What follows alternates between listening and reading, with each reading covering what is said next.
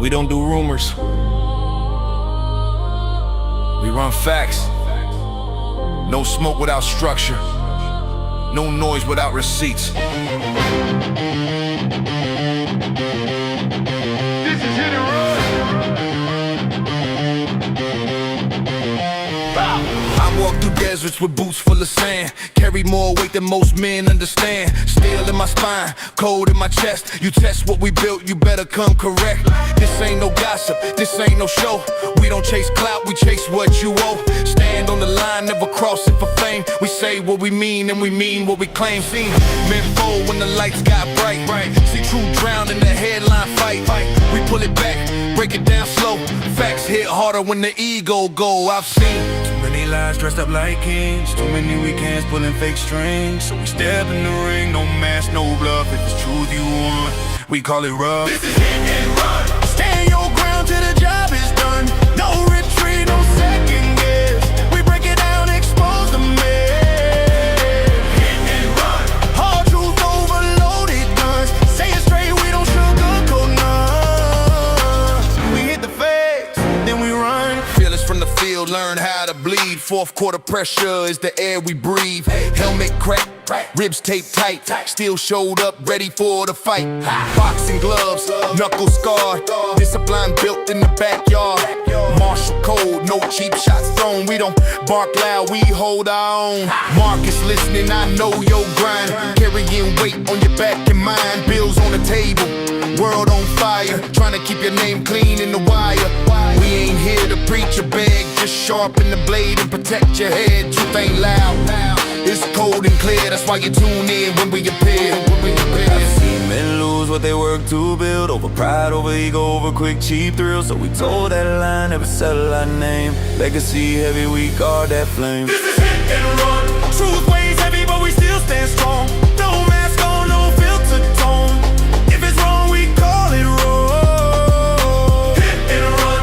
Built from discipline, sweat and blood. Facts hit harder than a loaded gun. We hit the truth, then we run.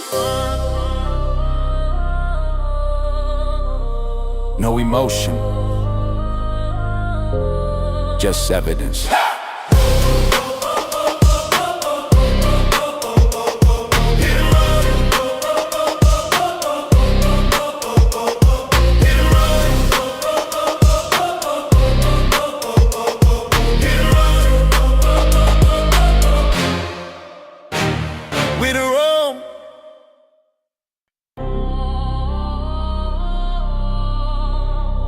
Yeah.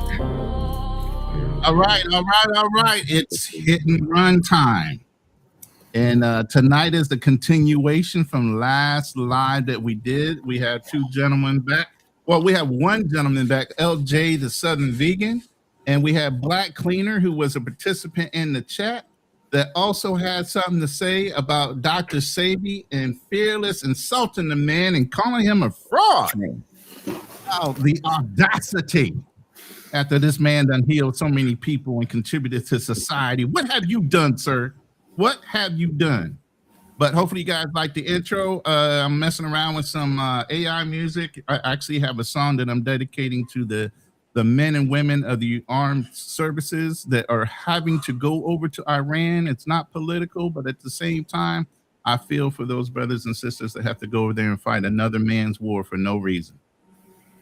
But at the end of the day, we're here to discuss Dr. Sebi and whether this man was somebody that actually did some great things and contributed to modern science with old technology and old herbal remedies and recipes that help people heal their bodies, or whether because science didn't say it works, then it shouldn't be worked and it shouldn't be used. But I'm going to have each one of these gentlemen introduce themselves and they have their opening arguments to volley into the discussion. And then after that, we're going to get into rebuttals on the opening, and then we'll get into specifics that people want to bring out about either Dr. Sebi or discredit some of the things that are brought up, meaning Fearless is the prosecutor. So since Fearless is the prosecutor, we're going to let Fearless have the opening statement and his positioning. We're going to be jumping around with videos and everything else. So Fearless, if you're ready, if you want to load your first video in the background so I can go ahead and play it. You so said the actual is a fraud. Prove me wrong. God, dog, man, you coming out like that? That's true. So this is the actual opening statement, like my video and stuff, right? Right. Whatever you want to use, whether you want to use verbal or whether you want to use video. You know me, when I first opened up, I always had a pre-recorded opening. So let me mute myself just in case.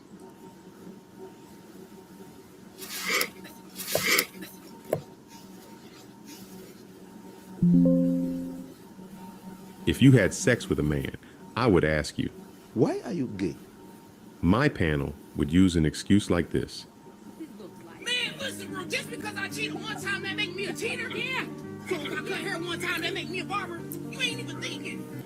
And throughout this debate, every time I find Alfredo to be lying, giving false truths, or not understanding science, they will say, just because he is not telling the truth about many things, we still need to believe him. And I would say, that's like stealing, but saying you are not a thief. I'm going to say Dr. Sebi once, so everyone knows who I'm talking about. After that, I'm going to refer to him by his real name, Alfredo Bowman, because he was not a medical doctor. Titles matter when you're giving people medical advice. I wouldn't call myself a lawyer if I never practiced law, and calling yourself a doctor when you're not one gives people a false sense of authority. Tonight, I'm going to prove something very specific. I'm going to show that Alfredo Bowman was a fraud, a charlatan, and a snake oil salesman. And I'm not going to do it by attacking him personally. I'm going to do it using his own words. We're going to take what he said, play it, slice it up, and examine it piece by piece. And when we do that, you'll see something important. When you listen carefully to what he actually says, it becomes clear that he often contradicts himself and doesn't even understand the science behind the claims he's making.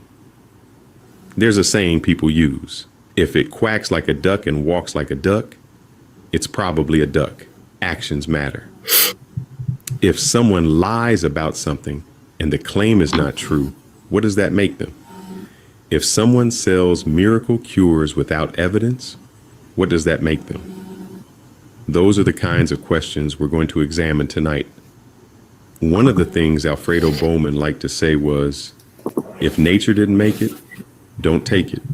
If nature didn't make it, don't take it. If nature didn't make it, don't take it. Don't take it if nature didn't make it. That sounds simple and convincing, but we're going to test that statement against reality.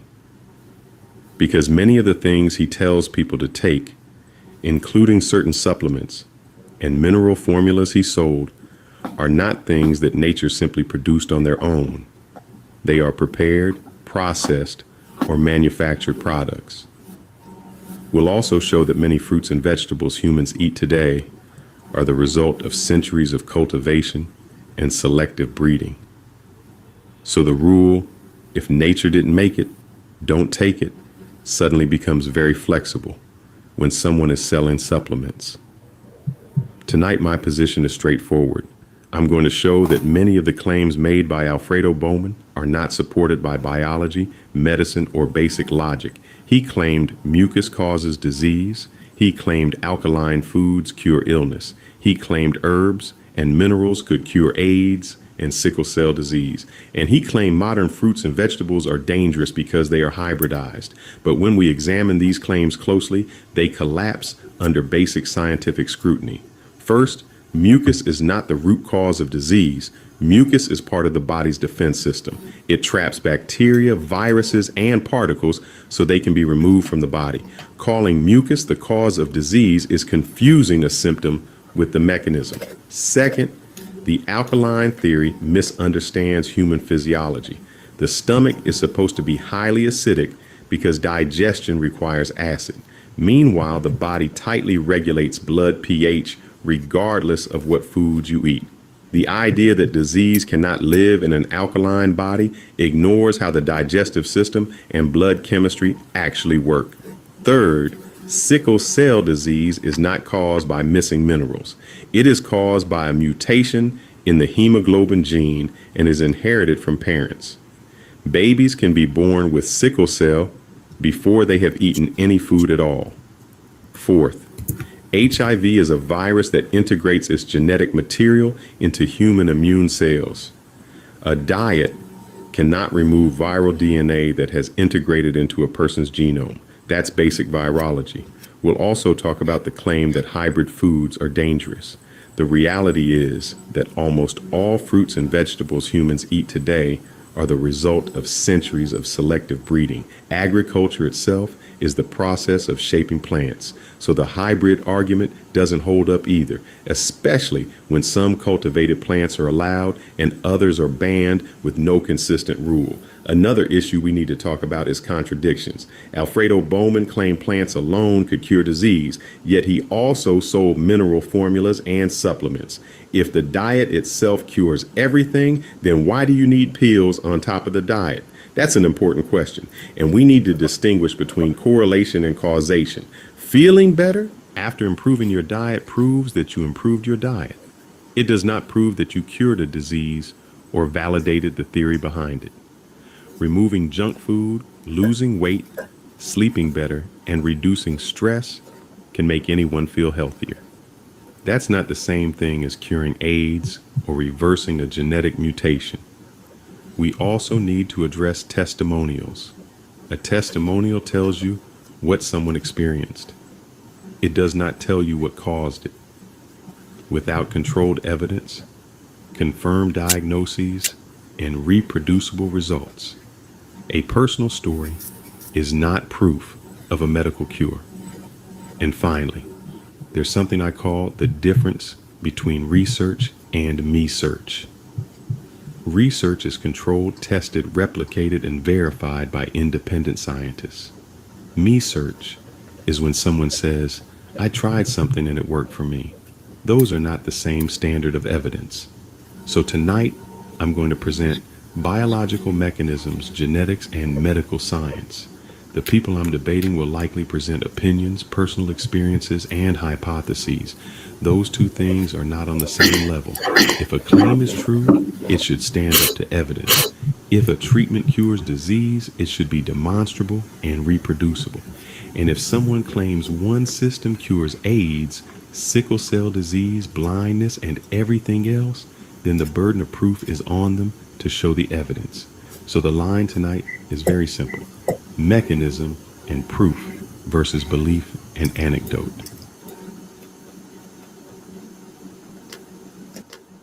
All right. So we had our first live. That is the opening statement of our prosecutor fearless. And Jesus Christ, if it don't fit, you must have quit.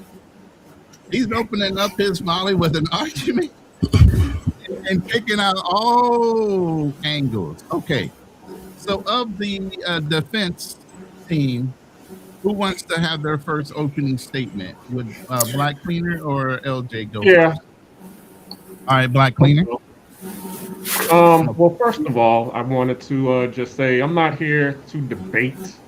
I'm just here to say the truth, because Dr. Sebi was a great man who brought information to us as Black people, okay?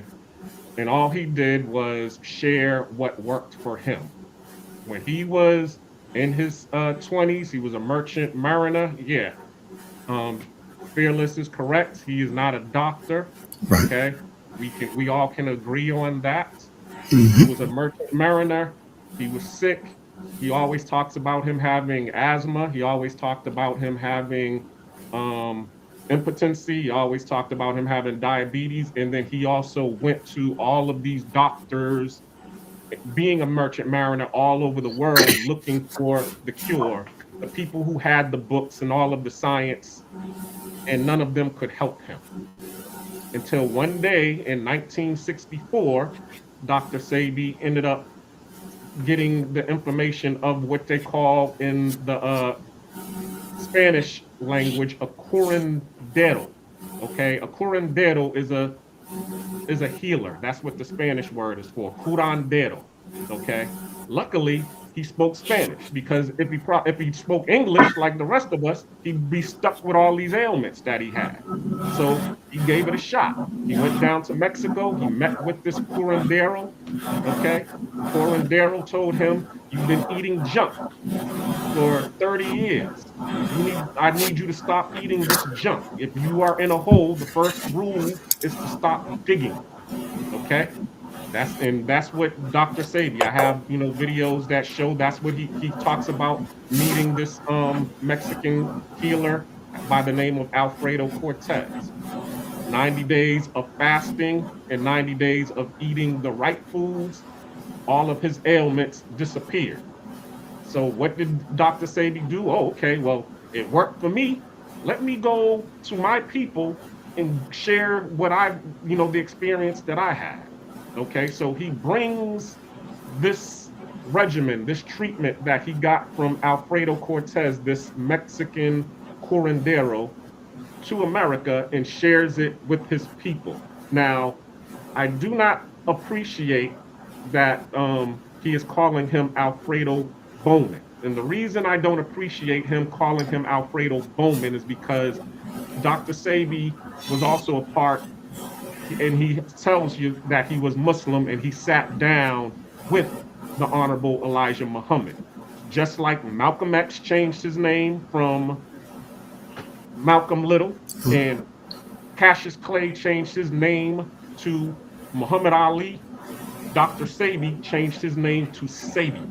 Okay, so this man is being a Mr. Ernest Terrell, and everybody knows the big boxing match that happened between Muhammad Ali and Ernest Terrell, and where he was calling him Cassius Clay, and Ernest Terrell was telling him, Muhammad Ali was beating him for 15 rounds, telling him to say his name.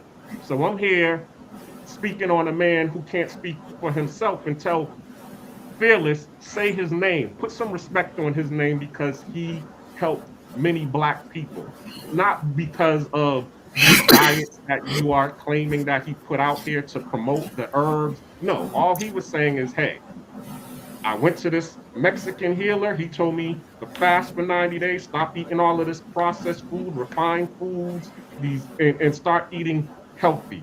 As you put in here in your intro statement, he said, if God didn't make it, don't take it.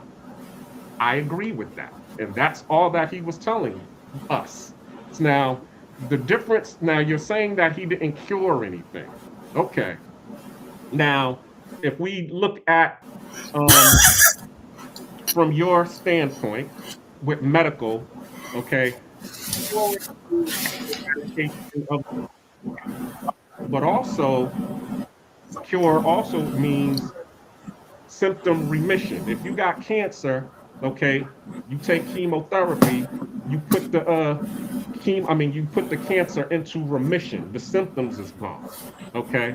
Now me, as I said, I'm just a cleaner. Okay. My background is in restoration. My background is also in pest control. Okay. Now I can explain to you all what I mean in pest control language. All right. There is something that's called pesticide application where you're eradicating the pest directly. And then you have something that's called integrated pest management, where you change the environment of the place where the pests are thriving. You remove all of the habitats, all of the food, and you make it a place where the pests cannot live, breed, hide, and thrive. Okay, when you do that and you change the environment, that in of itself will have the pest go either one, die out naturally, or two, find another place to be. Okay? Dr. Sebi was only talking about host optimization, meaning change the environment in your body and the viruses and the bacteria will not thrive in your body. They will die out. Okay? And you do that by garbage in, garbage out. Remove the garbage. Once you remove the garbage, then guess what? The bacteria, the viruses, and all, they do not have anything to feed off of. Okay? Also, too, when it comes to alkaline diet, he was not promoting an alkaline diet. Dr. Sebi was promoting the healthy God's diet. But what he noticed was that God's food was on the alkaline side. All of nature's foods was made alkaline by circumstance. But guess what? Just like when the what's it called, the food industry, they see that the people are going for a food craze like organic. What do? They now put organic on their food.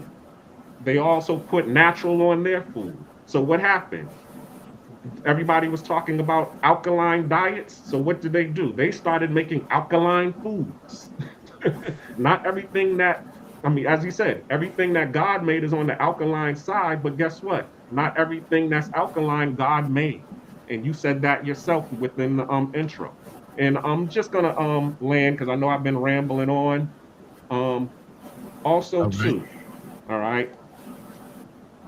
The message, you're separating the message from the man.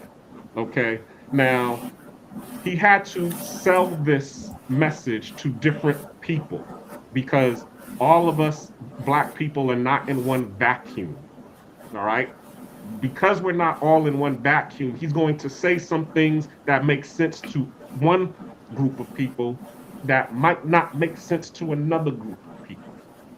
If I'm talking to the brulee crowd, I might say, hey, you know, if you eat a balanced diet of plant-based minerals, it will make you feel better. It will give you that host optimization, and therefore the bacteria in your body will be reduced because it can't thrive in your system. And the brulee black folks might be like, cherry on, thank you, Dr. Sebi, I appreciate that.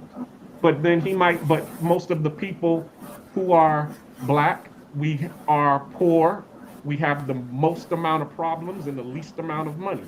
And guess what? We also have the least amount of education. And Dr. Sebi, because he didn't go to school, because he talks about that too, he understands how to talk to people who didn't go to school. He just makes it plain. That's one of the things that they teach you when you go to the Nation of Islam and when you go to the mosque. They say make it plain, put it in a baby bottle so that even a 2-year-old can understand. And that's all he was doing. He was sharing information and making it plain so that even a 2-year-old can understand.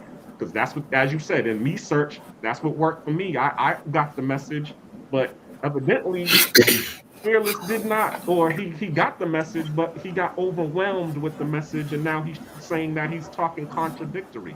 The message was probably not for you. Maybe, and sometimes it's the message, sometimes the messenger might not be the right messenger for you. But guess what? There are plenty of other people who have shared the same information. You have John Harvey Kellogg, okay, who had the sanitarium in Battle Creek, Michigan.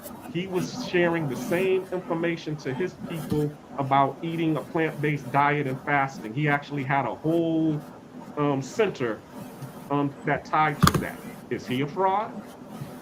No, he's not. They named a whole cereal and made a whole company after him. Shelton Graham, the Graham cracker. He believed in the same thing. Don't eat meat because, meat and all of these, during that time, the diet of the Americans was meat, butter, lard, bread.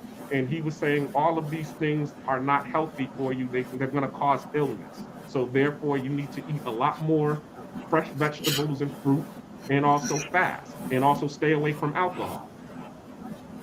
Is he a fraud? No, they named the whole graham cracker after him. So this thing that Dr. Sebi was sharing with black people was nothing new. But as soon as he starts sharing it with black folks, okay, now all of a sudden people are acting like Mr. Snow from Django. Who's that nigga on that nag? That's what Fearless is doing right now. He's walking around like Snowball. Who that nigga on that nag? And I'm gonna land like that.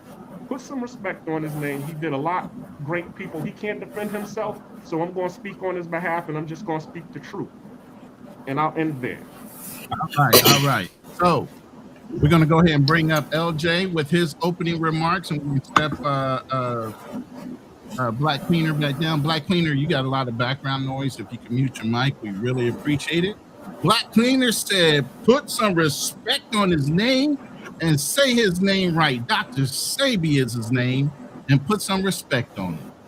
And now we're going to bring up LJ and let him have his opening statement before we get rebuttals from Fearless. All right, y'all. Hey, appreciate it. First off, thanks for allowing me on the platform. Let me go ahead and get this off. First off and foremost, let's try to be clear. The whole title of this live stream is about whether or not Dr. Sebi is a fraud or whether he's legit. I really don't want to get too deep into the labels all that much, but I do want to make sure in this opening statement that I touch on a few points, and hopefully we'll expound on them as we go through this live stream. First off, one of the biggest things is that he was actually charged with practicing medicine without a license back in 1988, that he could cure incurable diseases. So let's keep that in mind. He brought proof. He brought evidence, he brought witnesses, those that provided evidence, medical documentation that they were healed from their conditions. And I'm hoping we get a chance to expound on some of those conditions are, and a jury of his peers acquitted him of that. So you can't call someone a fraud when he brings the evidence and the truth to a legal system that requires evidence to be exonerated from. Number two, going to something that Dr. Fearless had mentioned earlier, was that the whole point of the issue with being alkaline is that no one can really define it. Well, I don't want to get too deep into the definition of what's alkaline and what's not, but I do want to talk about the philosophy that Dr. Sebi had.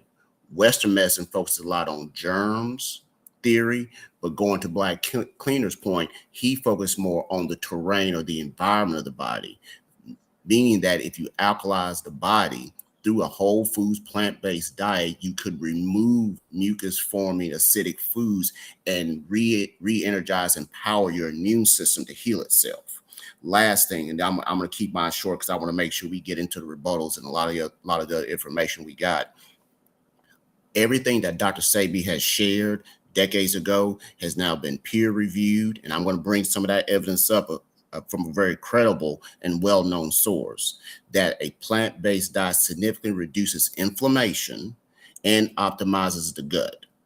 The very whole seat of our immune system is our gut. 70 to 75% of our immune system is located in our gut. So he was not a fraud. He was forward-thinking, yes. Was he controversial in a lot of his approaches? Yeah, because they were different. But to say he was a fraud when he was actually acquitted by his peers, brought evidence, and a judge oversaw the case, and a jury of his peers found that he wasn't guilty of fraudulent practices of practicing medicine. So he just wasn't about the products that he sold. I'm hoping we get a chance to talk more about the supplementation, because supplementation is important when you're dealing with a body in a society whose bodies are just completely out of whack. You got to do things to jumpstart the system. And I'm going to give some examples of that in my other evidence as well. But finishing up, to call him a fraud ignores all the people, hundreds if not thousands of people that have followed an alkaline plant-based whole foods diet that have transformed themselves and improved their way of life. Is that the end? Are you good? That's it. All right, hold on 1 second. Let me come up. All right, ladies and gentlemen of the jury, which is our chat, you've heard the opening statements from the prosecutor and the two defense attorneys on behalf of Dr. Sebi.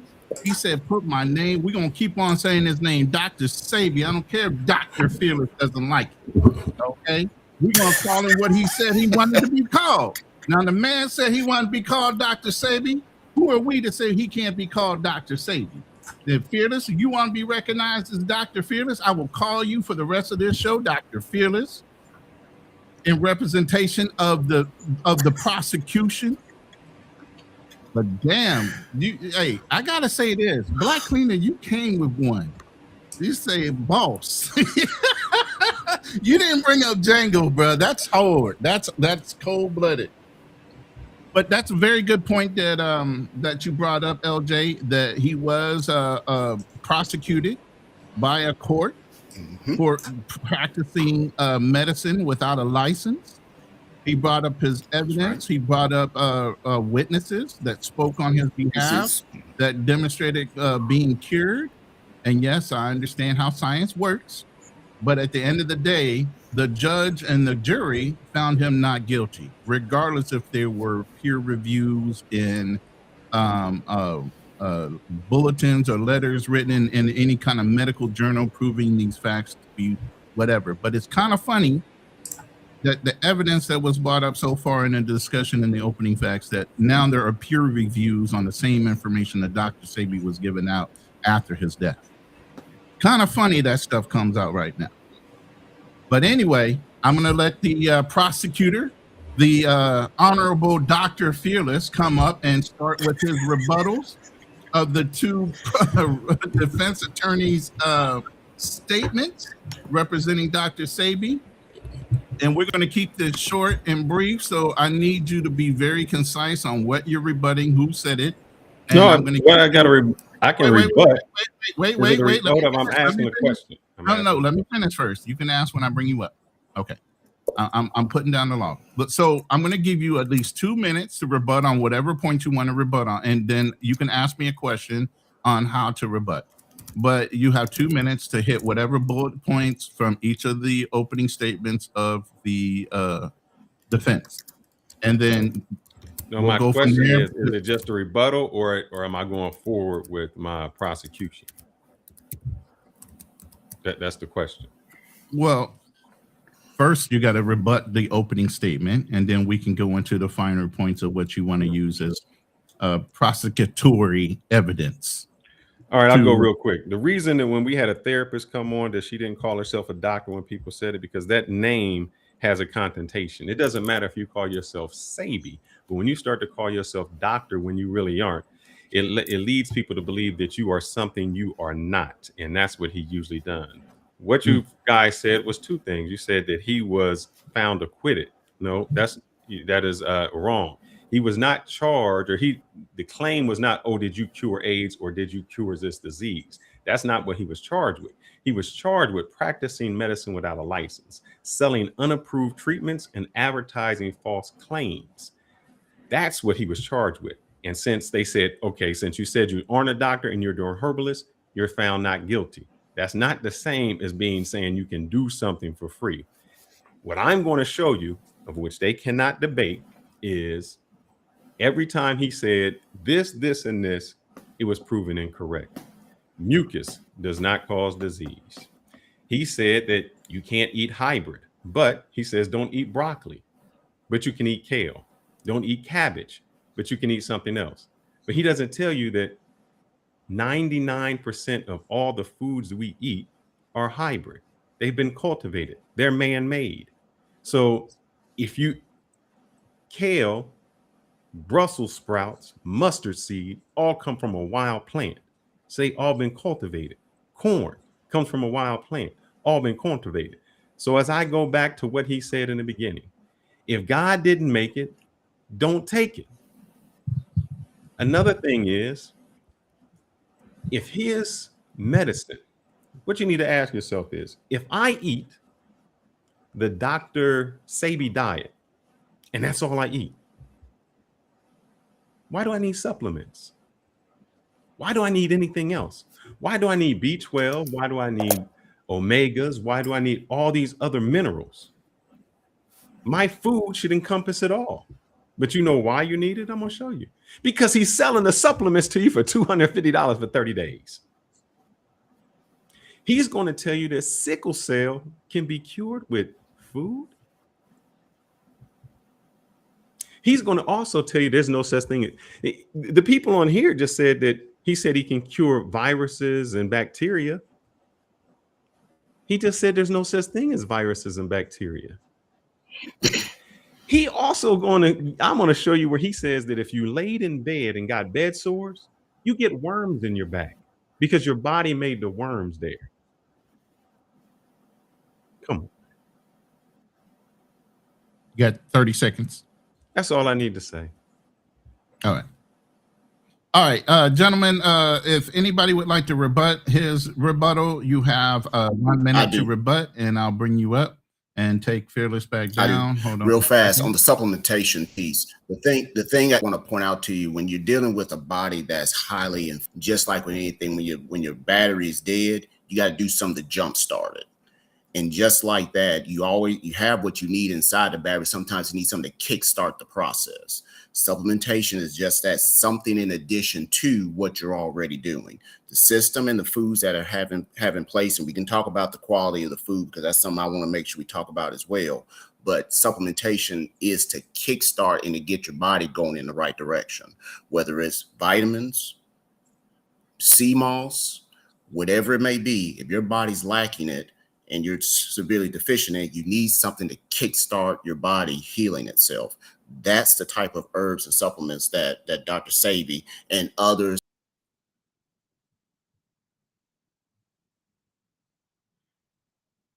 Is that me or him? It must be him. I guess Dr. Sebi didn't agree with what he said. The people don't want the truth to come out. I don't know if he got bumped, but I'm gonna Black Cleaner. Do you have anything you want to rebut real quick while your brother in arms is locked up in the internet Purgatory dimension? Yes. I mean, yeah, basically, yes. He's definitely right.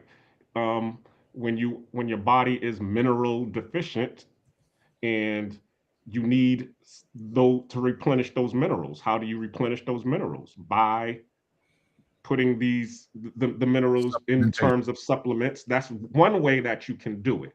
Okay. But also eating the right foods that have these minerals, i.e. the sea moss, i.e. the burdock root and the yellow dock.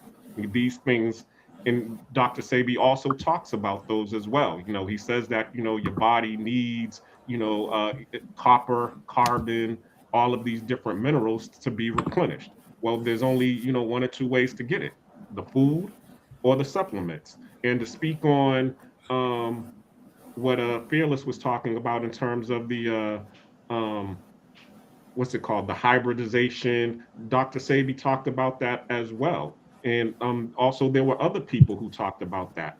And they said, eat the best of foods, because even the best of foods is poison. We are living here in America where, guess what? The foods that God made was in the forest. We don't have forests anymore. We have all of these farms around here that cultivates our food, and we go get our food from the supermarkets. So we have to choose from the best of foods in the supermarket, but even the best of foods in the supermarket are poison. So, and I'm gonna land right there. I'm gonna bring LJ back up to finish his statement. I appreciate you. Thank you, Black Cleaner. And then we'll go to the first round from the prosecutor, Dr. Fearless, on his first point he'd like to make. But LJ, go ahead and finish off what you were saying. Did we just lose him again?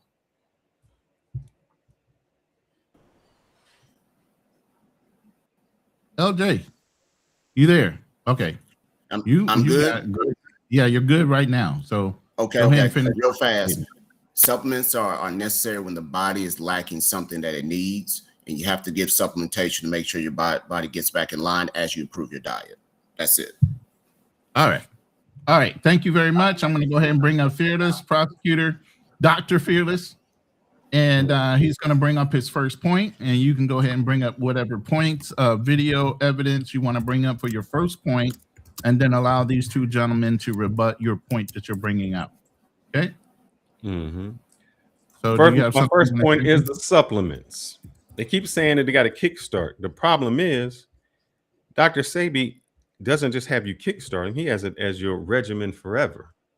So if your food is everything that you need, why would your food be lacking in B12? Why would it be lacking in omegas? Why would it be lacking in iron? Why would it be lacking in all the minerals that you need, and you need to take something else? Because if this is God's diet, if this is the diet that God gave you, back in the day, they didn't have a supplement that you could go to. But I'll go with my first one here. I'll let this gentleman go, and I'll follow up after him.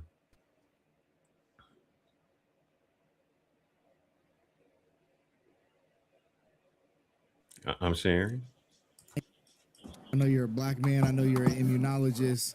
I know that people must ask you quite often about the infamous Dr. Sebi. Do you have any takes, any thoughts? Yeah, you know, this might be the first online discussion I have about Dr. Sebi because I've been putting it off for quite some time.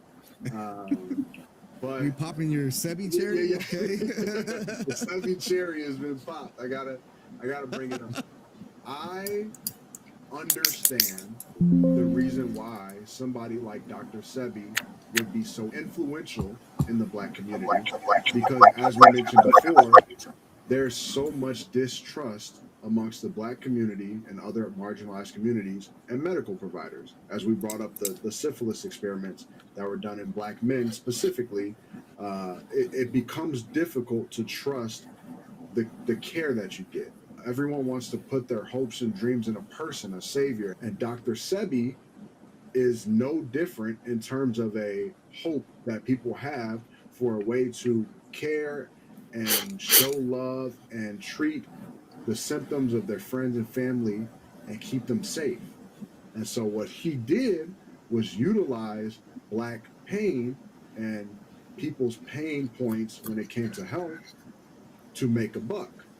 That's what we call a con artist. So in a very blunt, not so blunt way, Dr. Sebi was one of the biggest con artists to the black community.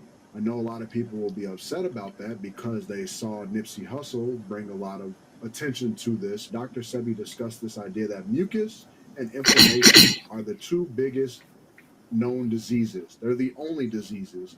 Everything else is just a symptom of mucus and inflammation. That is so flawed to tell people that because they will then believe the only way they can be cured is to clear out inflammation and clear out mucus. Both mucus and inflammation are healing processes.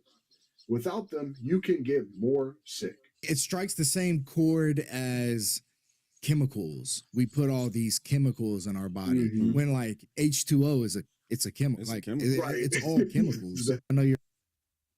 This is what Dr. Sebi is selling you. Has nothing to do with minerals. He's going to give you something and he's going to give you a 21-day detox for $250. Then he's going to sell you something else for $300 something. Then he's going to go over and say, hey, we need something for your hair for $40. You can get the all-inclusive female estro pack for $1,050. Just like any snake oil salesman, this is what they sell you. It's not the treatment. And I'm going to go on to show you if I can go to my first statement, because this was just my opening. No, you did your opening. This is one point. So he's going to go.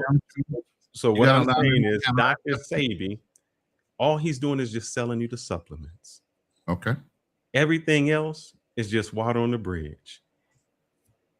They're going to talk. The guy I just told you about mucus. We're going to talk about all these things that he said. Mucus. It's not what he says it is. He's like, mucus is like saying, once you get rid of your earwax in your ears, you cure yourself. You got earwax for a reason.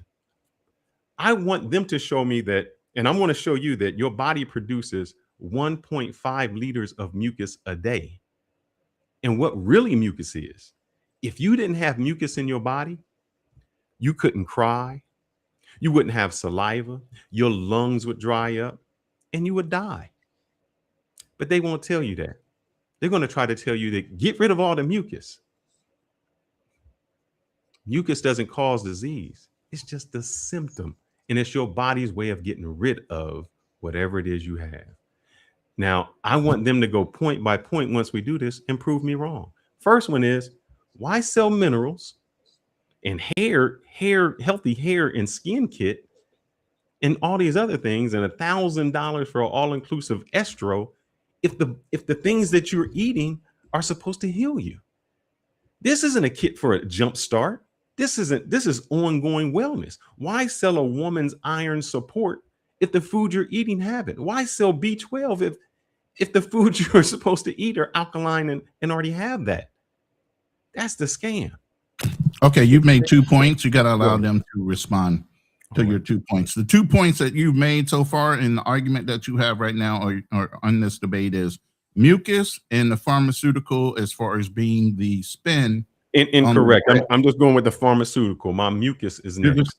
Okay, Mucus so is you're next. just going to stay with the pharmaceuticals right now. All right, so who wants to step up first for the pharmaceutical angle of the grift? Black Cleaner or LJ? Which one? Go ahead, Black Cleaner. I'll let you go first. And before you go, remember, if nature didn't make it, don't take it. You just said pharmaceuticals. You don't get to preface it. Right. Go ahead. Well, first of all, Dr. Sebi has a business. That's number one. But also, you have the option of not taking these supplements. He's just offering these things because when he would go do his speaking engagements, of course, you're going to have people who trust him asking him, well, if I can't trust the doctors, if I can't trust to go to a supermarket to get the right foods, where can I get them from? So naturally, you got to have something to offer people. So there's where the supplement situation comes in. And, to LJ's point, it's a Kickstarter package. You don't have to stay on it. Once you're able to get yourself together, all you got to do is just keep following the recipe. If I'm a cook or a first-time cook, okay, I need to have an example of the things that I need to be eating. That's all Dr. Sebi provided. Once I got that and I see it, okay, I'm good. I don't have to use your regimen. I just got to follow the recipe that you told me, which is fasting and eating a mineral balanced diet. And I'll land there. All right, LJ, you're next. Okay. Question, Ronin. Can I address the issue from the video? Am I allowed to touch on that? If you have a video, he played the video. It's only fair. So if you have a video you want me to queue up, tell me which one. No, I want to talk about Fearless video, the one he shared. Oh yeah, you can talk about that one. So to go to the gentleman's point that talked about how mucus and inflammation are natural occurrences of the body. Yes, they are. It's excessive inflammation that plagues the body, excessive mucus in the body that causes diseases. And the body reacts to that excessive mucus in ways that develop into things like sinusitis, bronchitis, asthma. Okay, that's one anecdotal point. Arthritis. But before you get too much away, LJ, the first part is the pharmaceutical part in the grift on the my bad. pharmaceutical I'll jump back there. I apologize. Real fast. I'll say real fast. Black Keener already hit on it already. It's a Kickstarter. It's optional. And if you eat the right foods in the right regimen, fasting, good water, you'll get the results that you're looking for. And I know I'll yield the balance of my time. Okay. I just want to say, to be fair, back when Dr. Sebi was alive, I'm sure those medicines or those supplements weren't as high. I'm just saying. But I'm going to bring back Dr. Fearless and let him Prosecutor Dr. Fearless. What is your next point? Did you want to stay on the mucus conversation, or did you want to go somewhere else? Or do you want to rebut before you introduce the next topic? You're muted right now, sir.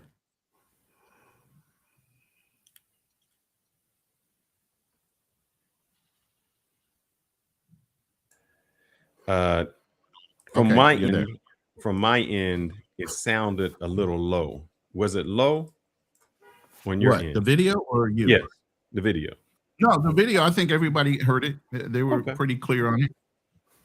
Right. So, did you have a rebuttal to what their statements were, or did you want to go ahead and introduce the next topic? Oh, we're going to go ahead and introduce what they just stated was, mucus.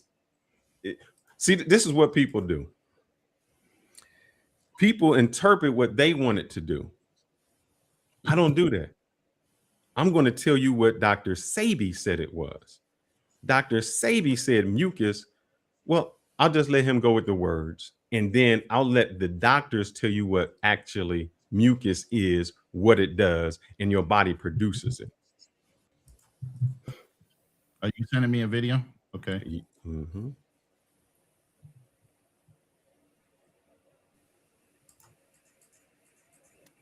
Of all disease. Snot, do you making a difference? Yep, hold up. He said, he said, mucus is the cause of all diseases. The cause. not a symptom, the cause. The cause of mucus is the cause of all disease. Cause. Now I want you to tell me how it's the cause. When you just said it's a symptom. So how can it be a cause when it's a symptom? That's like I said, if you have earwax and you get rid of earwax, you're saying earwax was the cause of my ear infection. It wasn't. When you get the earwax, it was the symptom. Now let's find out what mucus really is and why you need it in your body. And if you didn't have mucus, you would die. Snot do you make in a day?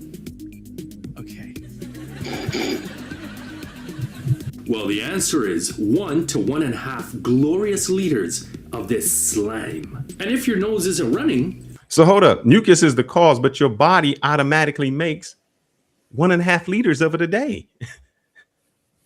Well, okay. That doesn't make sense if your body's making it, but it's the cause of your disease. Then where does it all go? Well, you swallow it over the day, goes into your stomach, gets digested, and then gets spun back up to make more mucus again. Well, that's all for now. You swallow 1.5 liters of snot every day, and this significantly increases when you get sick. This is because of a process known as mucociliary clearance. Now, to preface this, mucus is a gelatinous material that has a lot of different glycoproteins. It's proteins with sugar molecules on them, as well as enzymes that help break down irritants and germs like viruses and bacteria. But it acts like flypaper to... Now, I want you to remember, he said germs and bacteria. Remember, I'm going to show you where Dr. Sebi says there's no such things as germs, bacteria, or virus. They don't exist. Trap debris, allergens, irritants, and pathogens that could potentially make you sick. And then there are these little hair cells called cilia that move the mucus either towards the back of your throat into your esophagus, so you swallow it, and then the stomach acid neutralizes those foreign materials, or you cough or sneeze it out the other direction to get rid of those things to help protect you from getting sick. But if you do get sick, your immune system responds by creating more mucus to try to trap more material and then expel it out through coughing, sneezing, or... So if you get sick, your body produces more because it is a symptom of what you have. But let's keep going. Swallowing it. Now, if you... Your body produces more than 1 liter of mucus every day, and all the wet surfaces of your body that are not covered by skin, like your eyes, nose, mouth, lungs, and stomach, get a liberal coating. That's why they're known as mucous membranes. Oh, wait, hold on. Mucus mucous membrane, but your body, mucus is the cause. Okay. Plays lots of roles in your body. It keeps delicate tissues from drying out and cracking, which would expose them to infection. It lubricates your eyes so you can blink. It protects your stomach lining from acid. It neutralizes threats by removing or trapping substances that could make you sick. That's why mucus is the body's first line of defense. Wait, hold up. He just said mucus is the body's first line of defense. But Dr. Sebi just said mucus is the cause. Somebody help me out. Against foreign objects like bacteria and dust. It's continuously produced to clear them from the respiratory tract, like a slimy conveyor belt. If microbes do become harmful and you get sick, the body ramps up mucus production to try to quickly flush out the offenders. And the immune system floods your mucus with extra white blood cells. Wait, hold up. Your immune system does what? Okay. In fact, the greenish mucus often associated with infections gets its color from an enzyme produced by those white blood cells. So Dr. Sebi said that mucus is the cause. And I just proved to you it's the symptoms. It's what your body already makes. If you didn't have mucus, everything that your mucus membranes, your eyes, your nose has moisture in it so that when you breathe in any dust, it captures it. So it's not the symptom. Your body, when you get sick, makes more of it so that it can protect you. When you sneeze and you blow your nose, you're getting rid of it because your body has made the mucous membrane, mucus, to capture the bacteria or virus in you to rid your body of it. If you did not have mucus in your body, you would die. You would get infections over and over. But we can't say infections of bacteria or viruses because Dr. Sebi says there's no such thing. I yield. All right. And please, I just say, please go against my point. Let them Okay. All right. So who wants to discuss mucus first on the defense team? All right. I'm just going to make it pretty simple because we're talking about two different schools of thought. As I said in the beginning, we're talking about host optimization and symptom remission. Okay. Right. Fearless is talking about, once again, virus and eradication, bacteria eradication. Okay. He's in his videos, he's talking about the body creating mucus. Exactly. And as they said, when the body gets sick and foreign substance come in, the body creates more mucus, which creates an imbalance. Okay, so your body is imbalanced. I mean, he talks about it's necessary for lubrication and all of these things. Okay, but what happens when you have excess? When you have excess mucus in your eyes, you get those eye boogies. When you have excess mucus in your nose, what happens? You get boogies in your nose because it hardens and it's not supposed to be there. What happens when you have it in your throat? It hardens and it makes it hard for you to breathe. All of these things need to be expelled out of your body. Okay, so and then when he was saying that mucus is the cause and it's the symptom, as I said before, okay, Dr. Sebi is coming from the school of thought of symptom remission. Change the environment. Okay. When he's saying you have a disease, he's saying that your body is at dis-ease. Okay. When your body is at dis-ease, why is your body at dis-ease? Because you got all this mucus in your nose and you can't breathe, or you got all this mucus in your lungs and you can't breathe. So therefore, you're at dis-ease. So all Dr. Sebi is saying is, okay, well, if you want to be able to get out of this disease state, we need to remove all of this excess and bring your body back into balance. That's why he called his diet the plant mineral balance diet, to bring your body back into balance. And I'll yield there. All right, LJ.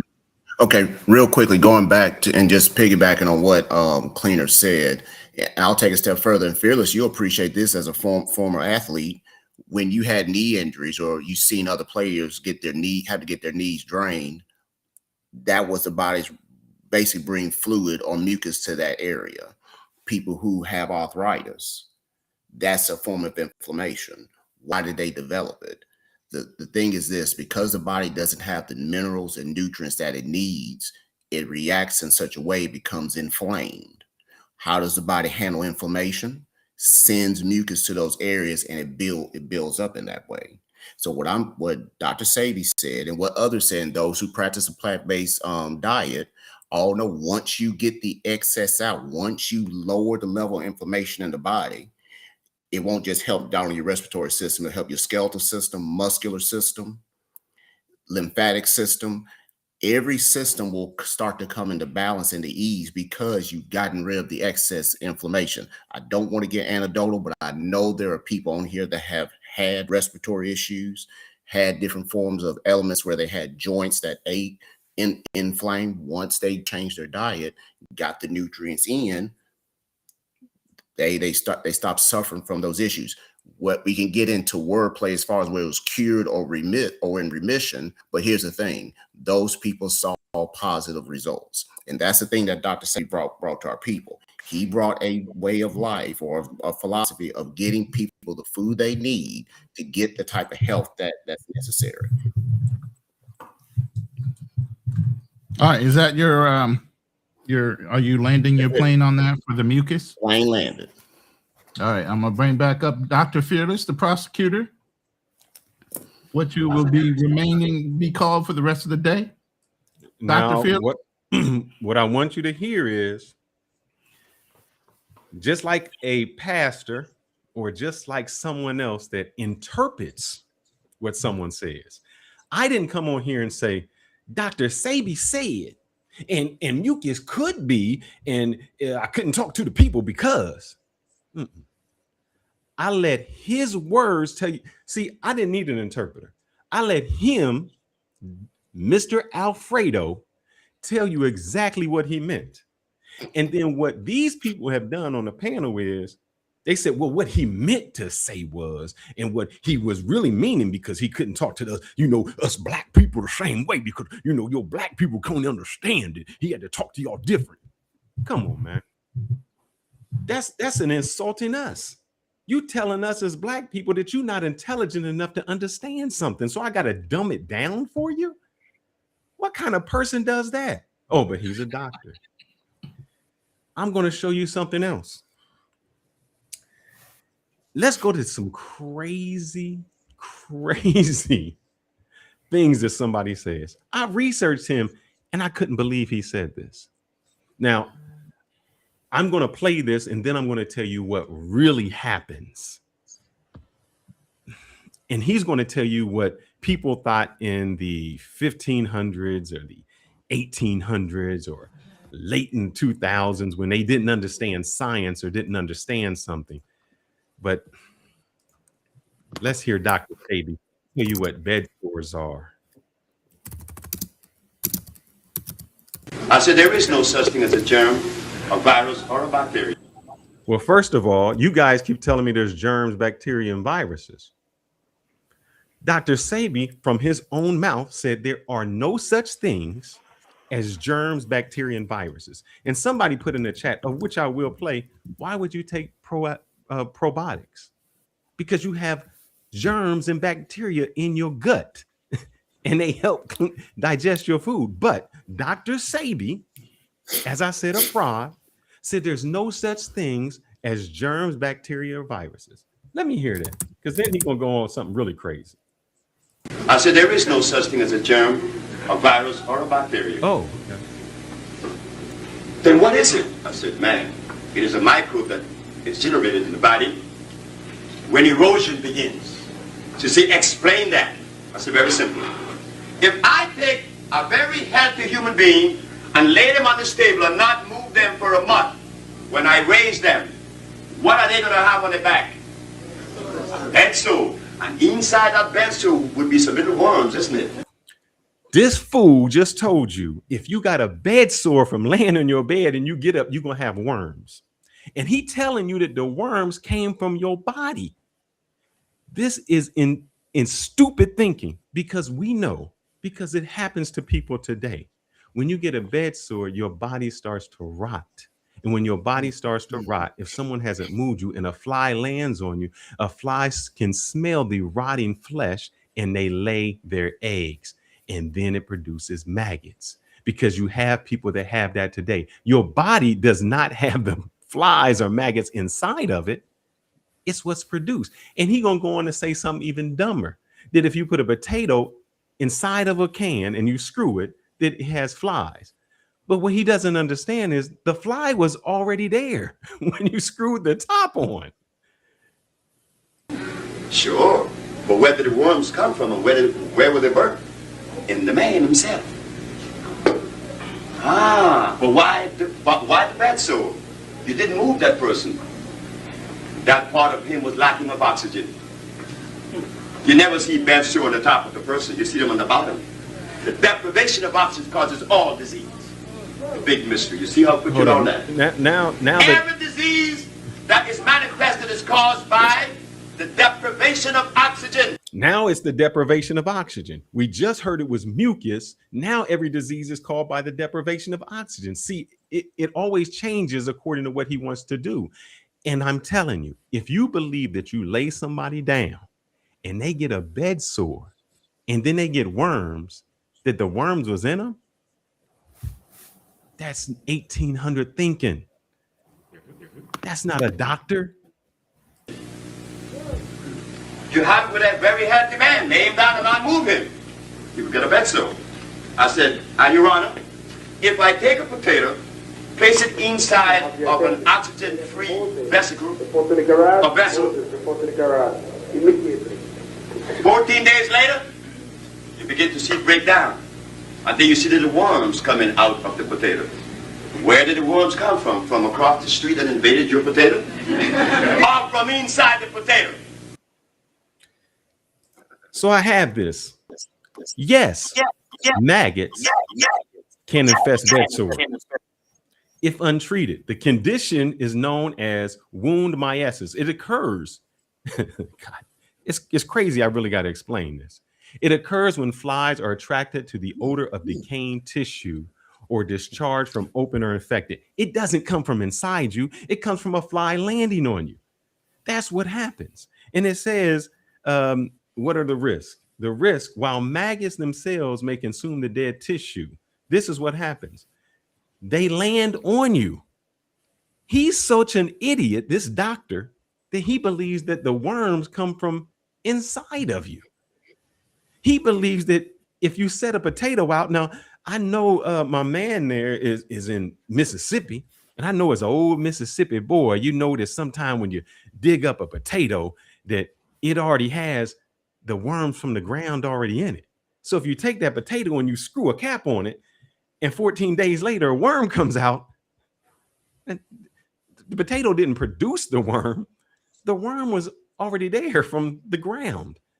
Your bed sore did not make you, from oxygen deprivation, make you have worms. We know that the flies just landed on you and infested you. And if you don't know simple things like that, you're telling people crazy things, and that makes you a fraud, a charlatan, a snake oil salesman. I digress. Can I take this one? Yes, sir. I'll go ahead and move All right. you over to Well, since you brought up the fraud statement again, I'm going to say this again. A judge and a jury of his peers found him not guilty of being a fraud. So we need to stop using that term, call him a fraud. Now, you can disagree. We can say you don't like it. You can say he's wrong, but you can't say call him a fraud. That's something different.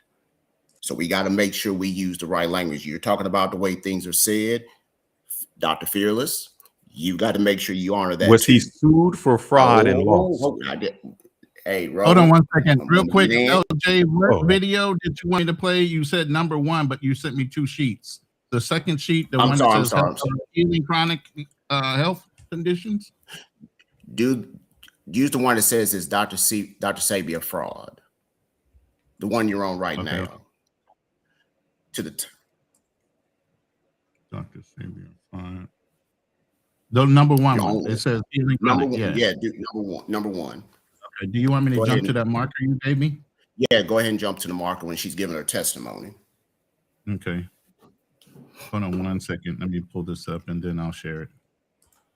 And if I can, Ronin, while you're sharing it, she's going to talk about how she benefited from changing her diet and the type of disease she had and how changing her diet healed her. Okay.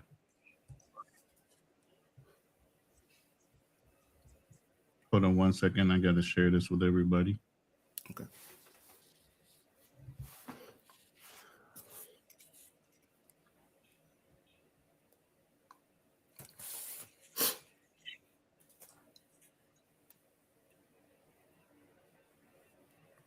And Ronin, why you pulling up? For the record, we got two Mississippi boys on this panel. You know that, don't you? You got to tell Fearless that. I guess he knows he's from that northeast corner. He knows he's from the Golden Triangle, Mississippi. While you pulling that up, I know you're pulling that up. Go ahead and pull it. No, I can't. He's on his rebuttal. All right. You can't introduce new information until he gets through with his. And I'll just put it in the chat. All right. Absolutely. So this happens, and you understand that food can have an impact. So how does that tie into work and how you shape this thinking that you have about food access, food justice? I mean, these are words that I've heard come out of your vocabulary. And they do, and it does. And just to take you back a little bit more is that once I realized that food is so important to our whole well-being in our communities, not only did it was able to help heal my body from cancer, but I also found I've raised four sons, all four. God bless you. Feeding them the same way. And one of my sons had, which is a chef, and I'm so proud of him, by the way. I'm proud of all four of them. But he really had a lot of issues with skin and eczema. He was doing poorly with that, and then my other children had some other things. But after finding out and using this method, meaning that he had to have a lot of water and also a lot of fruits and vegetables, and especially watermelon, to help get rid of that inflame, from his body, and also the same method that I use. And so now, like you mentioned, I am on a quest to help others heal and to help support our community, and especially children. That's great. And this is what why I do what I do. How's this? So since 2015, this has been the mission.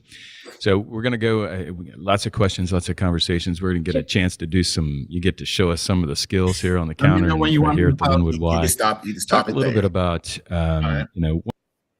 So here's the thing you got, and again, this is and I'm hoping I got one more video I want to share too. This is actually from a medical professional that actually talks about the plant-based diet and how it benefits. Ronin, real fast. I know he put in the chat about the lawsuit again. No. Don't pay attention to the chat. That's a distraction. Stay on point. Understood. So again, you have an example of a person curing cancer by eating a diet that was plant-based, whole foods. She mentioned what she did, not just her, but someone else in that video as well. So one thing I want the chat, Dr. Fearless, and everyone that will listen to this is understand that you can heal your body through what you eat. Now, again, I have seen the video when Dr. Sebi has said that if God didn't make it, don't take it. But again, we live in reality too, where this is what we have. And we have to make, going back to Black Cleaner's point, we have to use what we got to get to where we need to be. So my last point is this. Look at the testimony from that sister. Look at what she cured. And consider what Dr. Sebi was trying to give to the people. I'm done. Black Cleaner, you're up. You're muted, sir.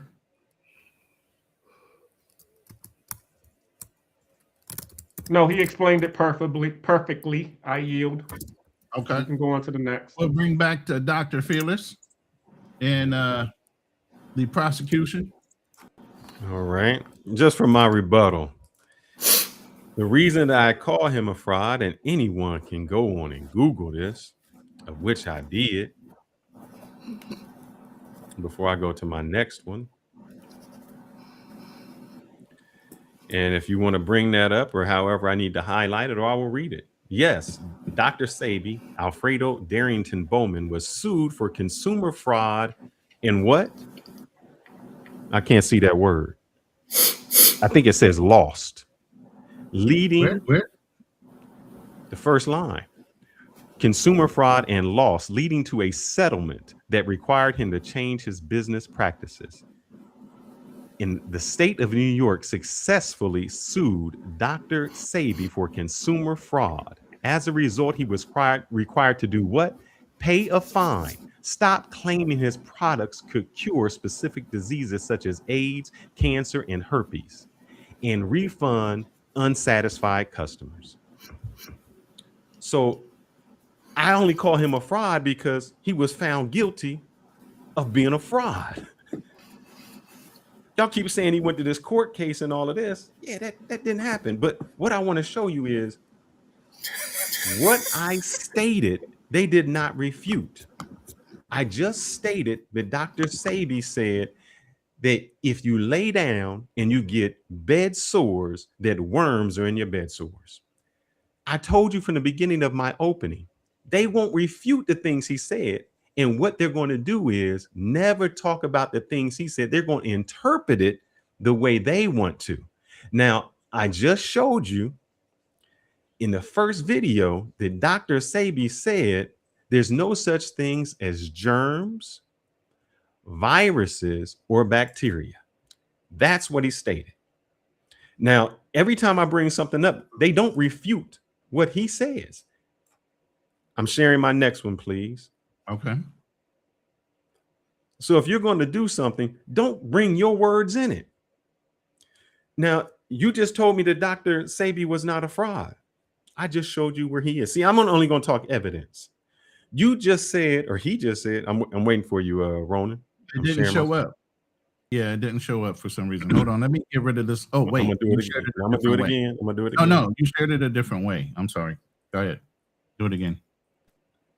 So now I want them to refute what I said or what he said. Remember, Dr. Sebi said there's no such thing as bacteria, virus, or germs, that all diseases are caused by mucus and inflammation. Superfoods that are gut healthy. Mushrooms are very important because they contain prebiotics. Prebiotics feed probiotics. Probiotics are the good bacteria. Wait, the good what? Hold up. Why would you take probiotics? Because it feeds the good bacteria in your gut, the bacteria that Dr. Sebi says does not exist. In your gut is responsible for making 70 to 80% of your immune system. How about the germ and the bacteria? Remember what we said, that nature only creates those things that complement itself in support of life. How does a germ or a bacteria support life? How does a germ or bacteria support life? Because if you did not have germs or bacteria in your body, you would die. Ever wondered why people talk about good bacteria in your belly? Probiotics are friendly little microbes that live in your gut and help keep things running smoothly. Imagine your tummy is like a garden. Probiotics are the helpful bugs that keep the soil healthy so plants can grow. They fight off bad bugs, help break down food, and even make some vitamins your body needs.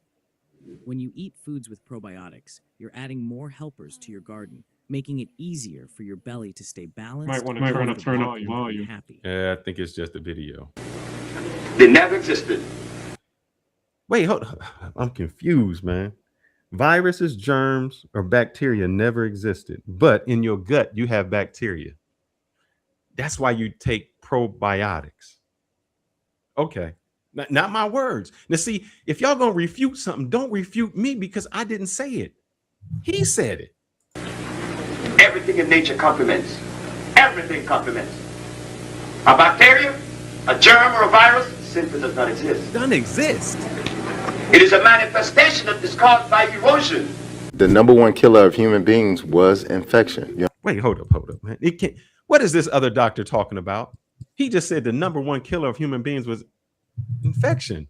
Infection caused by what? Because there's no such things as viruses, germs, or none of that. Understand that? So that's viruses have been around since the beginning of time. Oh, no, before they humans. haven't. Sir, they have not been around since the beginning of time. Viruses don't exist. Bacteria does not exist. Germs do not exist. It's all mucus. For animals, they're gonna always be around, and the reason why is because viruses aren't dead or alive. They just get inside of your cell and take control of your machinery and start mass duplicating themselves. So when they're saying you're killing a virus, you're not killing. You can't kill a virus. Like, it's not alive to be killed. Superfoods that are good. And he is correct. You cannot kill a virus. That is why if you have chicken pox, herpes, the reason you take a shingles vaccine later on is because once you get chicken pox, herpes, simplex 1 or 2, it does not die. It can go into what they call not even remission. It just sits right here at the back of your brain, and you can treat the symptoms. So when he says he cured something, you don't cure anything. If you don't have stress and you eat correctly, where your body is not fighting against itself and causing stress, then the symptoms don't show themselves. It lies dormant. That's all it does. You don't cure it. The same if someone has sickle cell. If someone has sickle cell and you say, hey man, you whatever is causing your sickle cell to inflame, if you stay away from that, it doesn't show itself often, which sometimes is stress. You did not cure it. You just don't have the symptoms. If you don't get a cold and you don't sneeze and have phlegm, that doesn't mean you don't have mucus. That just means the symptoms doesn't present itself. Now, I would like for my panel to please explain to me why viruses, bacteria, and germs do not exist. And I yield the floor.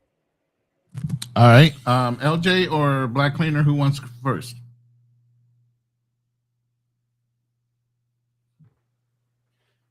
I can't hear either I one will of you. say this: I'm Black, not Black, going go to ahead. refute. Yeah, I'm not going to refute any of his claims, and the reason I don't refute any of his claims is because I am not a chemist. I did not study chemistry. I did not study pathology. All of these things that Dr. Sebi has studied once he got cured of his ailments. But also, too, okay, Dr. Sebi went to these doctors, and as I said in my intro, and they didn't have anything to help him.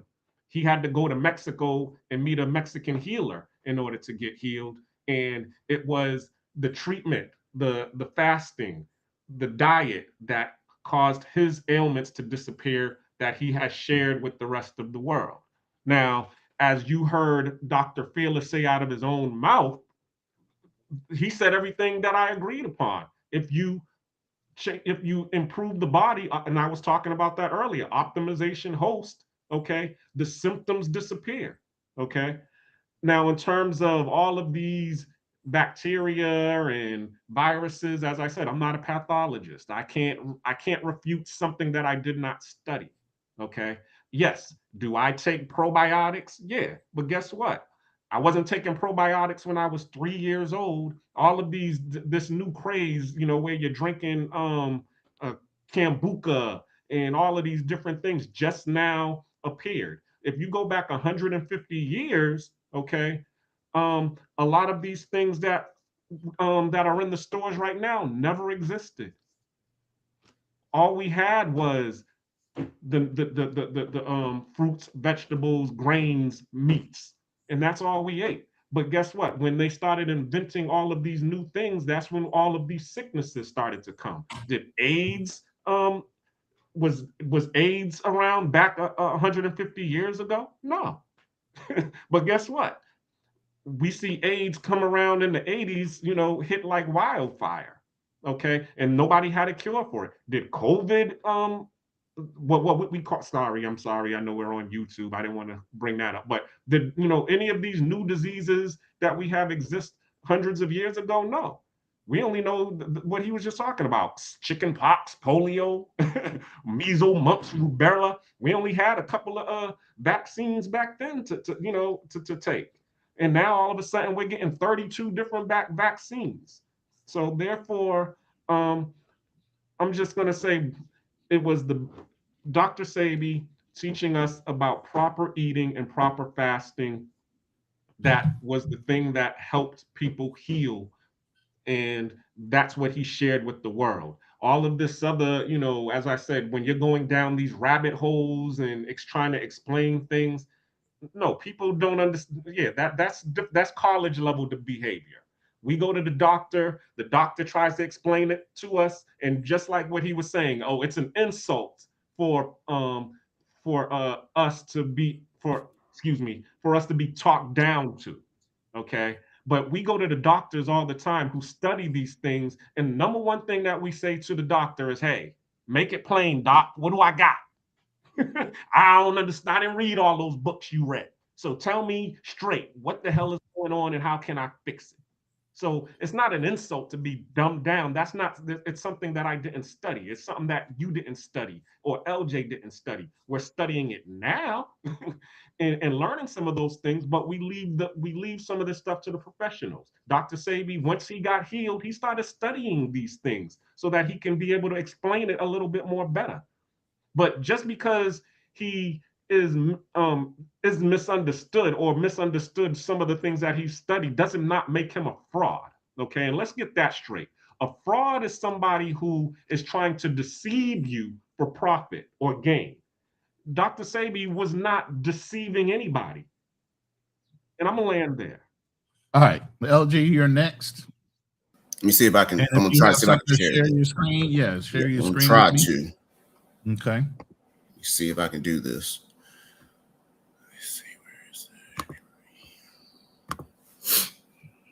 Let's see if I can do this. So again, this goes back to, let me see if I can find where I did that quick search real quick. Because again, I see it. Hold on. I'll bring it up. Trying to see if I can find that. You just took it down. Can you bring this? Hold on, let me see if I can. Because I'll read it to you for the sake of time if I can get this to come up. No, take your time. I know we're not all used to the equipment. Yeah, I know I'm not. Trying to stretch and get his stretch on over there. He got plenty of time. You know, he ain't got nowhere else to go. All right, let me try this one more time. Try this. See if this. Let's get here. Okay. Can you see this where it says the 1988 criminal trial, the big win? Hold on, I'm bringing it up right now. Okay. Everybody should be able to see it right now. Yeah. And I'm going to blow it up just so you can talk and they can hear it. So again, in the criminal trial, everyone, the state of New York and the attorney general charged Sebi with practicing medicine without a license after he ran ass claiming he can cure, like Dr. Fearless said, AIDS, cancer, leukemia. He was acquitted, found not guilty. That is the criminal. That's the criminal aspect of it. So I'm not going to insult you by reading this again because I talked about this at the beginning. The court challenged him to bring up one cured patient for each disease. He brought up 77 to testify that he healed them. Okay, so that's one aspect. Now I'm going to go to something Fearless that brought up. He's talking about the civil lawsuit. So again, he entered into a consent agreement.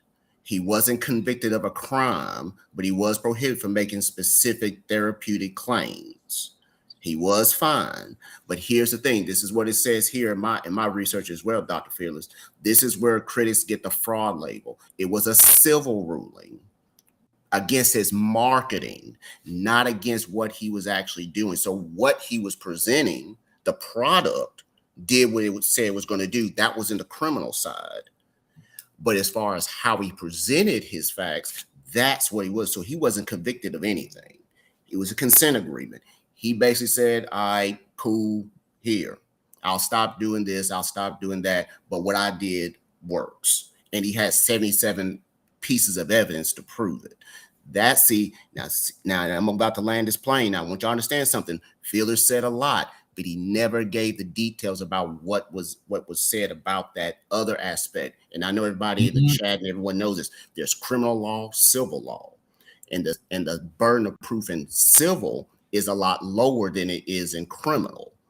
That's why he was found not guilty, because the burden of proof is much higher in criminal than it is in civil. So keep that in mind when you talked about Dr. Sebi. Remember, he was charged in criminal court for basically practicing medicine without a license. But he consented, basically yielded, said, hey, I'll start marketing what I do this way. But they never stopped him from practicing what he was doing. That's something Dr. Fearless never mentioned. So keep that in mind. Damn, you see how respectful these men can be? If you say you want to be called Dr. Fearless, these men have demonstrated that they will call you Dr. Fearless. Yet and still, the prosecutor refuses to say that man's name even in his death. How disrespectful can that be? Now it's my turn. To go back, what you keep saying is because he went to court, the court found that he cured AIDS. That is incorrect. The court never tried to find out if he cured AIDS. All the court said was, did you practice medicine without a license? That's it. That was what he was found guilty of. And what he said is, I wasn't practicing medicine. I was practicing to be a herbalist. That's why he was found not guilty. And let's go to this. I was going to play this one last, but I'll go first. One, we're going to talk about personal testimony. Personal testimony means nothing. You know why it means nothing? Because someone can say, "Oh, I feel good." What's that mean? It means nothing. Also, at the time, and I'm going to show you this, at the time that Dr. Sebi said he was curing AIDS, most tests always presented a false positive. Even now, if you go in and say, I suffer from something, they give you two tests. They say the first test was, oh, let's just see what happened. Because there are a lot of antibodies in your system that would mimic the same test that they do. He said he cured. So the other gentleman here was saying, oh no, we talk different. No. If you say you cured something, you cured it, meaning you have it no more. That's not the same as remission. That's not the same as something saying late. And that's not the same as saying I feel better. You cured it, meaning you no longer have it. That's what Dr. Sebi says. So we're going to go with his AIDS claim. And the reason I'm showing you this is because something can always, I'll let this do it, then I'll come back to it. Oh, wait, you didn't share. No, I didn't share. I promise. My fault. And I want you to understand what no one is doing. As I said in the beginning, I'm going to bring the claim straight out of Dr. Sebi's mouth. And when I bring the claim straight out of Dr. Sebi's mouth, they'll talk around it. They'll say, oh, this diet may help this, or he didn't really say this. And when you find out exactly what, I'm not interpreting, this ain't like the Bible. This ain't like God wrote it and I said, well, God meant to say this. This is exactly what this man is saying. Exactly, out of his mouth. He cured AIDS. He cured sickle cell. He said that mucus causes the disease. I'm going to show you how this. How do we cure AIDS? It's simple. We put the compounds together to address the mucous membrane, to cleanse the mucous membrane, to cleanse the bowels. Those are just volume. We use about. I'm going to turn it up. Again. It might be the video. He said, I cured AIDS and I did it with my compound and I got it from the mucous membrane. It's simple. We put the compounds together to address the mucous membrane. You put the compounds together to address the mucous membrane. The bowels. Those are just few of the plants. We use about 40 some odd plants to cleanse the body, strengthen the immune system, and electrify the system, because you want to electrify the body. That's how simple we cure AIDS. That's how simple I cured AIDS. Not my words, his words. We cure AIDS. Cured we AIDS. Treat AIDS. Come on now. This thing. Up on Dr. Sebi's all-alkaline diet for HIV treatment. I actually did the all-alkaline diet towards the beginning of the pandemic back in 2020. And I bring this up because as many people as you can say cured, I can bring out as many people that said nothing happened.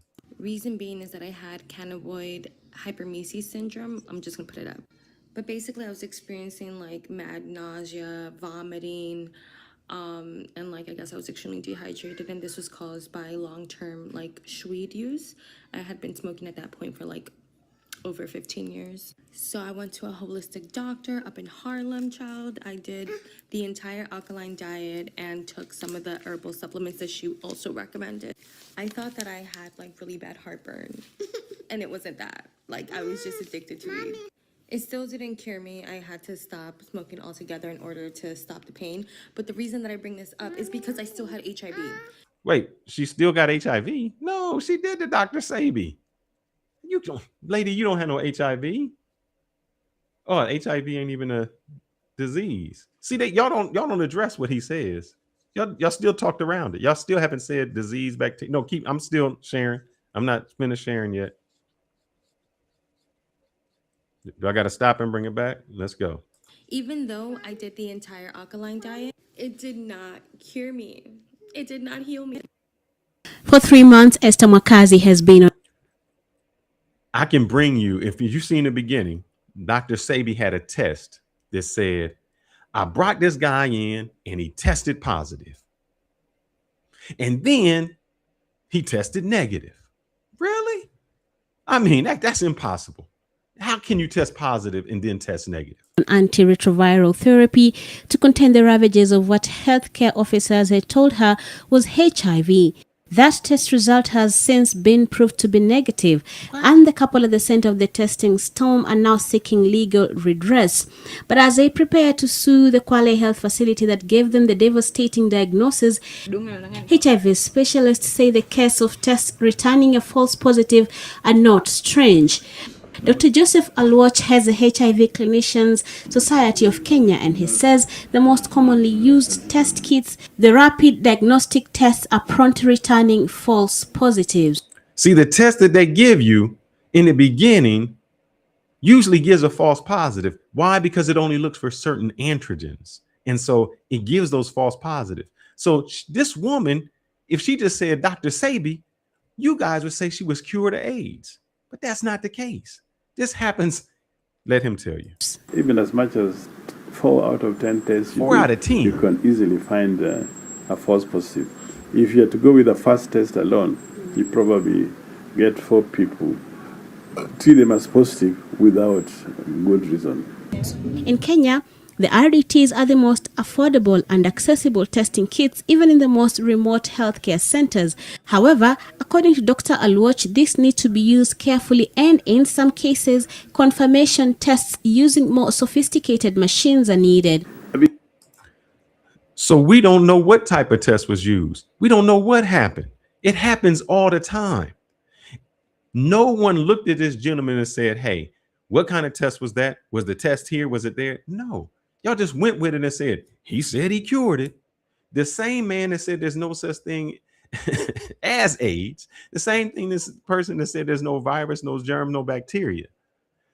There is no one that studied and said, what did this man have a full-blown AIDS? What was his second test? And let's go here. There is no peer reviews. If you guys have peer reviews on what he showed, it means nothing. You keep saying testimony evidence means something. I seen Bigfoot. Ronin seen UFOs. I seen a ghost. Prove me wrong. You can't prove me wrong. I can say that all day. You can say that your dead mama came back and was in the living room. If I say prove it to me, you're gonna say that I To be fair, as the moderator, I have to ask you, the evidence that you presented today in that respect, was that guy claiming he was treated by Dr. Sebi himself or some other person mimicking the Dr. Sebi treatment? No. The doctor on there is just a physician that takes the blood test. I just want to be clear. We want to make sure that that doctor is saying, this is what that doctor is saying. They are trying to sue the physician or the hospital. And the doctor is saying, look, with the rapid test or with tests, even back in the night, because the rapid tests were back in the 80s, way before they did the secondary test. He said, look, most of those tests, 4 out of every 10 had a false positive. And so usually what happens is when you get a false positive, just like when you go to the doctor, they say, hey, this test came back. We're going to have to get some more tests. I just wanted to make sure. No, that gentleman didn't say he cured anything. Specifically by Dr. Sebi. He didn't say he cured anything. I'm just letting you know that somebody telling you a test is positive and I have AIDS, then a test is negative and I don't, has nothing to do with some Dr. Sebi medicine. This happens all the time. He wasn't one of the 77 is all I'm saying. Right. That's what I'm saying. Okay. All right. I'm sorry. I didn't mean to stop your flow. Go ahead and finish up, and then I'll let them come up and rebut. And I'll keep saying this. They rebut on nothing I said. I'm only bringing up Dr. Sebi's words. And every time they keep saying, well, that could have been, this could have been, that could. Never anything that he says. I'm not making this up. I'm not making the claim. Dr. Sebi is making the claim.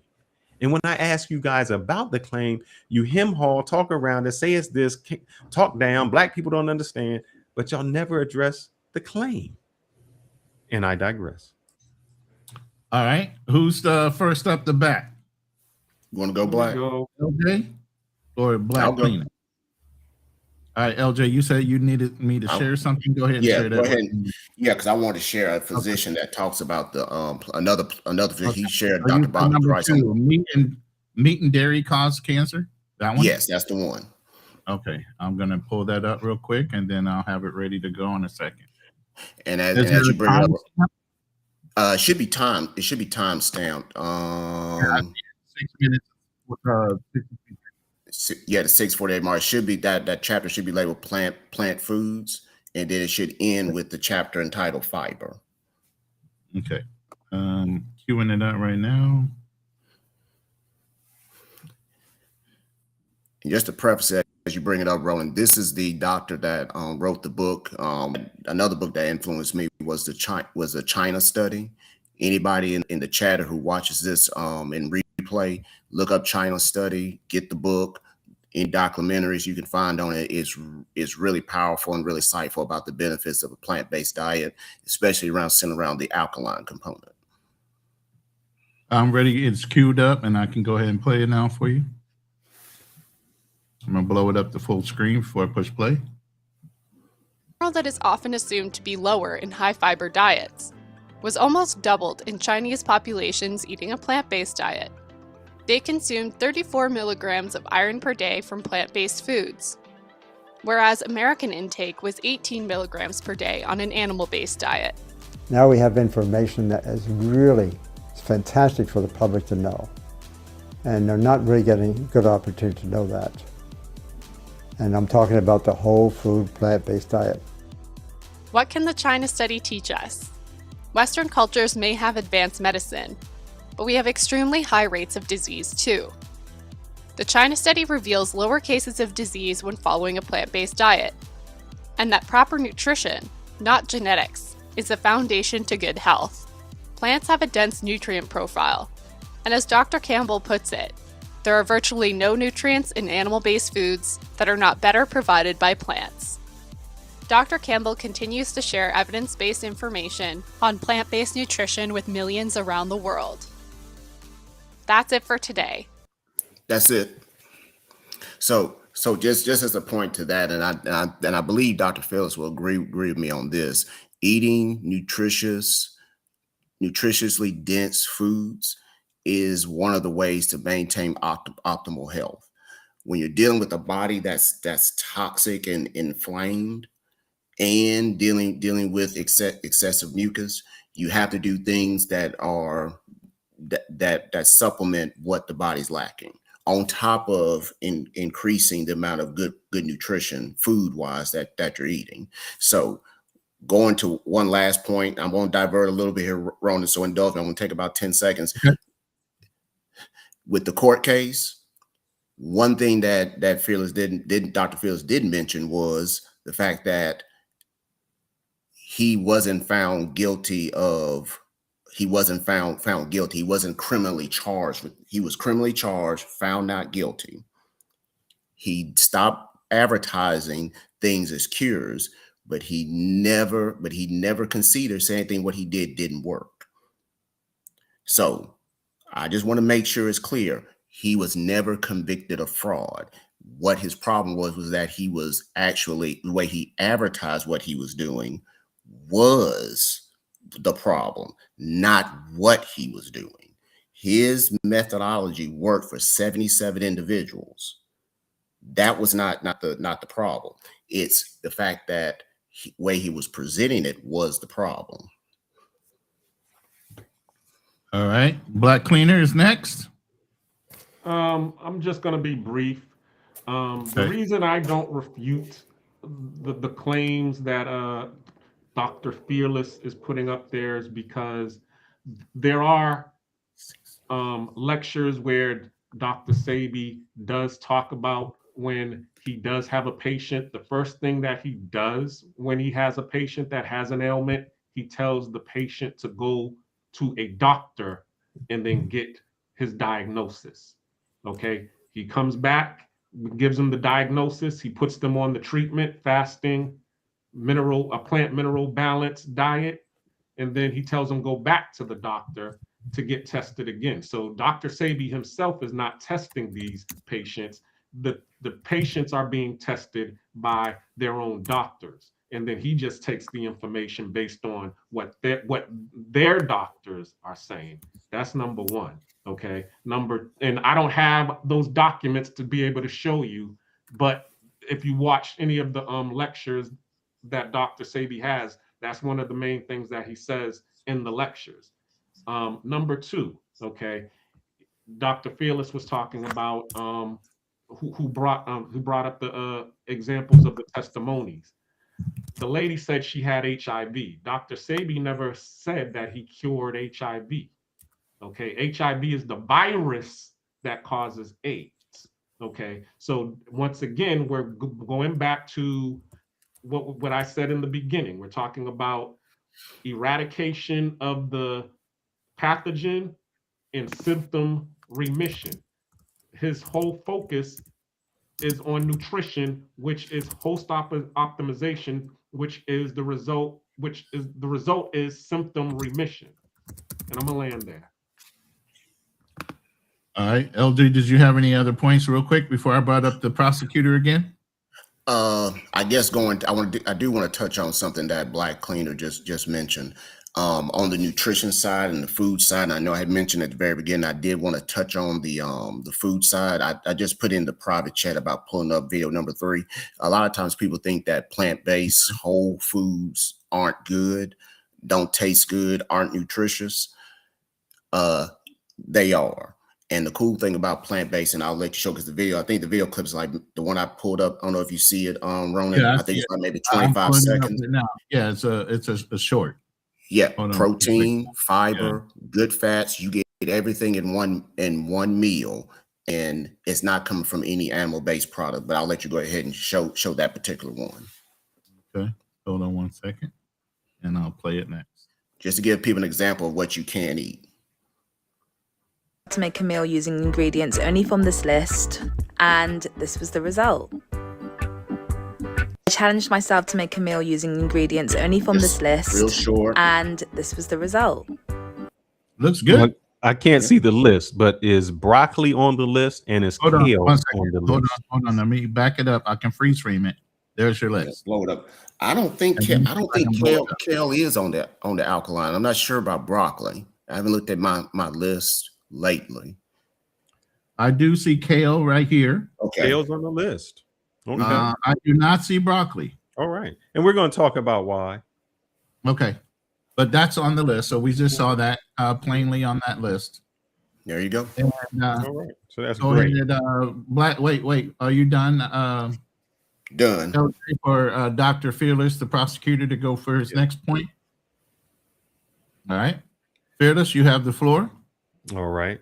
So this will just be, I have a rebuttal, and then I have my thing to play. Okay. The first thing is, I am not calling Dr. Sebi a fraud because he says eat plants, eat this type of food, drink more water. That's not why. Most of the time, a fraud or a scammer tells you just enough that's believable. And it's that other part that's not the truth that hooks you in. So for him to say, eat plants, eat this, eat that, that's fantastic. But when he says it cures, and I want to play this. This is the first part, because this is just to rebut what my friend said. He talked about AIDS and HIV, and he used those words. See how he tried to trick me? He said that he didn't cure AIDS, but right here it says Dr. Sebi speaks on how he cured what? HIV. And here we go. How long ago did you cure the first? 1984. Okay. 1984. These documents, what they show is that we and I'm pausing this because if you remember 1984, I'm just telling you, the tests were corrupt. But here we go. cure AIDS from a positive to a negative HIV level. HIV. Here is one. This is from the Italian hospital. HIV positive, Hospital Vicente de Antoni. He is positive. In the next page, from the same hospital, the same young man, Oswald Zavala, he is negative. So he was saying here that he cured HIV. AIDS is when it's full blown. So now, I just debunked that. Now we're going to go forward where sickle cell is the deprivation of. we talk about sickle cell. He does not say, I'm treating you, I'm doing something like that. He says, I am curing you. Curing is not remission. Curing is something else. Curing is curing. So let's hear what he says about curing this. And I'm going to tear this one up because the things he says in here doesn't even make sense. But let's go. I'll break it down. Sickle cell is the deprivation of iron fluorine because I cure sickle cell.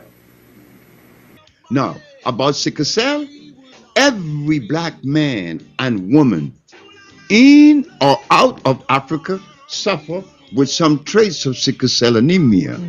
Now, why is that? Well, after all, we are the one with this concentration of carbon. It requires more iron for us to maintain health. Here we go. And since we were removed from the jungles of Africa, everything we ate undermined the iron in our body. It robbed us of iron. In fact, when you eat starch, when you consume starch, starch scientifically is known as carbonic acid. Carbonic acid robs you of your iron cells and minerals. This is why many people are anemic and they take cold when the temperature is warm. Okay, all we need to do is to go back to this woman that was without no clothes in the forest. Right. And she didn't have anemia. Right. I mean, just 500 years ago when they brought them to America, they looked like trees. They were so erect, right, straight. Nobody had bellies on them. Right. Now look what we're looking at. Look at what we're looking at. Look at those bellies, Doc. Not only that. So first of all, don't take me off because I'm going to keep playing. This is why what he says makes no sense. He's saying that when they took you from Africa, they didn't feed you the things that gave you iron. And because you didn't have iron, that is why you got sickle cell. That's what he's saying. Do you know where the world's, and I'll let this go. Do you know who has the world's most sickle cell cases? If that was the case, that means the African American would have the most sickle cell cases. Because he's saying while you was in Africa, you was eating right. You was eating things in the jungle. You was eating your alkaline diet. So you wouldn't have sickle cell. That's false. Because the most sickle cell cases are in Africa. The people who stayed. So we're going to talk about, see, this is when you keep talking about iron and this, that has nothing to do with sickle cell. If that was the case, why would a baby be born with sickle cell?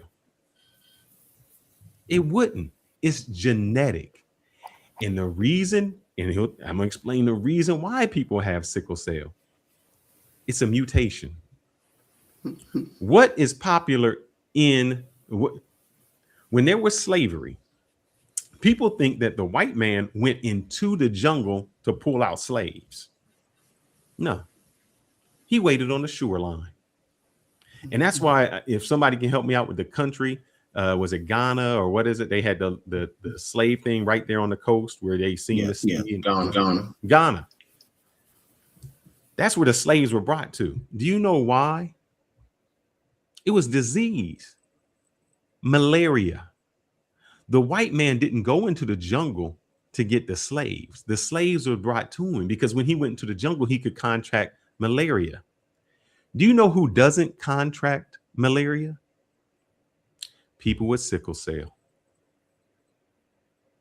So it was a mutation that when you would get malaria, you would die. So as we say, the strongest survive. So when you had something that mutated, those people didn't die. They lived on. So they passed their gene on and on. He doesn't understand that.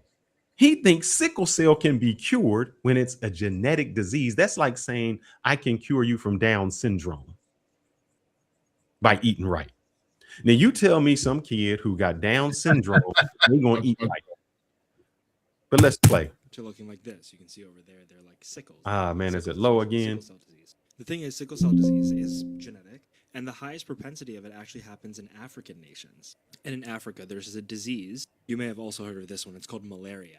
If you didn't know before, the parasite that causes malaria needs red blood cells to survive. So what happens if your red blood cells kind of suck? Well, malaria can't survive as well. So the thing is, what he's saying is the mosquitoes like the red blood cells, but they can't suck the sickle cell. So because they can't suck the sickle cell, they don't get malaria. A mutation that occurred that gave someone resistance to malaria. So if you have one trait, you just have sickle cell trait, and if you have two traits, you have sickle cell disease.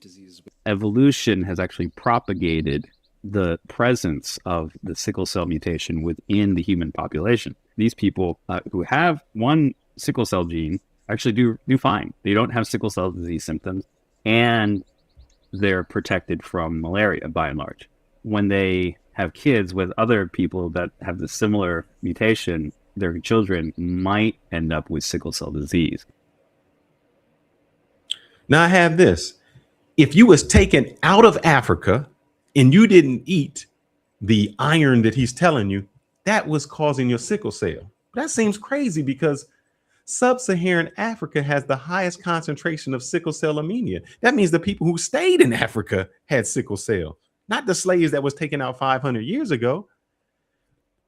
When you break it down, you understand he doesn't understand science. He's just talking. And then he says you can cure a genetic disease. There's only two ways that you can cure sickle cell. Bone marrow transplant, because you're taking everything out, and then a blood transfusion, of which they take everything out, they destroy the sickle cell and put it back in you. It's not from anything you eaten. This is, so when you keep saying he's not a fraud, I can say everything he said, eat, go ahead and eat. Go ahead and do it.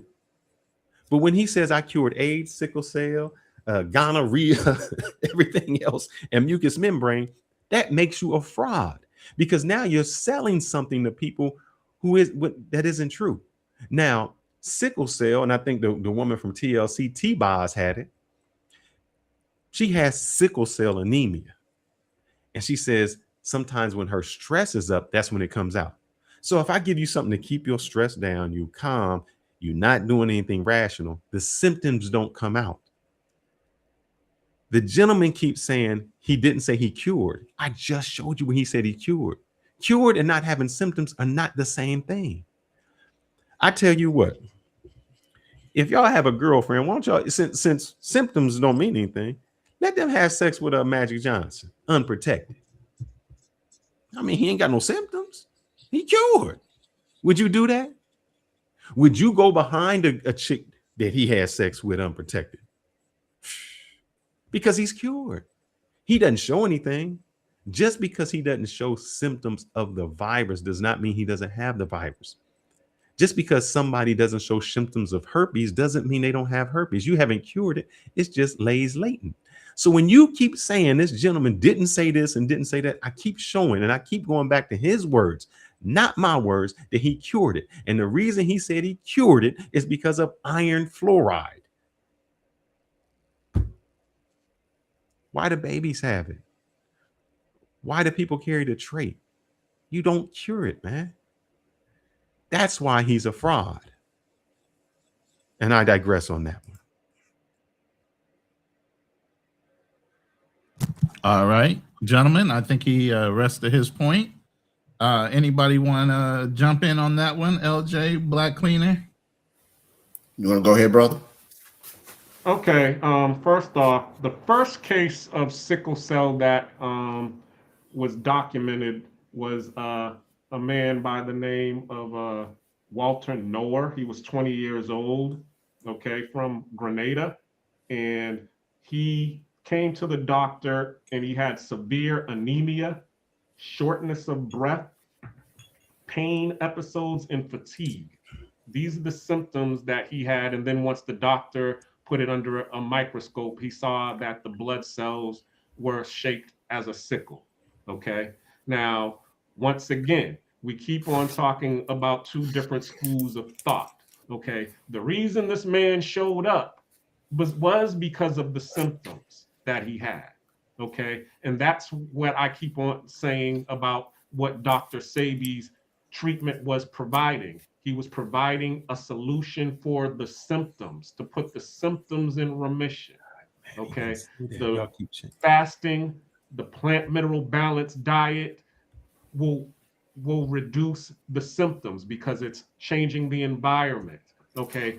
As I said, I'm not a doctor. I'm in pest control. I'm in cleaning and restoration. Okay. So I can only talk these things. And he keeps on saying, well, if the pathogen isn't eradicated, are you cured? Okay. Well, and then he brought up some examples. Would you have sex with Magic Johnson? Okay.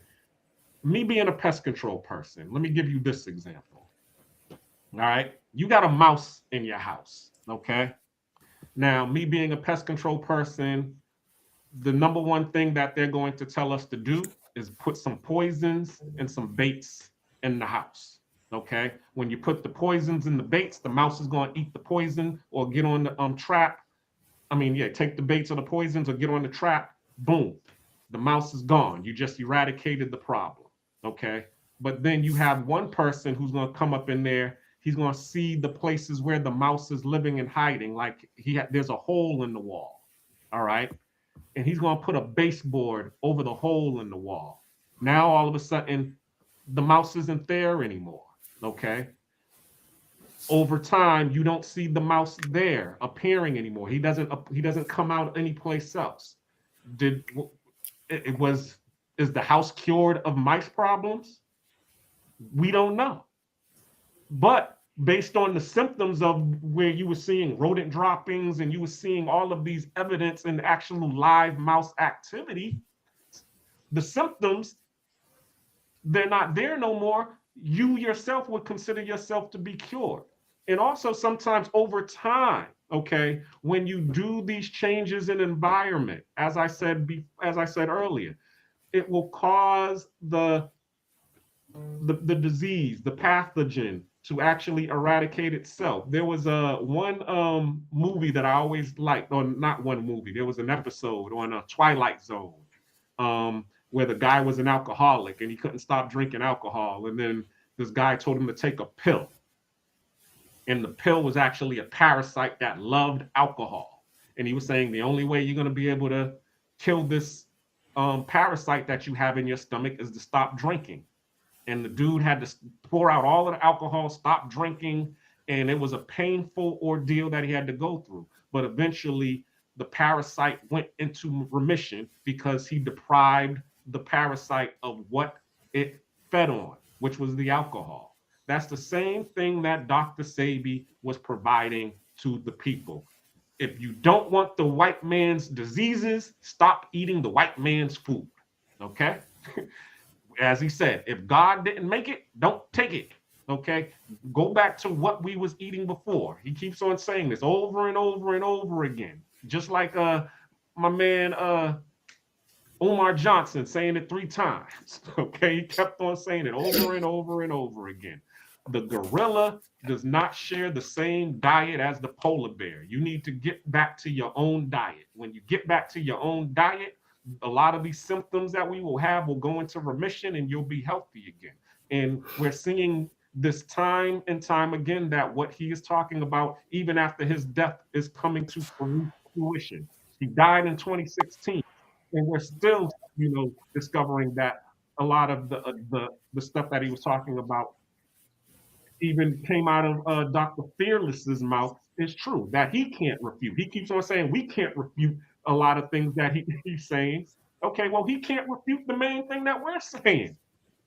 And this is the information that Dr. Sebi communicated to us. Okay. As I said, there were other people out here, other doctors who communicated to their people.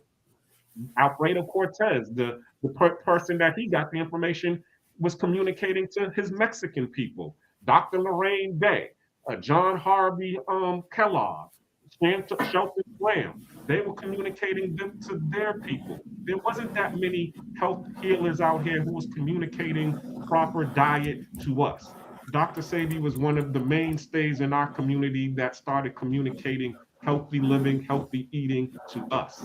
And that's why he is not a fraud. Okay. And I'll land there. Can I just ask a question? What your question? No, just no. You why got can to I ask a question? No, It's not a rebut. It's a question. It's taking on an additional act to what you brought up first. If you add to, he's not doing that. They go off and then they bring something else into but it. you can't interject. Nobody interjected while you talk. You gotta let them talk. So go ahead, LJ. What you want me to bring up? Real quick, and I'll definitely agree with Black Clear. There's none of us in here are biochemists or licensed nutritionists or anything. One thing we know for sure is that regardless of who those 77 individuals were that received the treatment that they got from Dr. Sebi and the results they got, we can't refute the results. And I think that's something that we may have all missed in the midst of this. 77 people went through Dr. Sebi's protocol and got results from his protocol. And I think that's something that we tend to overlook as we go through and look through certain things that he said.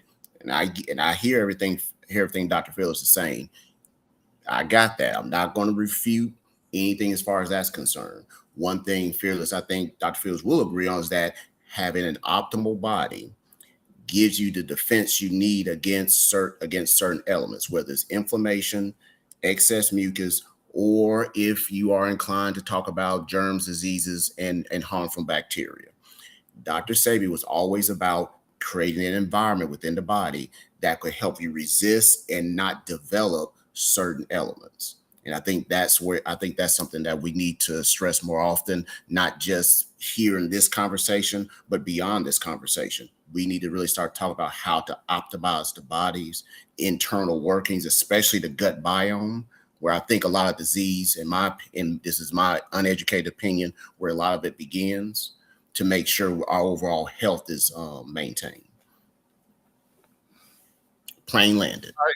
At this point, we're going to stay in a round robin discussion based on. I still got something to show, but I just want to ask a question before I show my next question. So I have a few questions, then I'll show. Do you guys believe in germs, viruses, and bacteria? Let me go ahead and answer that. Yeah, I mean, right now it's a 4-panel, so you can just go ahead and answer at will. Based on what I understand, there is such thing as germs and viruses and bacteria. All right. The gentleman who said he is a exterminator. If I don't see roaches, does that mean I don't have roaches? As I just said, that's what we were just talking about. All right. You might not have any roaches but they're in the wall, they're hiding. But if they're not there and you're not seeing them for a long period of time, what do you assume? That they have either died out, or they're just sitting there. If I see the droppings of a rat, it's really relative. If I see the droppings of a rat, environment. If I see the droppings of a rat, but I don't see the rat, do I have a rat?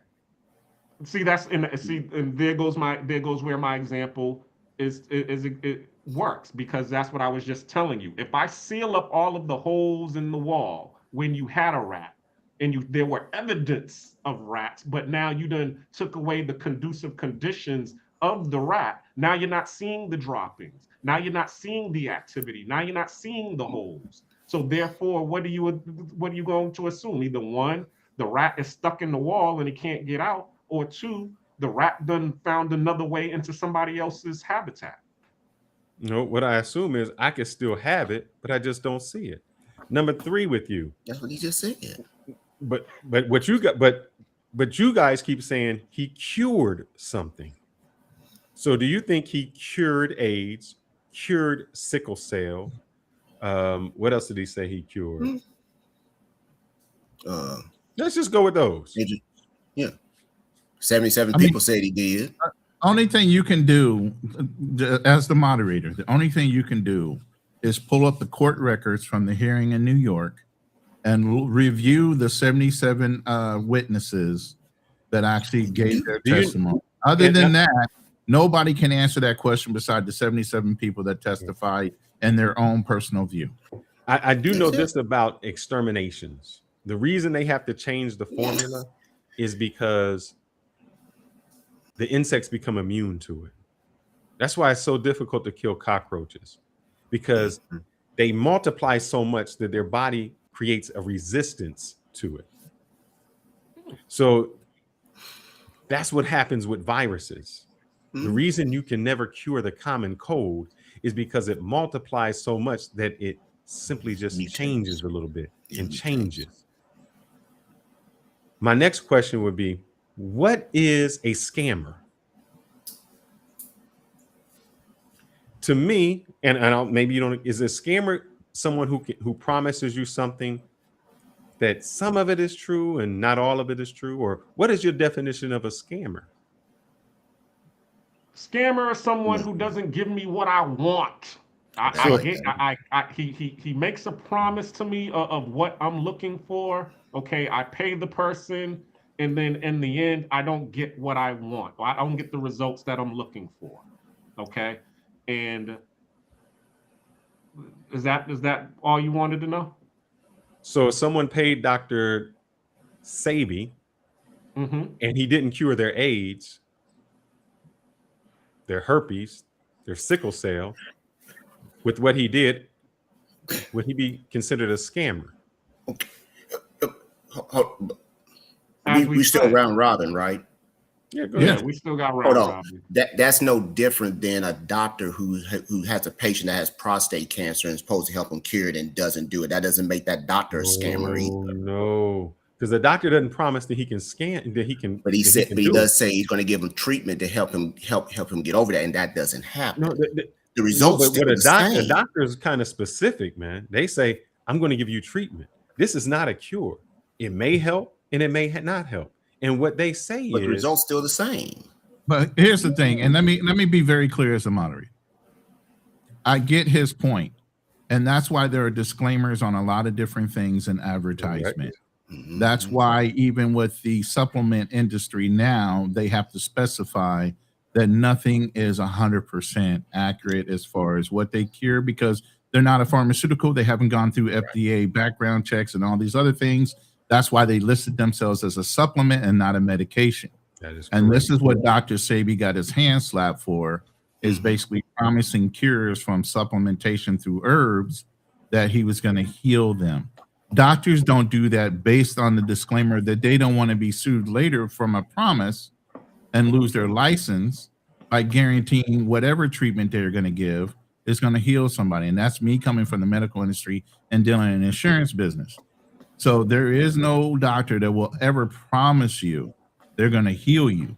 They will take you through the process. It's up to your body, your strength of your body, and the things you do in recovery and remission, whether you actually fully recover or you go in remission from that illness, but they will never claim that they will cure you from something.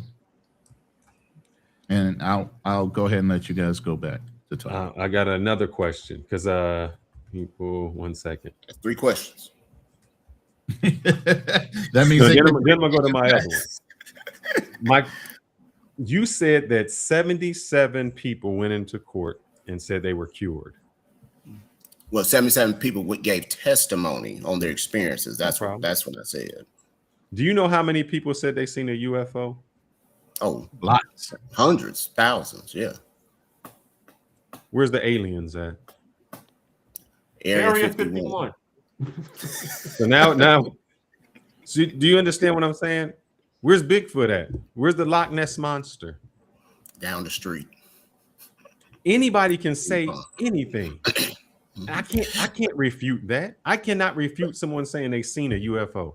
But one thing I will say is, I know everybody got one of these. You can take a picture of a traffic thing and somebody but you can't take a picture of the alien who just picked you up. You can't take a picture of Bigfoot. You can't take a picture of the Loch Ness Monster. So to me, when you say somebody said something, it don't really mean nothing. Because anybody can say anything. I can say I cured you of a broken heart. Can I refute it if you say I didn't? See, the testimony that the people give, you can't refute it because it's just testimony. And the worst testimony you can ever have is eyewitness testimony. That's why if me and you watch the same crime at the same time and we describe what happened and who the person was, our stories would be different. Most of them, yeah. That's why you can't. I will say this. My bad. Go ahead. No, go ahead, Pierce. My bad, bro. But look, on the 77, they just didn't come in and give testimony. They had to bring medical evidence as well. Remember, that was on a criminal trial. So the burden of proof was higher on the prosecution. Right. And that's why I said I wish somebody could look up the legal results and the actual minutes. They sealed it. Yeah, the actual brief. And yes, and that's funny that you would say that, Fearless, that they've sealed the official court records from that case, because there were probably things discussed that the doctors or the government did not want to come out. It has to do with the on his side, because sometimes they have information or things that they need to protect the client with privacy information. Like he could have gave an address, he could have gave something like that. And so if they seal it thereafter. But they could have redacted those things as well in the official court records. There's ways to get around that. There's a deeper reason. That's something that in the testimony and the evidence that those 77 big pharma, the government, somebody did not want that to come out. Whatever was discussed on the treatment. My question would be this. Here's the thing. Hold on, let me finish this. Dr. Sebi has never been so secretive as to how he treats people. So that couldn't be the reason. Let's do the elimination process. Couldn't be that. The 77 people are testimonies based on the fact that Dr. Sebi healed him. They were willing to come to court. So that's not even a secret. They're not even trying to keep that a secret. It's got to be something other than, and then his location was in Honduras. Everybody knew he had a whole compound that you could go to seek treatment before he passed away. That wasn't a secret. So it ain't nothing on his end that's stopping that information from coming out before he passed away. It's got to be on the other side of why they did not want that information disclosed, because nothing about Dr. Sebi's life has ever been hidden. Yes, it is. Because if you go into conspiracy theories, they'll say that the government killed him. When his family came out and said he died of pneumonia. Okay, I just want to say this. If you're used to eating a certain diet, and this is even in keto, it's very true. You're used to eating in a certain diet. They have a system within 72 hours of you changing over from your normal diet to keto. You go through what they call a keto flu. Your body reacts to the lack of certain things. When you go into remission from drug addiction, your body goes into remission from not having that chemical or whatever you were taking on a regular basis. It goes into a change. So to say that, it's not true, because your body will adapt based on what it's lacking in or what it's used to. It's going to adapt and change. But you just said adapt. You don't die. You adapt. Your body fights it. He died of pneumonia.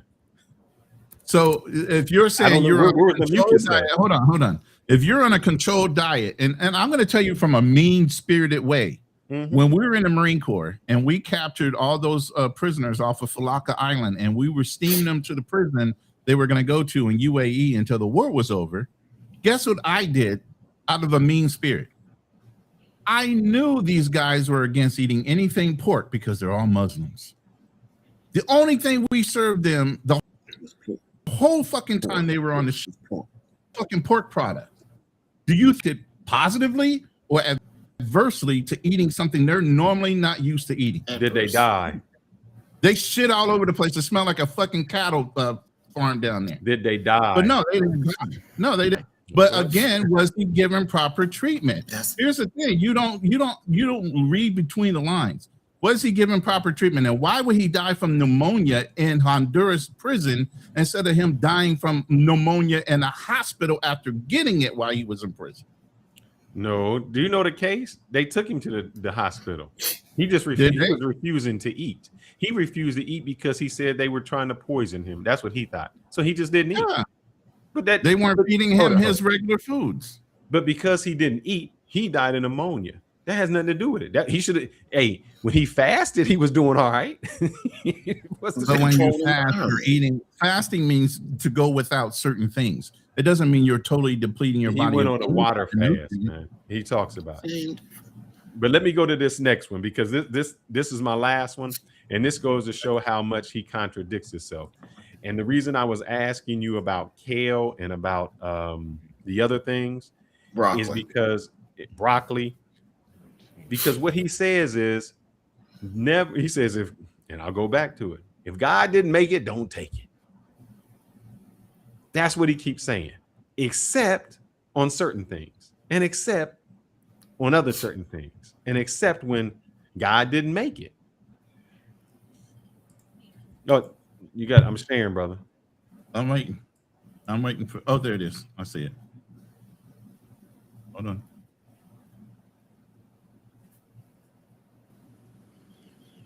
All right. And so to go back, y'all guys still never keeps disclaiming what he says. If the man says A, B, and C, and then we just proved that A, B, and C are not correct, and he's telling you I cured something, and we know that it didn't cure, you didn't cure sickle cell. We know that mucous membrane is not the cause of disease. We know that sickle cell is not caused by iron deficiency. And every time he says I cured it, y'all keep coming back with some other excuse. He didn't say cure. It was this. And if you eat right, at no time in this argument have I ever said, if you don't eat right and you don't drink water and you don't exercise, that's bad. I've never disagreed with that. I was just on the show last week saying fiber, exercise, sunshine, all of those things good, right? But I never said I can cure you of sickle cell, AIDS, this, and this. That's when the fraud comes in. See, what I played on here was when we talked about the grifters. The grifters always do something just enough to get you in. And like the gentleman said, man, I'm black. I want to believe this. But I'm a doctor and I know it's not true. But let's go to this hypocrisy. He said I'm a doctor. Now, what he's doing is he's talking about why you don't eat broccoli. And just to let you know, he did have 22 kids and smoked marijuana. I don't know, 22 kids. I guess he was. I guess he fixed that. Being that is hybrid, unnatural. So if you can't hear him, he is saying broccoli is a hybrid. It is unnatural. Complete molecular structure. I don't know why it's so low. It should not be consumed by humans because the molecular structure is incomplete. It's an acid-based vegetable. Okay. If broccoli was made by nature, I would be eating it. He said broccoli is an acid-based vegetable. If it was made by nature, I would eat it. Is broccoli a man-made food? And this is what he said. It's a man-made food. I kind of disagree with this because it's the wording. Man-made to me means it was made in a laboratory. But that's not what Dr. Sebi is saying. He's saying if it didn't grow naturally, if God didn't make it, then you should not eat it. That's what Dr. Sebi says. No, this is a myth. It is widely perpetuated around the internet. No, broccoli is not made. It's when you say that's your definition. No, that's Dr. Sebi's definition. No, my definition, when I want to clear up, when someone says man-made, a lot of people in their mind have something that's made in a laboratory. But that's not what the Dr. Sebi is saying. He's saying it's a hybrid, means it doesn't naturally occur in nature, meaning men cultivated it. And what I'm saying is 99% of every food you eat, men cultivated it. He said, don't eat broccoli. I'm gonna let you finish. It is I don't have a naturally occurring No problem. just like cauliflower and So cabbage. this gentleman is saying, I do recommend kale and also the other one, which is the mustard green. I recommend them because they are less acid than many of the other, like collard green, that will hurt your stomach. That's part of the digestive system. So listen, here's what I want to tell you. This is why I'm telling you he doesn't understand science.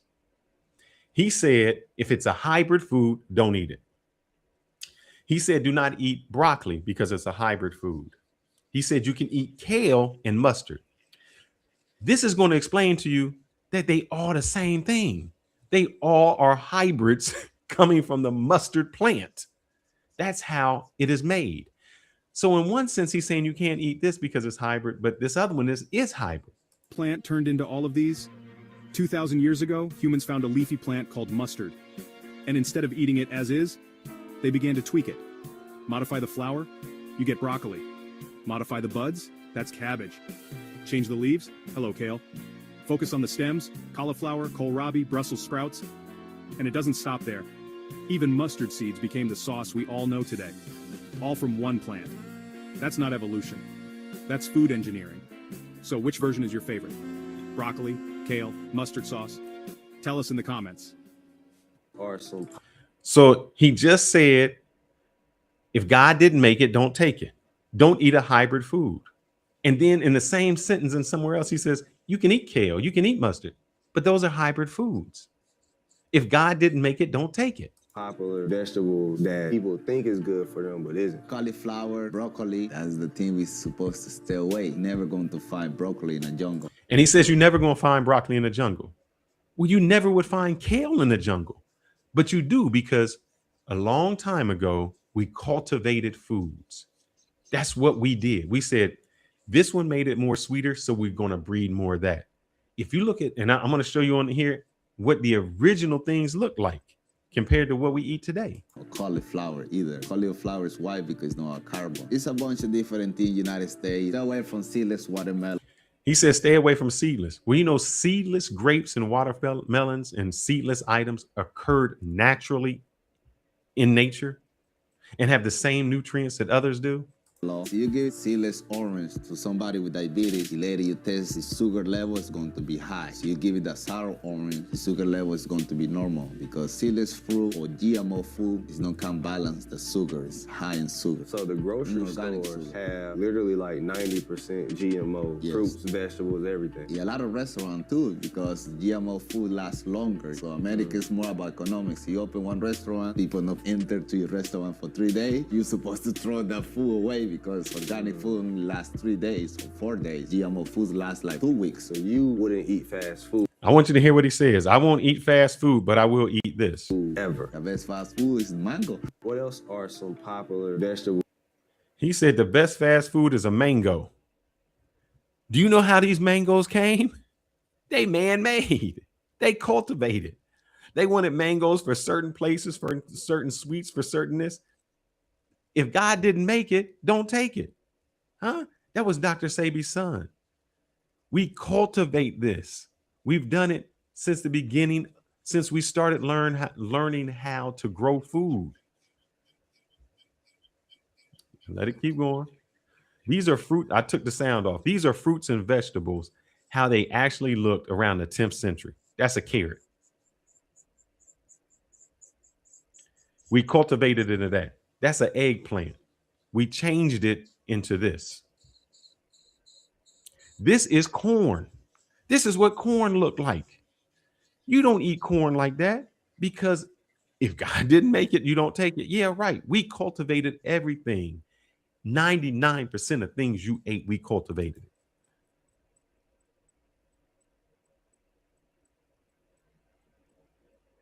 That's a watermelon. That's a banana. Since the beginning of time, we have done this. And see, what I told you before, and we talked on the phone, was this. Stop being like the Bible, man. And this is why I hate religion. Because people will look at the Bible and then they pick this part and this part and this part and this part. And when you say, well, now it says this part in it, well, God said, and then the New Testament came and Jesus died. Come on, man. That's why people don't believe in religion. And that's why I can respect the Muslims, because the Muslims at least say it's in there and that's what we believe. Christians, you pick and choose. And that's what's happening on this chat. You're picking and choosing what works and what doesn't work. When I say he says no germs, you say, well, I don't know, believe that. And germs, I cured this. Well, cure ain't really cure and cure. Come on, man. You can't pick and choose and do it and say he's not a fraud. If you want to say, look, this diet worked for me and I'm eating this, that's no problem. I have no issue with that. But if you say, he said, and I live by the Bible and him, then you got to take all of it. It's just like the Bible. You can't pick and choose. You have to take it all. If you're going to say, if it comes out of his mouth who says, I don't eat hybrid. And then I say, well, Mr. Sebi, kale is hybrid. Oh, well, see how it changes? And that's what I don't even like when people talk about the Bible, because you just changed it for your benefit. And then you change it when it doesn't. And that's what, when somebody talked about the man and they talked about the Django, that's what white people did to black people. They said, well, slavery's in the Bible. Nope. They changed it for him. Y'all, this whole show have made excuses. Y'all made changes. Y'all said this wasn't right for everything this man said. Every example I gave you, and I said, please refute this. And at no time, and I said in the beginning, y'all going to talk around it. You're going to say something else. You're going to say, this helped me, this helped. And at no time, every time I bring the exact example of what he said up, y'all change it. The gentleman below said, oh, he didn't say AIDS. He said HIV. Then I show HIV, then it's, something else. He says, no hybrid, don't eat broccoli because broccoli is hybrid. Well, kale comes from the same species and it's hybrid. So, and I got the other one that says, let's see, I'll talk about the seedless. Grapes without seeds. To talk about this. When you grow things and you from a farm and on a farm, you cultivate, you slice, you graft certain things, right. Or at the end, what my grandmother used to do was this. They would collect their seeds. So they would take the best seeds from what they had and they would store it. And that would be the seeds they would be growing for the next year. Man-made, because we find and cultivate. If that one came out sweeter, we grow the sweeter. Because what happens is, just like viruses, just like bacteria, just like all of that, it mutates.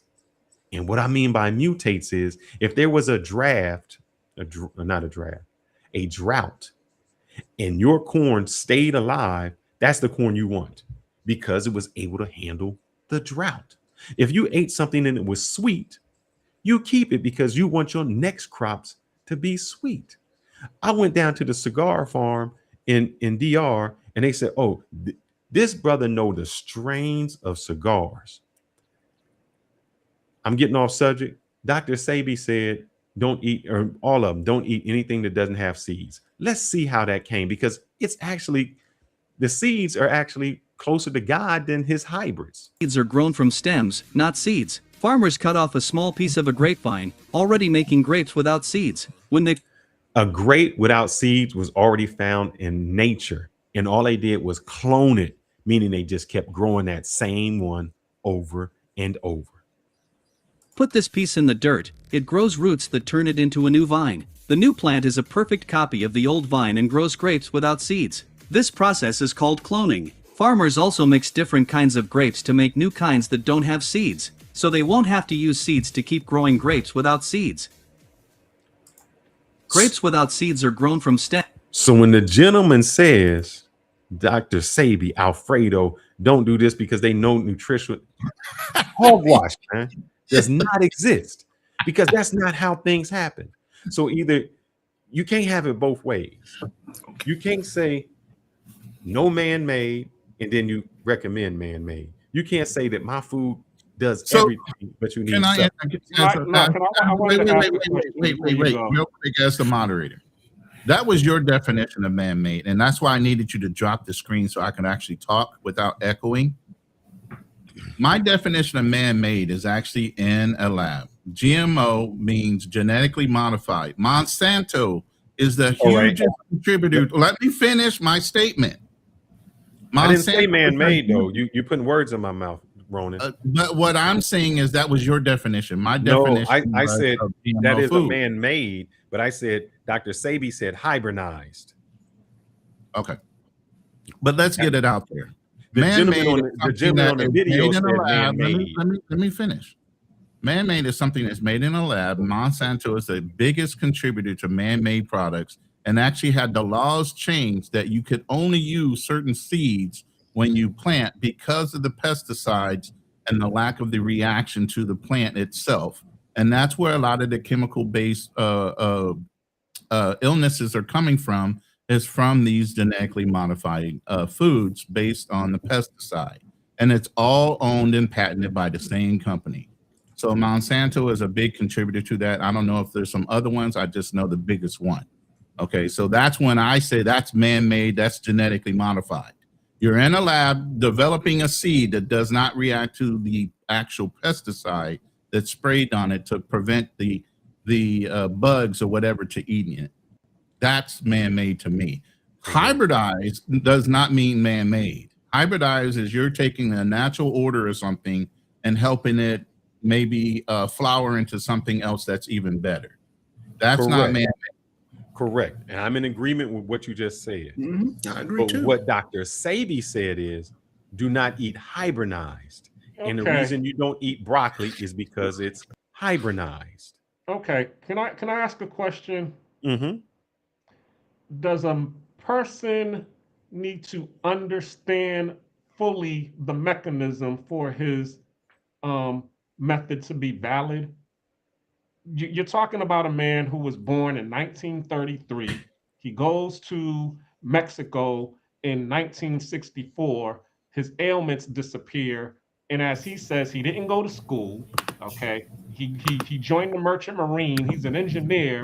All of a sudden he's sick and now he's well. And now he studies this mechanism or this method of treatment for 10 years to try to understand how he became healthy. There are plenty of people that didn't understand a method. I mean, there was, what's his name? James Lind, okay, for example. He was treating scurvy using citrus fruit, okay? All he knew is, hey, I give these people some orange juice, they ain't got no scurvy. He didn't understand the whole valid idea behind vitamin C. Then there's Ingras Semmelweis, you know, the guy who discovered that washing his hands reduces disease. Okay, I mean, reduces bacteria or sickness. Okay, he didn't understand anything about germ theory. See, you're coming to this debate, okay, with new information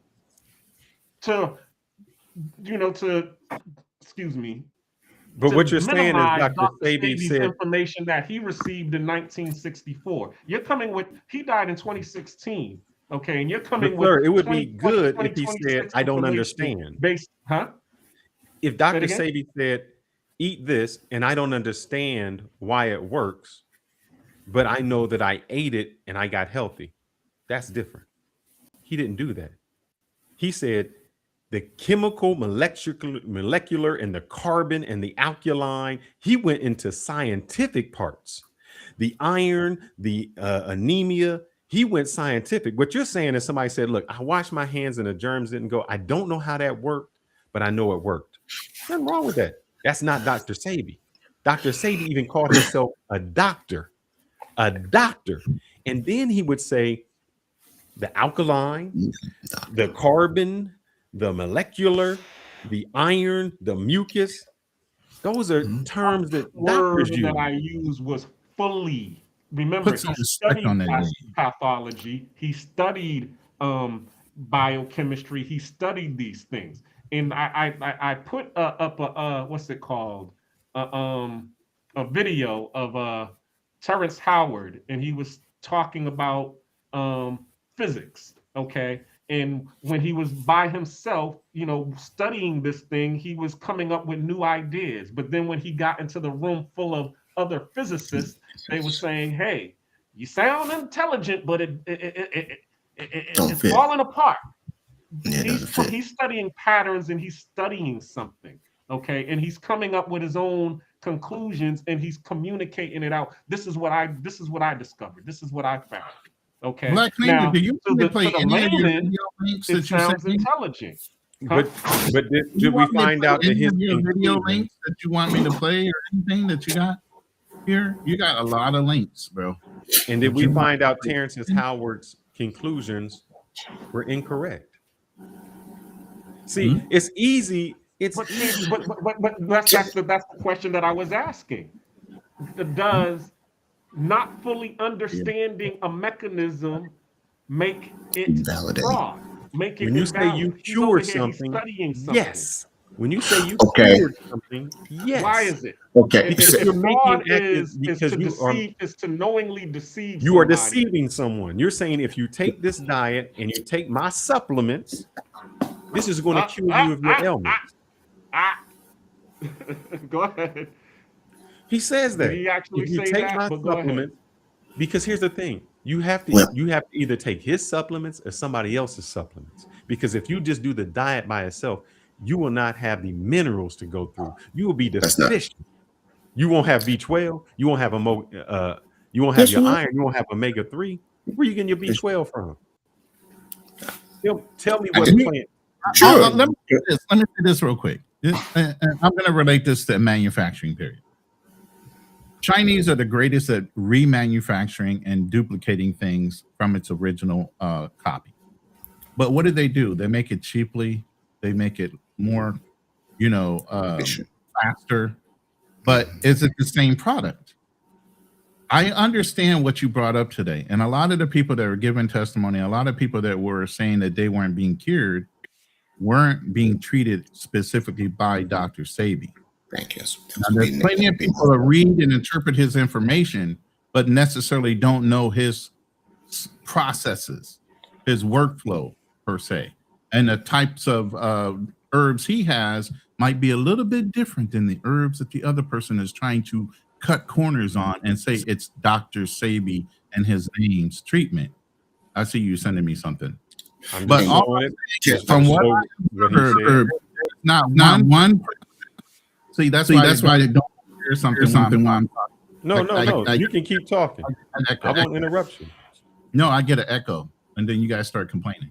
But I just muted it. So the one thing that I did not see from either side were testimonies from people that were actually treated by Dr. Sebi. If we're going to bring up a person and discuss whether he was a fraud or not, don't you think the persons that are claiming to either be treated and successfully be healed, or the ones that have been treated and felt like they were wronged by Dr. Sebi should come up in the conversation? Well, I had someone that followed his technique. And to go to what you were saying. Again, that's not him. That's somebody. I'll pull that up. I'll pull it up. To go to what you stated, I'm right here. Where B12 actually comes from. B12 is produced by bacteria, not by plant or animals. Animals get it because of what they eat. So B12 is then accumulated in the tissues of meat, fish, eggs, and dairy. Why plants don't provide it? Plants historically come from soil and background, or soil and manure and wash products. You don't get B12 from your plants. That's what it's saying. But you're asking where can you get B12 from? I can tell you a source. No, that's not what I said. I said if you followed his diet to the T, you would still need to buy the supplements. So that means his diet doesn't give you a complete meal, because you still need something else besides that. So you can't do that in nature. Before there was ever any supplement created, if I was back in 1900 and I said, I'm following Dr. Sebi, like he said, eat, what God gave me, I would get the scabies. I would get what is it? Iron deficiencies. I would have less brain development. But to your point, that's why a lot of people were dying back then. They weren't eating proper diets. No. What we found is this. When we started cooking our food and we started eating the proteins and having that, that's when we switched. Look it up. That's when man became more intelligent. Feels I'm not debating whether or not eating nutrition triggered brain development. What I'm saying is this: yes, you can get B12 from meat, but you can't get fiber from meat. I can get both from plants. I can get vitamins, minerals. What plant? Oh, you talking about a specific one, or you talking about holistically? You want to talk about specific? Well, give me all of them. Fish. You can get B12 from nutritional yeast. Fish is a meat. Fish. You can get. I'm not saying you can't get B12. And I thought, hold up, does Dr. Sebi tell you? I'm just saying I can get more. I can get multiple micronutrients and macronutrients from plants than I can from meat. How much fiber can you get from a 1 ounce steak? But I wouldn't do that. I would eat a whole. I'm asking the question. Food. No, I wouldn't get any. It doesn't have fiber because exactly. My thing, I'm not saying. I don't tell people, when I tell people if they were ever to go on keto, you would have to supplement because you are not getting your fiber, or you would have to be eating lettuce and greens and a salad because you need the fiber. Which is not against the rules. No, yeah, it's not against the rules because it's not. But here's the thing: I'm not telling somebody only eat this and this will cure you, because you can't only eat what he tells you. Because but 77 people said that he did. See, you keep missing that point. 1 million people said they seen him UFO. And I do have to say this. You did say this because you said basically scientific theory is something that you can replicate. Correct. You're dispelling the fact that the 77 people were healed, however it was. No. That was never replicated. That's just testimony. I understand that. It's testimony of their personal experience. You're still ignoring it because it cannot be replicated on a repeatable basis by the thousands. And that's where the line gets crossed. That's where the line gets crossed, though. It's about repeatability, correct? Correct. It's about repeatability. Mm-hmm. Go ahead. I just want to bring that point out. Go ahead.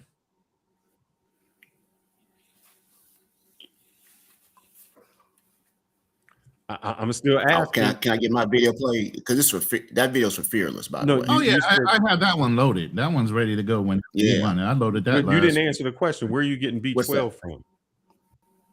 He said yeast. He said yeast. Yeah, nutritional yeast.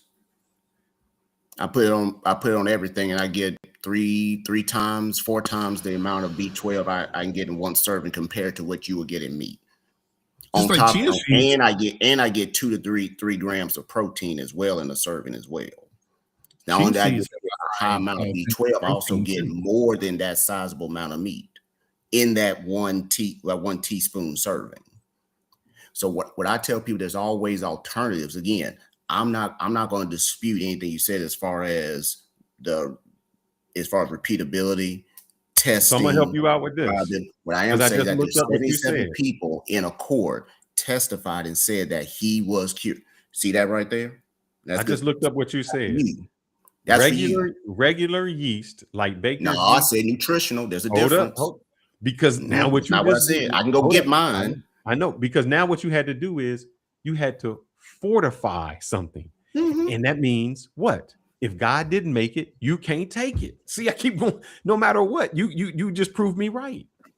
I didn't prove you right. All I proved is that I got it from a different source. Dr. Sebi said, if God didn't make it, you can't take it. Now, did God make that yeast and fortify it? Probably, yeah. Yeah, he did. God made the yeast and fortified it? What is it? All right, love. What is the difference between regular yeast and nutritional yeast? What is the compound or the different? Fortified it, just like when you get rice and they strip everything away from the rice and then they fortified it with the vitamins that don't normally have. That's what it is. That means it's not naturally there. When they say like cereal is fortified, They are pumping that into it. That means it doesn't naturally occur. You're chemically putting that into the yeast. It's fortified with added B12 during manufacturing. The yeast itself didn't make the B12. It was added. I'm reading it right here. It was added by humans later. And I'm looking at here on my actual nutrition, on my nutritional yeast bottle too. So I'm not disputing anything as far. And again, I'm not a chemist. I'm not going to dispute anything. All I'm going to say is this: you saying that he didn't cure anybody. 77 people said he did. A million people said they seen a UFO. That's what I keep saying. You with those 77 people don't mean nothing. If you that's what they said. If you can't test them, if you can't tell me to test medical evidence, Fearless. It was a criminal case. You just can't come in there and say he did not bring in evidence to that because he was not charged with that.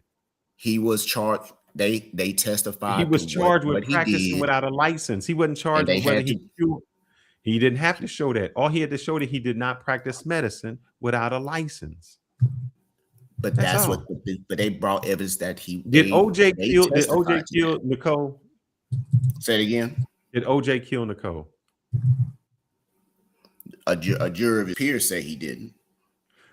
Do you think OJ killed Nicole? Doesn't matter what I think. A jury of his peers in Los Angeles said that he was not guilty. I'll ask another question. Did the white guys who killed Emmett Till, did they kill him or not?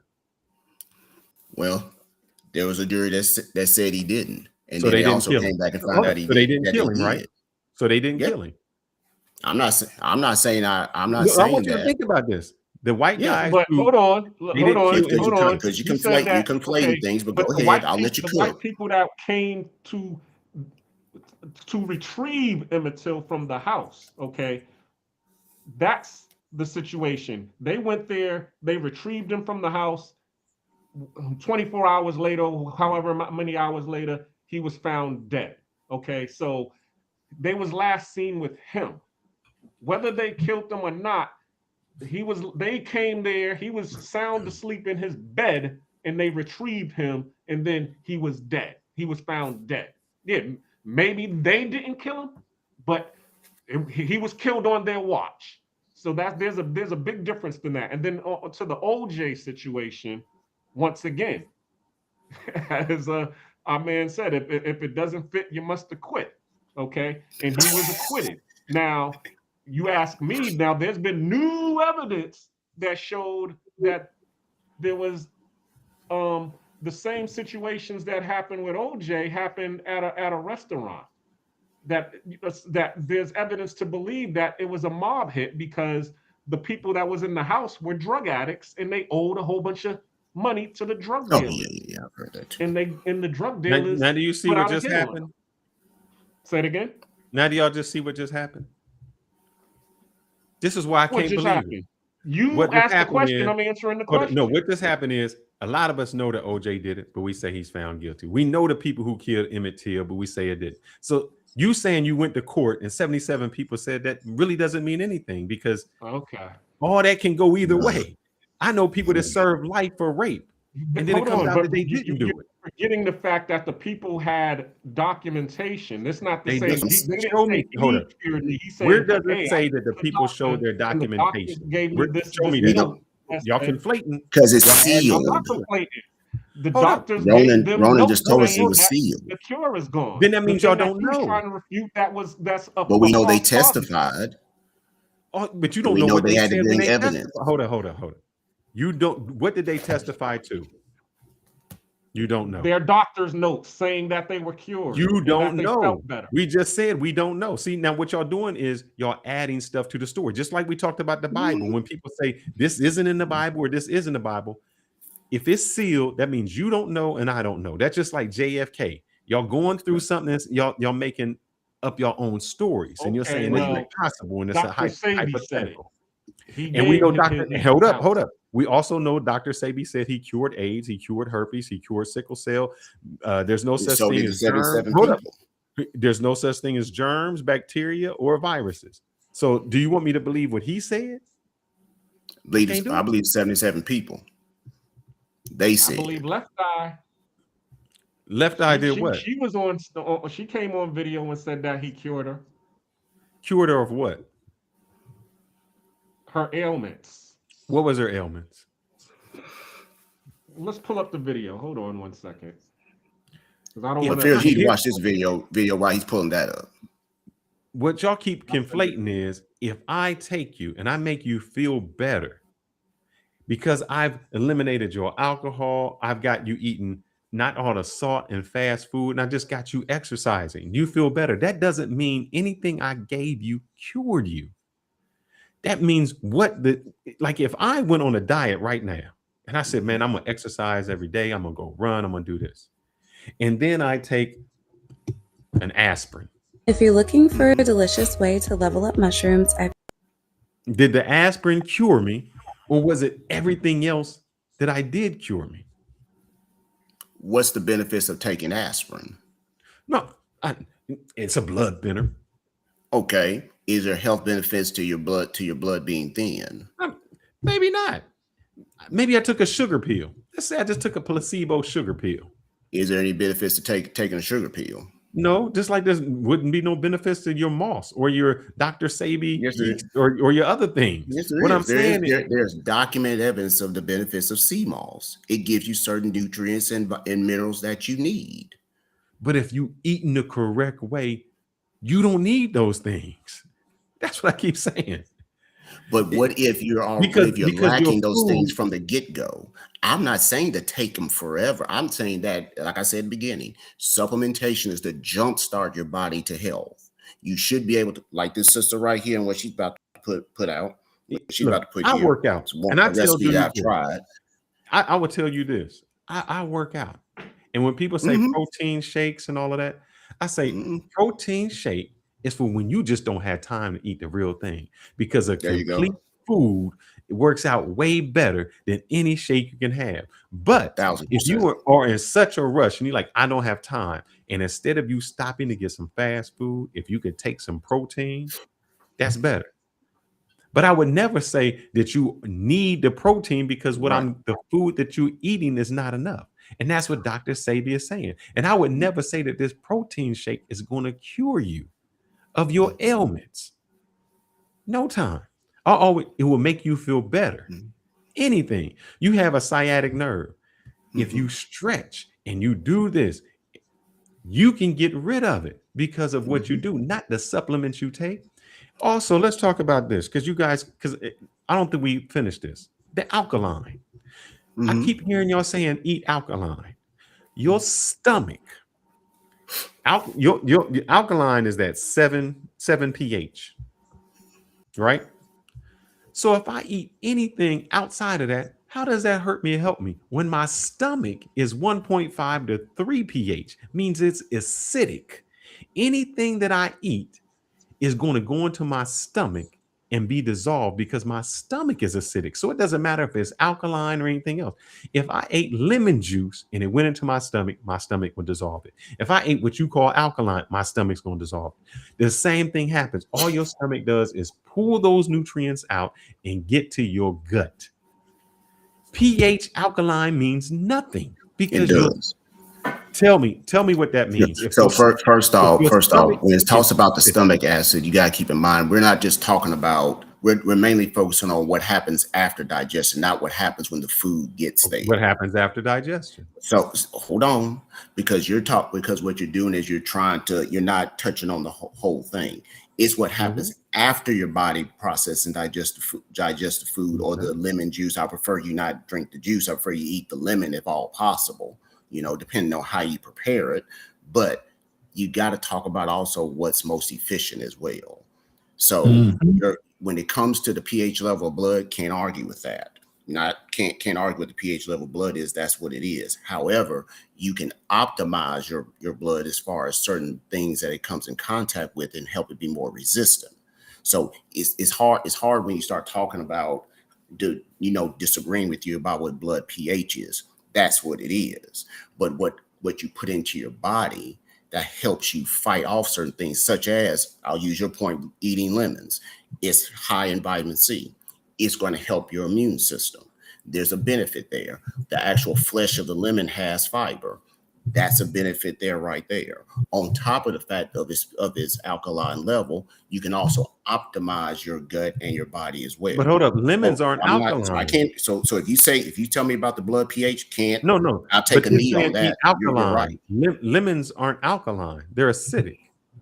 But when no, but see, you missed my point. I said it's what happens after they digest it. I can't argue Hold with up. that. It was after they Every digest food it. you eat, becomes the same because your body has to break it down. When you put it in your stomach, it doesn't matter.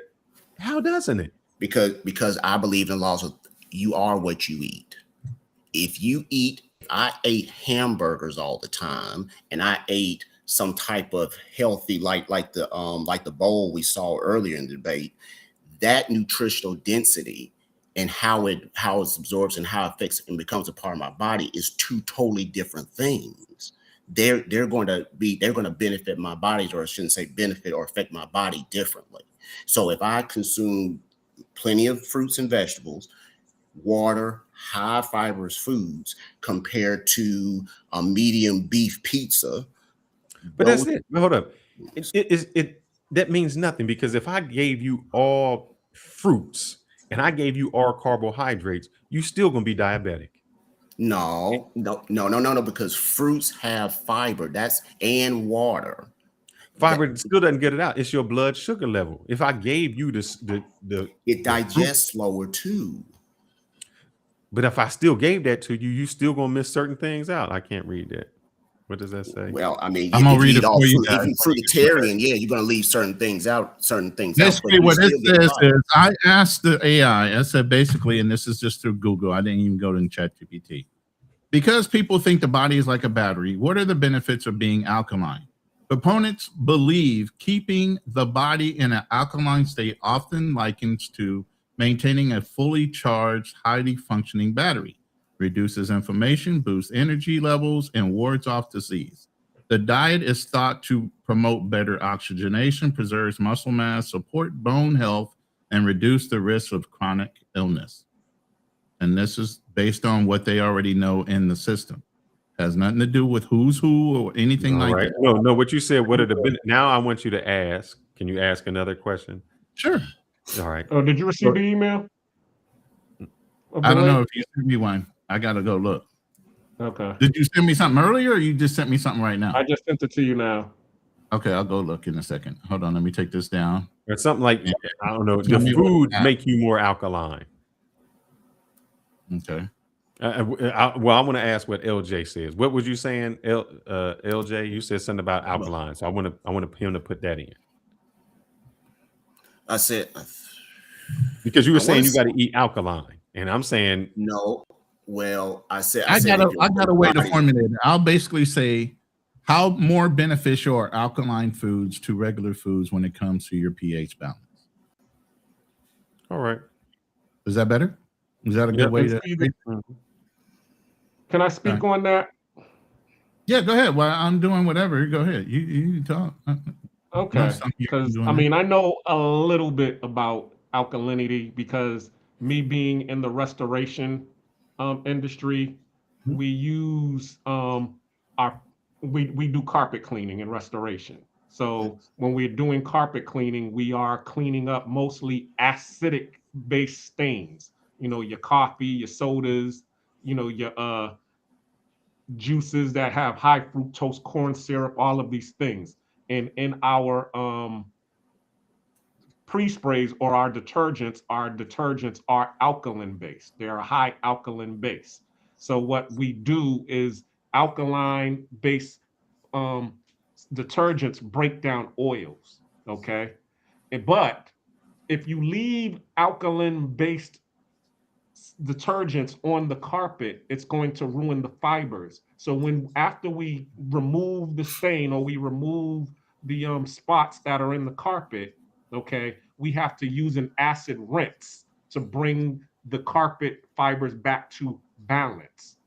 And the reason I'm saying this is because it's not about having high alkalinity in the body. It's about what's going on in the body is having this high acid food inside it, and the body is metabolizing this high acidic food in the body, and guess what? It's causing it to overload. Okay. Let me play Because this of video real process. quick. Before he plays that, let me respond. No, I just want to play this. It's only a minute long. Please, just let me All right. get this out so I can move on to something else.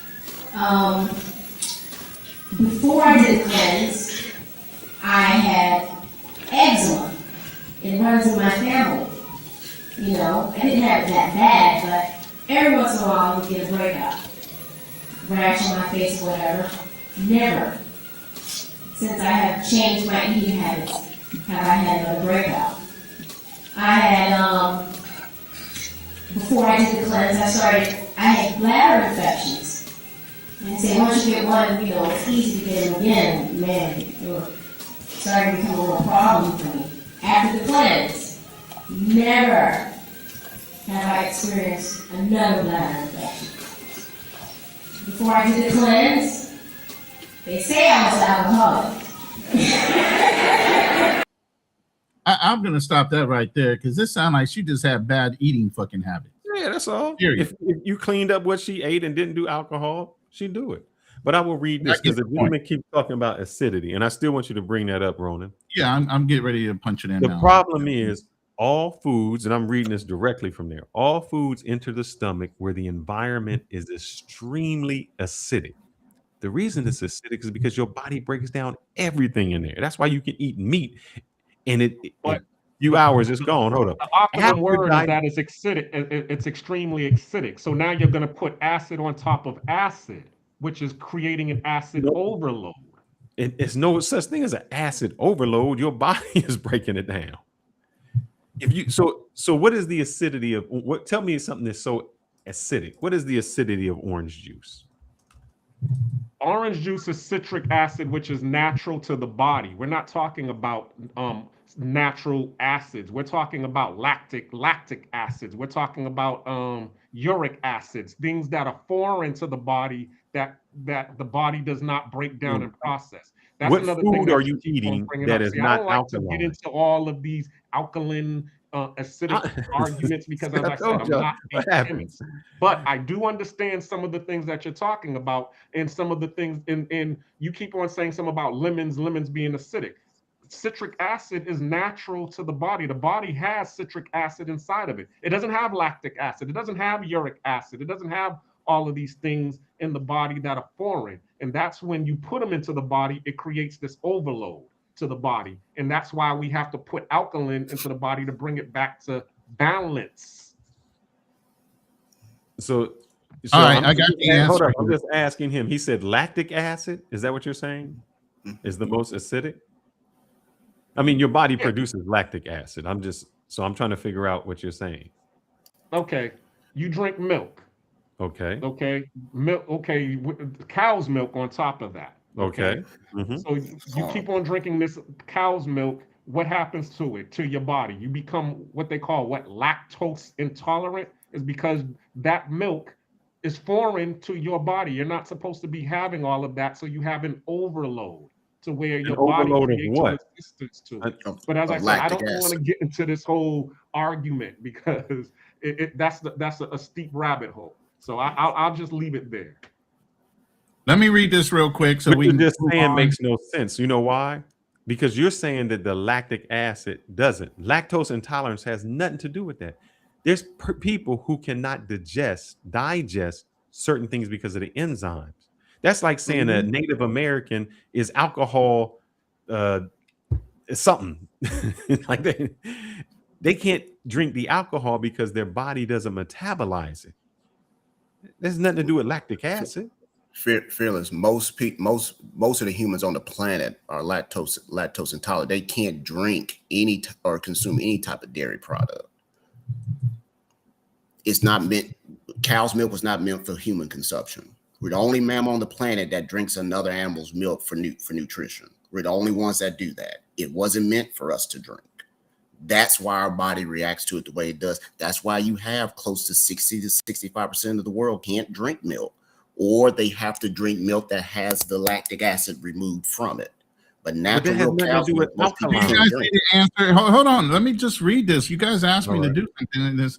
Do foods that have alkaline properties affect the stomach, or does the stomach acid, neutralize it, and make it maybe healthy for your body or make your body more alkaline, is what I asked it.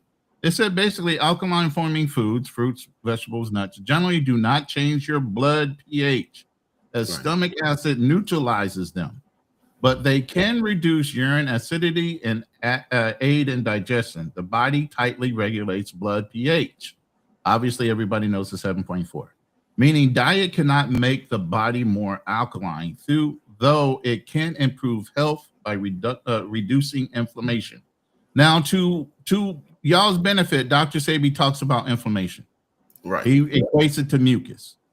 But obviously, the alkaline part of it, it does help with reducing inflammation, but it doesn't speak to the mucus and all these other things that Dr. Sebi claims. But go ahead. But a lot of those things cause it. For instance, if you eat a whole bunch of sugar, it can inflame you. That's not a cure. That's just your body. Our body was not meant to eat and consume as much sugar. If we eat more salt, that can do it. But that don't have nothing to do with this alkaline. It has nothing to do with this broccoli. It has nothing to do with all these things. That's seedless, unseedless. None of that. The way that we were supposed to eat was supposed to be food. But because we wanted something quicker, we took orange and made it orange juice. We took things out and tried to make it faster. The reason you get minute rice is because you stripped all the husk off of it and then you had to fortify it back. That has nothing to do with alkaline. So my problem is he is claiming that you do this, this, and this, and it cures this, this, and this. And then the things that he say, mucus is the cause of disease. That's like saying earwax is the cause of your ear infection. No, earwax gets in there and it flushes something out. Mucus gets in your system and you cough it up. It's your body's, it's a response system for your body protecting itself. It is not the cause. And you talked about inflammation. The reason you get inflamed is your body protecting itself. If you stub your toe, it swells up, but it only swells up in that local spot. It's so it doesn't spread over. It's your body's protection. It has nothing to do with curing. And what he said is no such thing as virus, no such thing as bacteria, no such thing as all this other stuff. And it causes. No, inflammation is not the cause. It is your body's reaction to something. What is it reacting to? Just because it doesn't agree with you doesn't mean it doesn't agree with me. Everyone's body is different. And it has nothing to do with alkaline. But the alkaline creates, just going back to what Ronin just put up there, those foods create an environment in your body where you're less likely to be inflamed and have that buildup of mucus that compromises your body's systems. The thing that a lot of us keep missing is I don't think that's what he's saying. It helps with inflammation, but here's the thing: it helps with inflammation, but so do other things like turmeric, mustard seeds. Those all help with inflammation as well. So just saying you have to have an alkaline body to help you with more inflammation or preventative to inflammation, you can just add those things to your diet. Like I put turmeric and other things in my coffee in the morning to help me with my joints because I have bad joints because of the military. So yeah, I literally put things in my coffee, my day-to-day stuff that will help me, but I didn't change my diet necessarily to have to do those things. You added it to it. Right. You supplement. So sometimes I'm looking at me weird, like you put turmeric in your coffee? Yeah, I put turmeric in my coffee, cinnamon in my coffee. Do a lot of different things, bro. Tough, brother. I wanted to know what causes inflammation. So I'm looking it up. Infections, injury. So if you get injury to it, your tissue, and autoimmune reaction. That's your body going against each other. That has nothing to do with what you eat. That's your body attacking it. But what causes your body to do that? See, that's like lupus. Go ahead. What causes lupus? Something foreign came into the body to trigger that type of response, and it builds up. You're coming in contact where it's environmental, food, something in the air, water. I can't get into that, but I do know, because I don't know that. That's not my area specialty. Education is my area specialty. But when it comes into your body, the body reacts. when you get rid of what your body's reacting to, the excessive mucus, the inflammation. I could get anecdotal. Even my own shoulder, I had a shoulder injury. You know what? I got to say this because in the medical and the health insurance industry, we used to say this all the time. Back in the day, cancer used to be genetically something that you would get. Because of environmental changes, the things in our food and pesticides, people more and more are getting cancer out of the blue that their family's never been actually diagnosed with. And there's actually a genetic test you can take to figure out if your family is predisposed of having certain cancers. My aunt and several of my family members from Baltimore, Maryland, all got cancer, okay, from prostate cancer to other things. So my aunt actually had the genetic test done. Come to find out, my family is not genetically disposed, but I can guarantee you it's something in that water because we all eat seafood from Baltimore, Maryland. And it's something in that water that's causing genetically, environmentally to cause my family to be more susceptible to having cancers than just eating the food.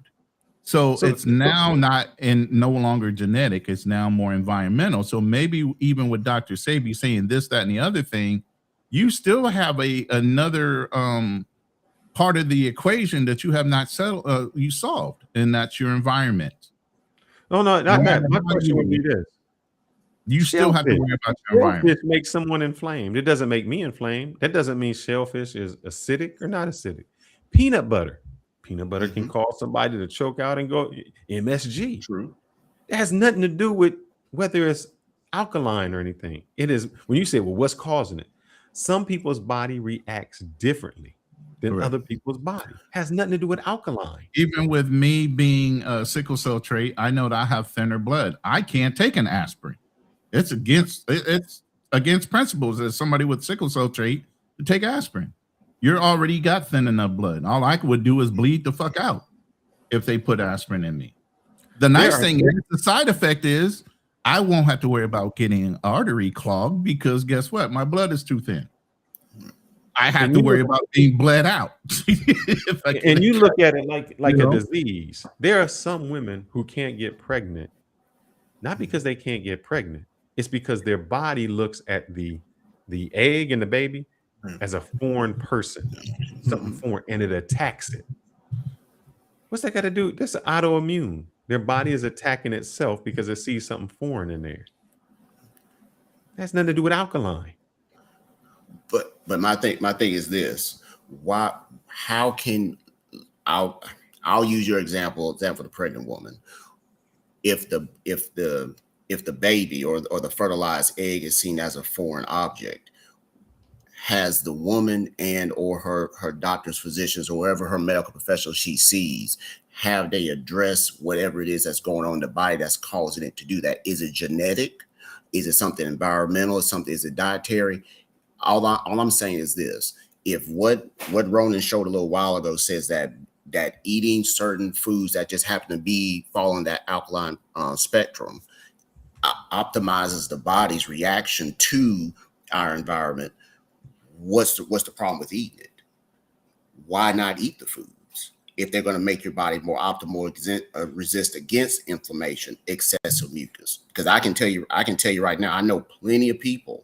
I hate to be anecdotal. This is one of my last anecdotal points that have gone plant-based or lean towards, being alkaline, quote unquote alkaline diet, and their bodies are optimized. They don't suffer from the chronic illnesses that they were dealing with. I can say the same thing about the last mayor of New York, the African American male, the one that just lost race, I think, to the gentleman that's a Muslim. He was diagnosed with type 2 diabetes, went plant-based.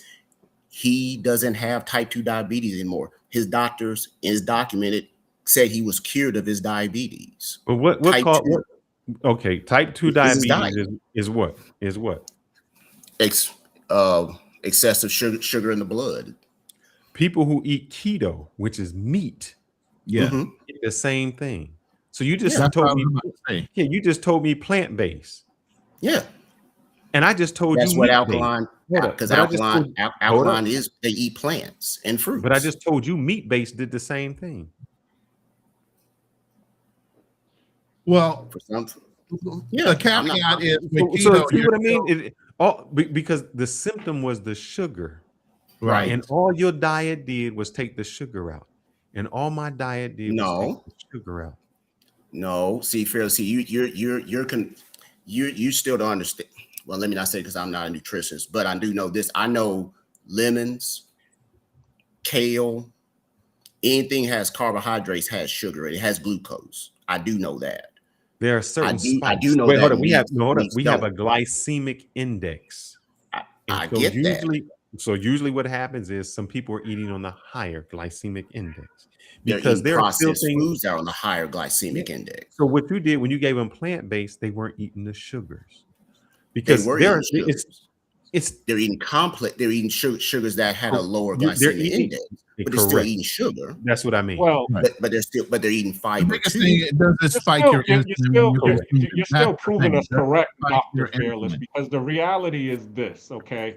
The body is out of balance, okay? So if they're having diabetes, okay, and that means that they have too much sugar in their system and they eat meat, that brings the body into balance because they're not eating they're not taking in the sugar anymore. Well, it's not just the meat. With the keto, it's less carbs. Not just the meat. Well, the point is that the body was had excess sugar.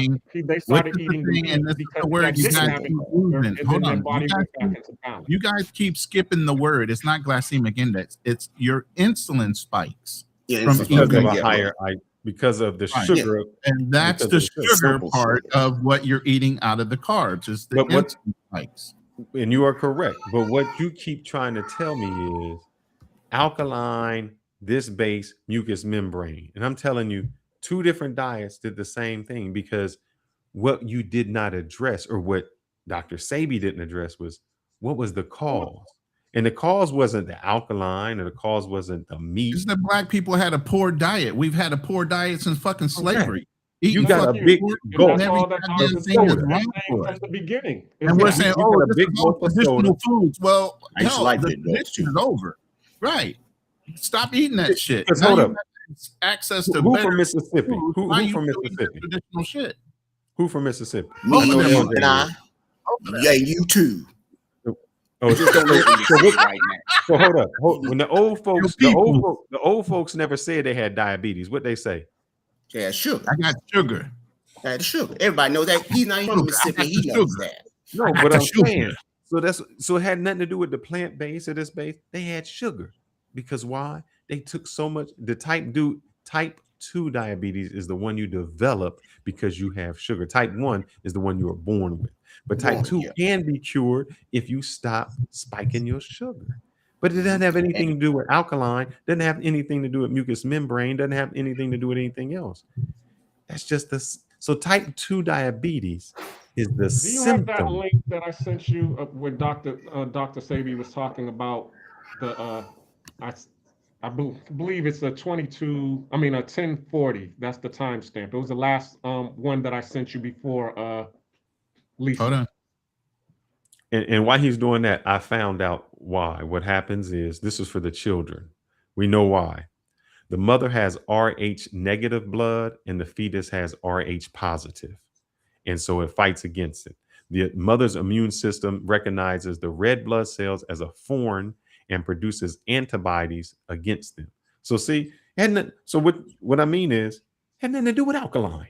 Had nothing to do with what you eat. It was just the antibodies in your blood. So nothing you're going to eat going to fix it. Nothing you're going to, because it doesn't change your blood. None of that. And that's what I mean when Dr. Sebi says, Black Cleaner, hold on. Let me say this real quick. Black Cleaner, you sent me all kind of information on MD Anderson, Mayo Clinic, alkaline diet, which the Mayo Clinic, if you guys don't know, are one of the top premier hospitals in the country when it comes to cancer treatment. Yep. And I used to send a lot of people there through the insurance policies. I made sure that policy covered them having to leave the state they were in order to go to the Mayo Clinic and others that were actually, so that's why you got to buy a certain type of policy. But anyway, you have all this documented evidence on alkaline diets and their benefit with cancer clinics, but you didn't ask me to pull any of this stuff up. But here, I'm going to tell you what happens with cancer. You're holding back. And why the alkaline diet works. Usually cancer is fed by sugar. Yes, it is. We just talked about if you get rid of sugar. Now, does the alkaline diet do it? Yeah, because you're eating plant-based. But would meat do it? Would other things do it? Yes. So I sit back and say that this Dr. Sebi is not the cure-all. Some things are the symptom. And what you would say is, oh, he had the alkaline diet and he cured him of his cancer. And I would say, well, no, he stopped eating sugar. Now, yeah, him with the alkaline diet stopped him from eating sugar. But if I put him on something else where he wasn't eating sugar, the result would be the same. I don't have a miracle or this miracle thing. I say that sugar is the cause. Let's stop eating sugar. The reason I didn't bring up any of that stuff is because I did not want to get into the alkaline acid argument, because it really wasn't about alkaline acid. It was really about, the body being out of balance and the body being put back into balance. And what he noticed, and that's what I was trying to show you with the video, actually, it was would that have he was proved saying, your point go ahead. It would have proved your point to Fearless about documentation when it comes to the medical industry, acknowledging that alkalining your body does help and contribute to, and we just finished talking about it, sugars being in your body feeding cancer. If the Mayo Clinic is telling you alkalining your body will help you, it's the same reason. You're cutting out the sugars, which is going to what? Not feed the cancers to grow any faster. Let me say this to y'all, because I think what y'all is missing is this. At no time did I ever say that if you don't eat vegetables, if you don't exercise, if you don't drink water, if you don't get sunlight, I will all day say that works. I say that would make you healthy. That'll make your skin better. That'll make, your stretch. All of that would make you healthy. That isn't why I called Dr. Sebi a fraud. I called him a fraud because he said disease is caused by mucous membrane. I called him a fraud because he said he can cure herpes when we know herpes is a virus. I called him a fraud because he said he doesn't even believe in virus, bacteria, or germs when you guys on the show just admitted you know what it is.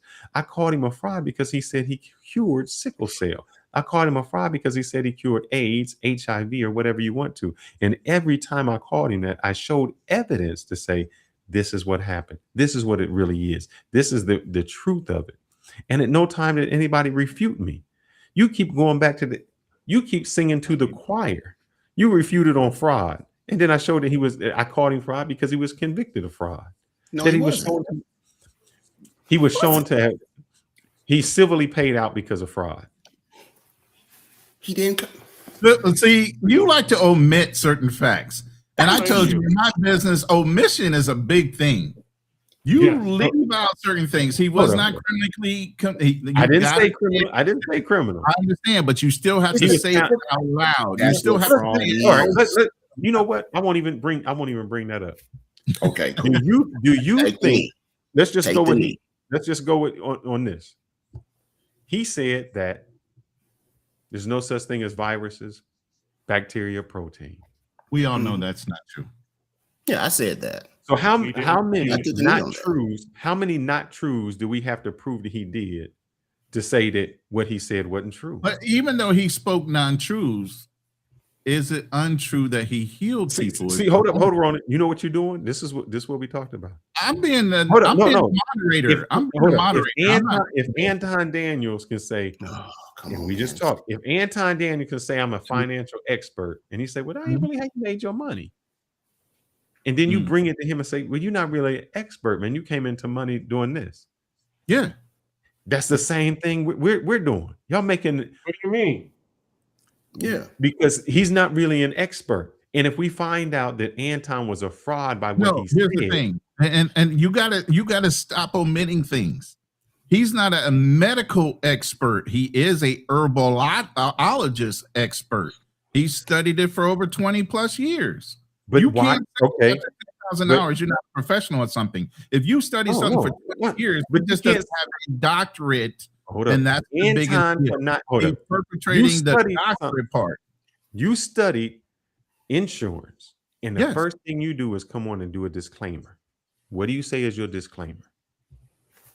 No, I give a disclaimer only if I'm giving you, like I said, errors and omission. I have errors and omissions insurance. So if I leave out something, you come back and say, well, you didn't tell me this. That's what that insurance covers. What I'm saying as a financial advisor, you should be carrying errors and omission if you're actually licensed and certified. And if you're not, the disclaimer should be, I am not a licensed financial advisor. By all means, any information I give you is either for entertainment purposes, but you need to verify with your own CPA or financial advisor if this information is still accurate and true. You don't come on and say hold up. You don't come on and say, I'm this, I'm this, I'm this. Dr. Sebi said, I'm a doctor. Even though he had no medical thing. You don't call yourself, hold up. If you call yourself a doctor, you just called yourself a doctor for an hour. Yeah, 2 hours. Exactly. But I'm not they a doctor. respected it though. They respected it and called you a doctor. But no, but y'all know I'm being joking. I'm being facetious when I say it. I'm not trying to tell somebody I'm curing themselves, because the first thing you hear when somebody says doctor is they either have a medical degree, there's something about them that gives them that title. You can't just go around honorary doctorates and they still use that title as an honorary doctorate. Yeah, but people understand it's an honorary doctorate. It's not. But nobody understood with him because he's doing medicine. So but how he's doing many herbal remedies? He's doing herbal remedies. And that's the thing you keep conflating. All right. How many lies does he have to say or tell you for you to say what he said is false? How many? Is it one? Is it two? Is it three? The same amount of time. People that were cured, that claimed to be cured by him, they gave testimony saying that they were. You keep denying that. That's how many times you got to keep omitting. There's a million people that said they seen a UFO. He omits it as facts. It's not facts. It's not facts. 77 people said it's fact in court. Okay, if I say that girl broke my heart and you can't get her, and you were able to get her, the fact is she broke my heart and I couldn't get her. That doesn't mean she's unattainable. It's not the same thing. That's my it's called anecdotal evidence. But this is not anecdotal when you're in a court with a judge and jury. That's not anecdotal. That's actual proven fact. And Ronin, I'm going to ask you the simple question. Oh my goodness! When he went to court, and I'm middleman. I'm just trying to keep everybody honest. That he did something. I'm just trying to keep everybody honest. I got to call it straight down the middle. All right, Ronin, what did the people testify to? The people that went in there, and we can't tell because like you said, the court record. There you go. So stop saying, hold up. So stop saying what they said. Because you don't have no evidence on what they said. Hold up. Hold up, Ronin. Everybody keeps saying that these people came in and they said this.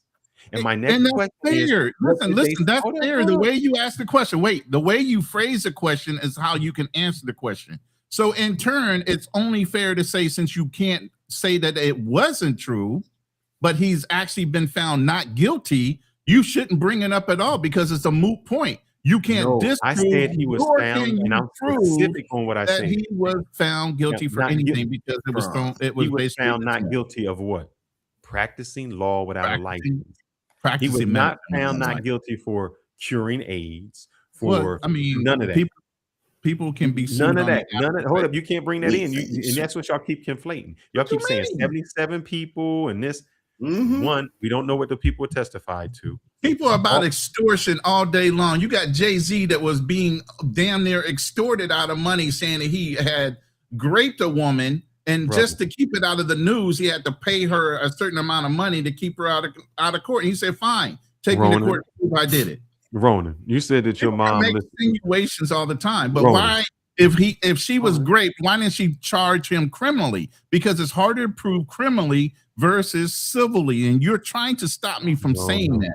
It's way easier to prove anything civilly in court. You said your mom listened to I can't remember the pastor's name. Benny Hinn. I'll tell you everything. I won't have to lie about a damn thing. You said your mom listened to a certain pastor. What's his name? Benny Hinn. That's it. Benny Hinn. Do you think if Benny Hinn you think Benny Hinn could find 77 people to go to court to say he cured them? Sure he could. What does that mean? That don't mean nothing. He laid hands on him and said, But you documented proof. You go to court. Let me answer. Hold up. And Benny Hinn, every time they do, and I'm going to keep you honest. I'm going to keep you honest. You just asked a question. You know how it can be proven that it was wrong? Because that's what the prosecutor is there for, to dispel all the lies that somebody that might be on the witness stand would tell. So if a witness got up on that stand and they did their research, if that witness said he was healed, that means that the lawyer and his investigator on the prosecution side, wait, let me finish.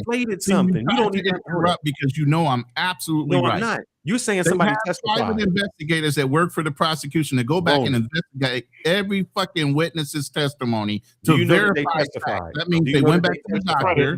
You even know that the witnesses testified. Listen, what did you tell me? What did you just tell everybody today? You told everybody today, listen, let me say this. You said everybody today that Dr. Sebi first would tell you to go get a doctor's diagnosis. I didn't say that. You did say that. You did say that. He said it. See, okay. Secondhand information. You even in this discussion, you got it wrong. Who said it? I did. Okay, so let me put it back right. Okay, so Black Cleaner said Dr. Sebi's process was for the person to go and get a diagnosis first, right? He would provide treatment after the diagnosis, and then he would send that person back to the same doctor to be retested. Okay, that's proof case positive. Okay, so then here's the thing.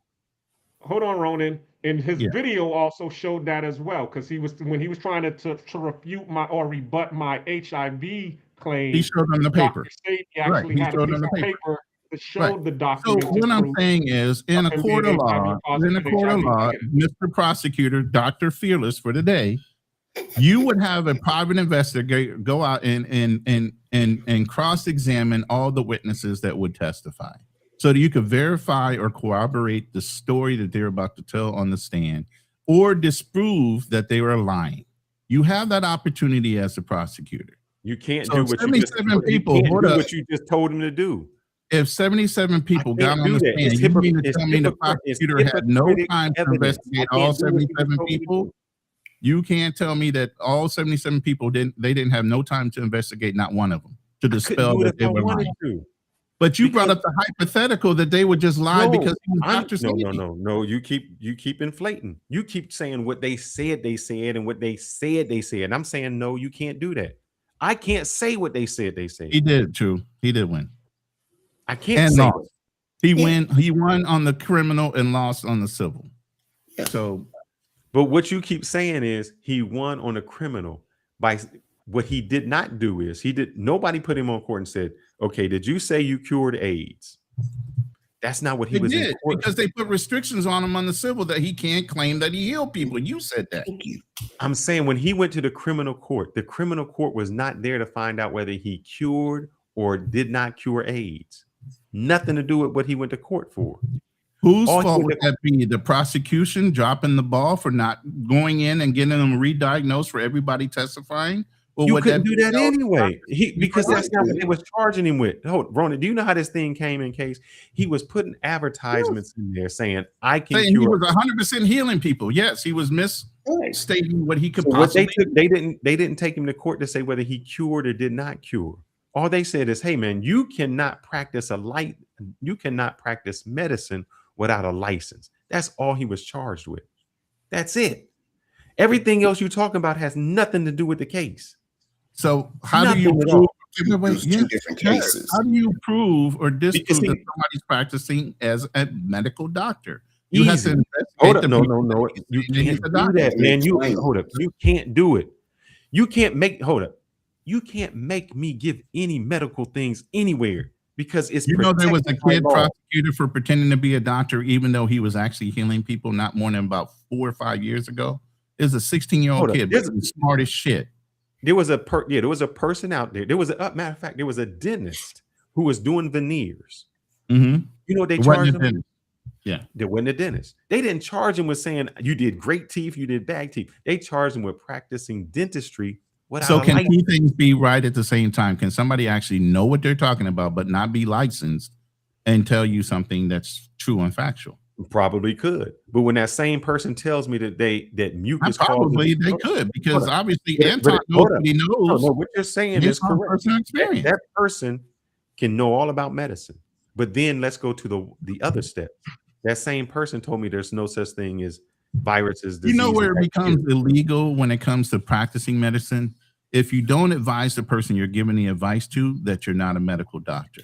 If you tell the person you're not a medical doctor and he still wants to follow your advice, that's his personal choice, and that's not against the law. Correct. And that's why he was found not guilty, because the people just said, I had herbal medicine. And so when they went and tried to charge him with practicing a license, the people said, nah, he never told me he was a doctor. He gave me herbs and said what to do. So that has nothing to do with the cure of a disease. So is that being deceptive? Is that fraudulent? If they all knew and followed through on it, if they all knew he wasn't actually a licensed doctor, he was just going by that term. He was going by that term. They were fully aware, and they still, by their own free will, decided to follow through on what his treatment recommendations were.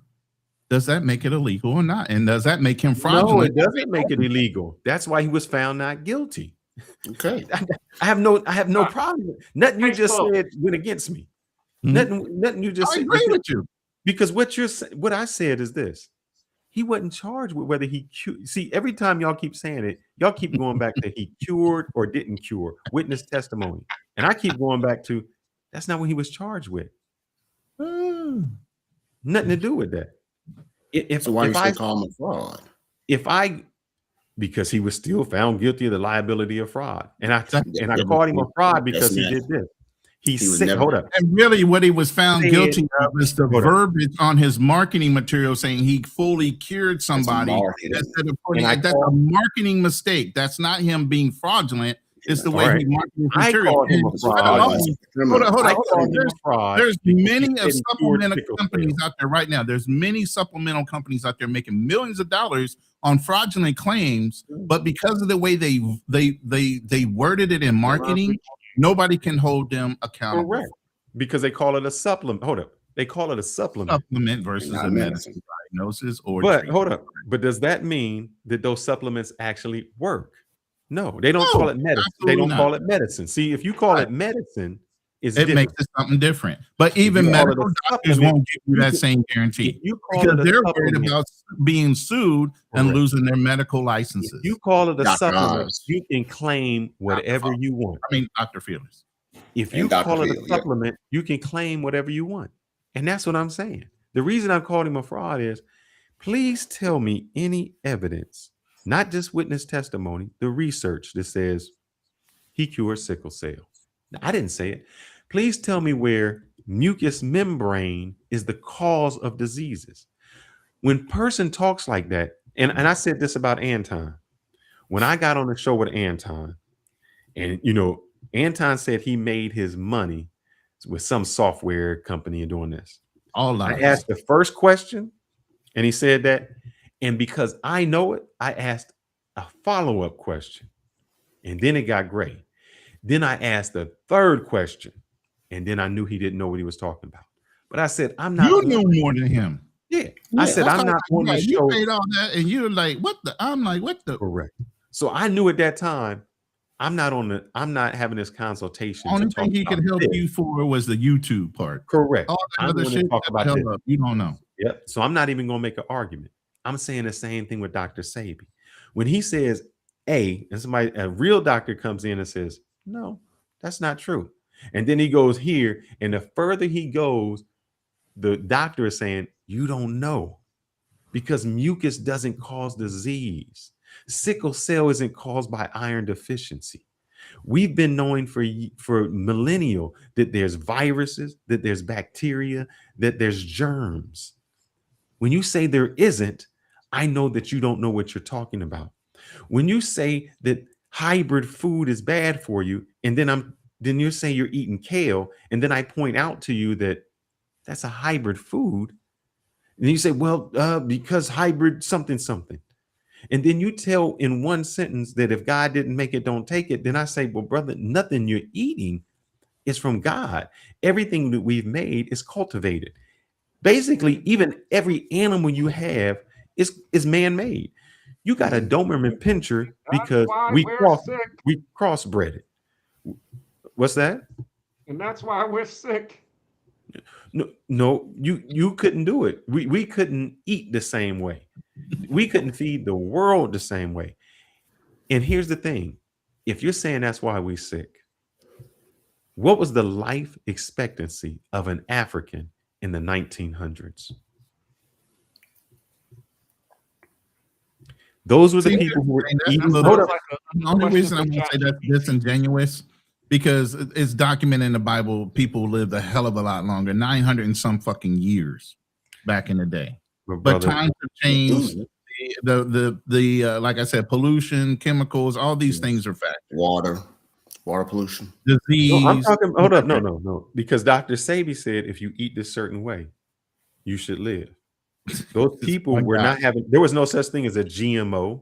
There was no such thing as those waters, because there wasn't animals. It was called staph infection. There was all kind of fucking illnesses and diseases that people didn't have the technology to treat. No, sir. There's all kind of shit. Hold up. There's no such thing as a disease. Oh, it wasn't? I didn't say it. You're being facetious about what Dr. Dr. Facetious, yeah. So that's what I'm saying. So if you're telling me that if you do A, B, and C, you can do this, and I'm saying no, because the people that lived in Africa who were eating the whole foods, who were eating no GMO, who were eating the exact way that you're saying it, they still didn't live past the average age was 35. So that can't be. So what we found out were there are such things as germs. There is a such thing as bacteria. That's why you take an antibiotic. That's why you take penicillin, because people were doing those things and you weren't living. So it wasn't always the food. And that's what I keep saying. The reason I called him a fraud is because in his mind, he keeps saying, is this, this, and this. And I'm saying that's part of it. But anytime you do an experiment, anytime, you have a controlled and then you have a random. The controlled were the people in Africa eating the exact way that he ate. And we know their life expectancy. So what was the random? That's how you do the experience. See, what y'all doing is conflating. That's not how you do an experiment. I only change one variant. You change one variant. See, I would do this to you. I would say, I want you to eat this way. And I would change one thing. And if it didn't improve, then let's change another thing. If that didn't improve, we change another thing. Because if I change 10 things, we never know what it was that made you better. That's why you have anytime you have an experiment, you have a group that has a controlled, and then you offer a random, a variant in it. And so then you know if it works. If not, it doesn't work. And that's what Dr. Sebi was doing. He just threw the book and said, do this and this and this and this. LJ ain't having that shit. He's like, goddamn, he just threw the book up against the wall, and whatever stuck is what he went with. all I know is this, and my research on Dr. Sebi, when you have people willing to go into court of law and testify to what regardless of what they said or didn't say, we may never know unless someone does a Freedom of Information Act request to try to get them unsealed. We'll never know what was said, but we do know this: 77 people went into a courtroom and testified to their experience doing this particular type of diet. It's beneficial. Man, all the scientific modern says that it's beneficial to the human body. Every Sunday, millions of people look at pastor offerings and say that his sermon was beneficial to me. You know how many people I can say I prayed for him and my prayer healed him? Does that make it true? See, what you're saying is a testimony. The person that was healed, it does. No, half the time the person who was healed don't even know somebody was praying for him. What do you mean? But that's not the point. No. See, what you're doing is conflating. And what I'm telling you, you keep leaving out. You go to these 77. Hold up. You keep saying 77 people went to court. Until you do, can you admit that 77 people testified in that court? We know that, right? But here's the thing: 77 people can testify that the pastor laid hands on me and I was healed. 77 people can say I was abducted by an alien. We already got to this point. By an alien taken onto the we US. already made this point. It's called repeatability. Fearless is stuck at the point of repeatability. as far as the scientific value of saying that something works on a consistent basis. If you can't repeat it, it doesn't happen. He could not repeat it on a consistent basis. Exactly. Is why he's saying it's fraudulent to claim that you can cure everybody. Correct. But because if I tell you how to make money, can we admit that those 77 people were cured? Maybe not.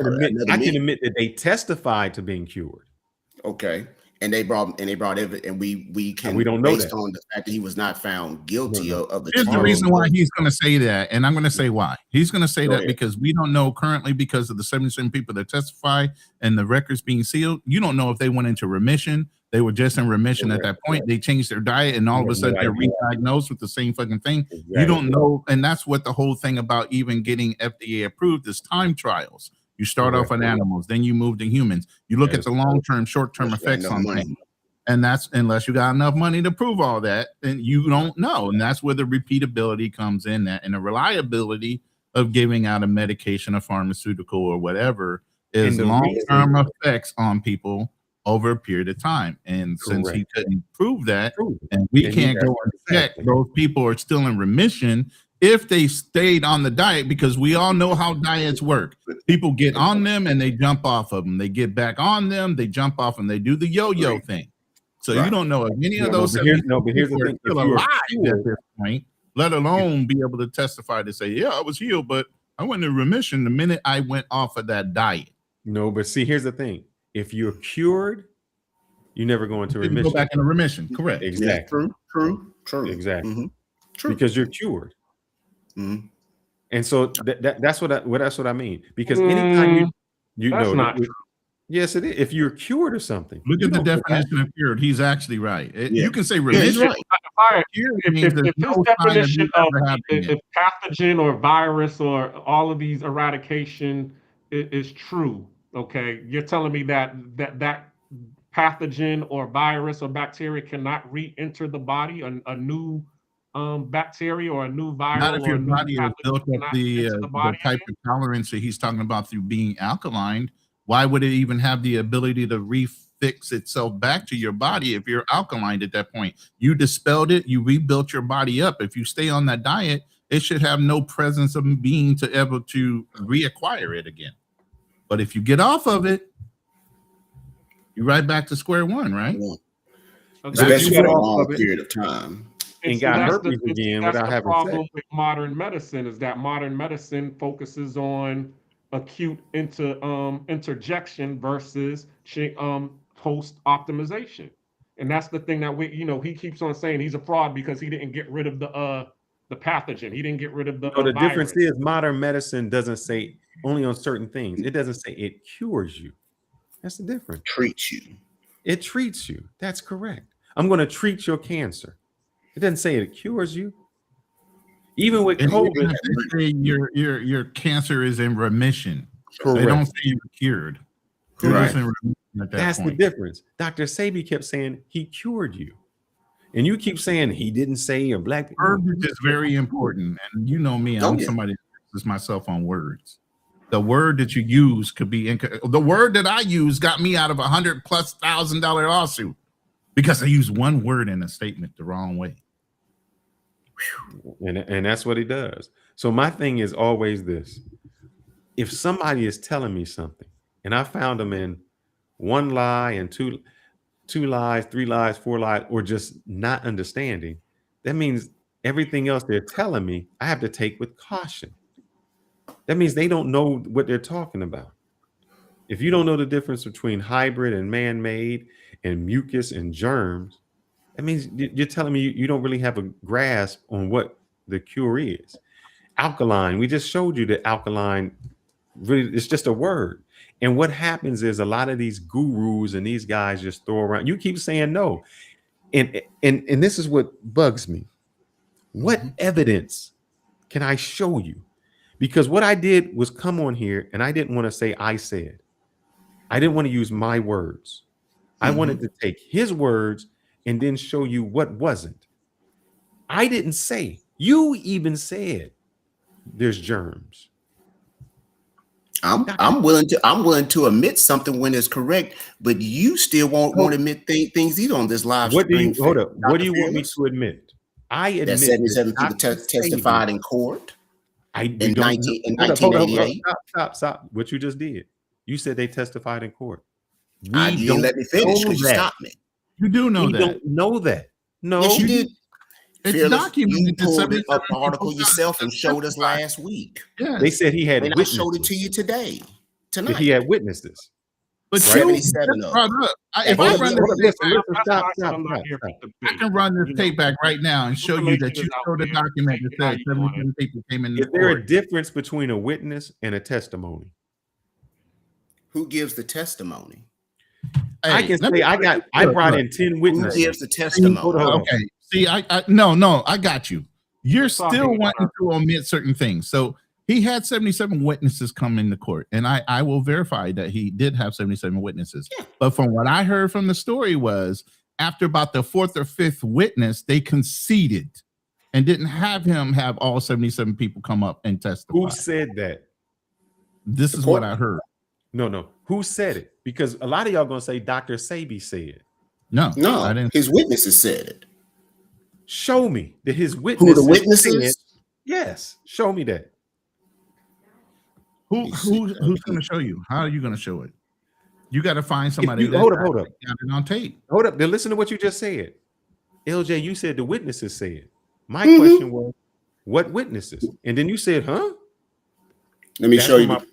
That's where my problem comes in. You Hold just on. said a statement that somebody said something.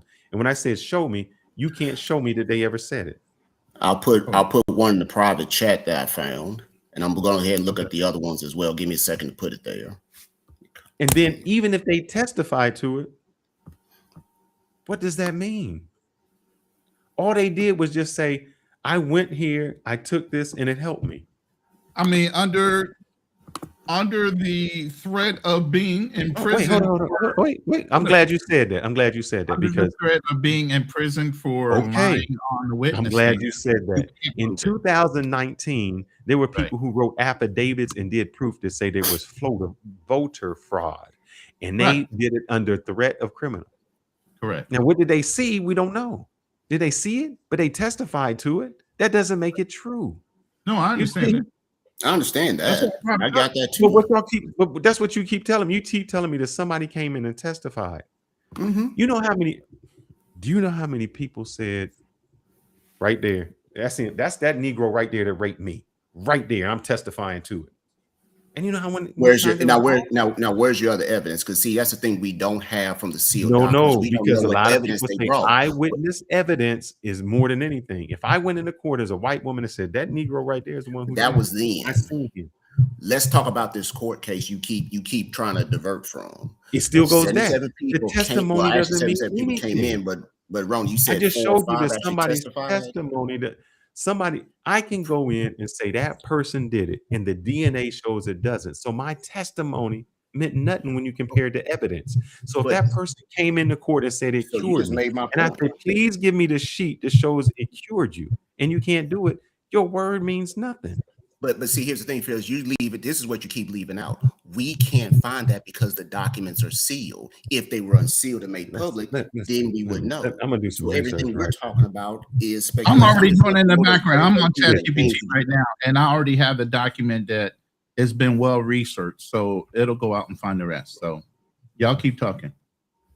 That's all I'm saying. You want to talk about germs and bacteria and hey.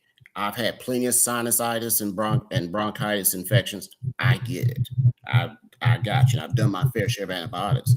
But since I've gone on this diet, haven't had to do that. I'm not debating. Hold up. LJ, at any time did I say anything you said was untrue about you going on a diet and helping?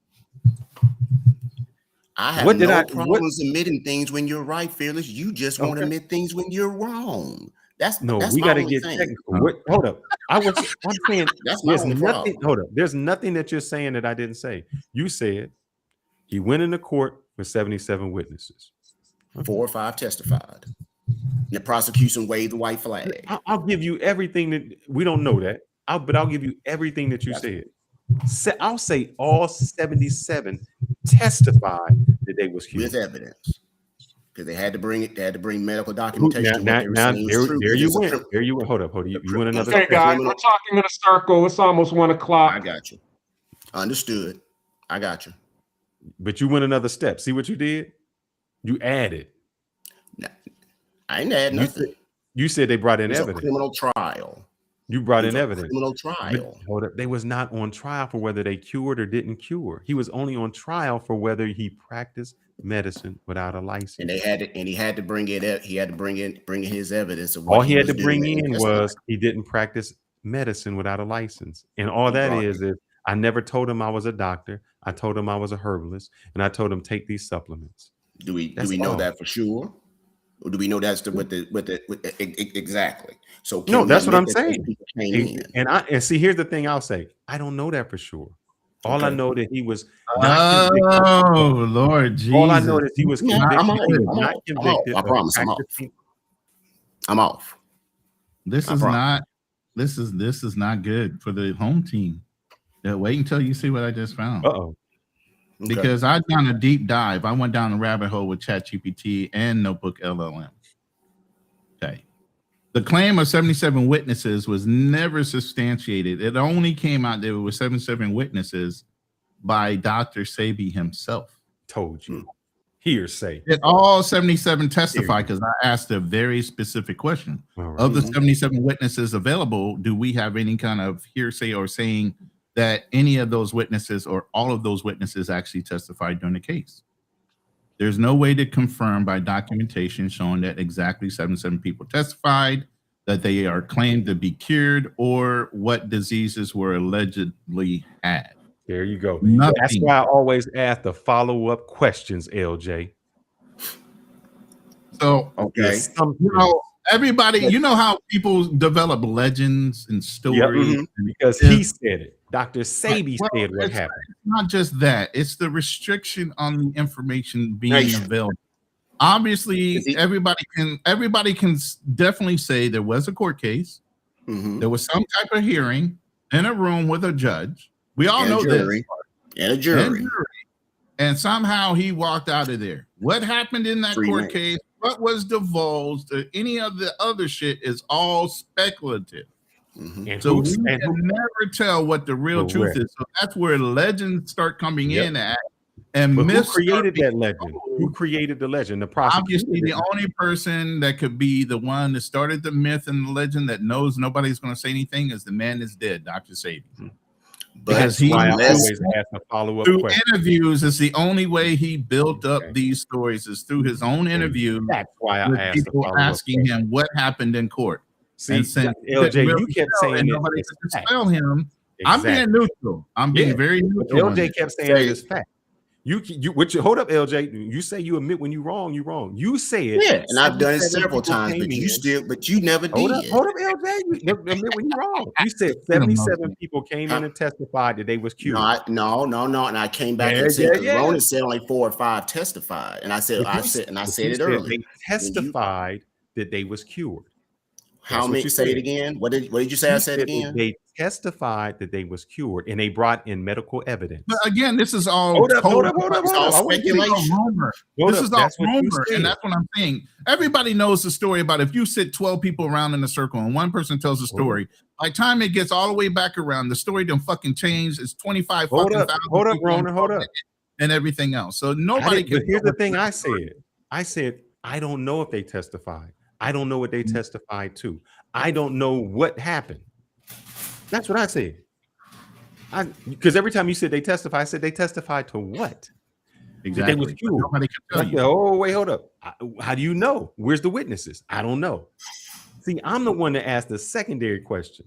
You said that 77 people testified and they was cured. And I came back and I said, Ronin mentioned in one of his research that 4 or 5 testified. I said, okay, but you said that they brought in evidence that they was cured. Again, that's all legendary because we don't know. And so when I say I don't, and you said I won't admit to it, what am I supposed to admit to, LJ? That people testified. Hold up. I can't admit to that because Ronin just showed you that we don't know. And so how can I admit to somebody testifying when we don't even know? I even knew I was forming a distinction on the debate. I was looking at both sides of it. So the key distinction for your debate, this was often gets misunderstood. Winning the case did not legally prove that he cured diseases. It only means the prosecutor failed to prove his practiced medicine illegally. That's all it proves. Exactly what I said.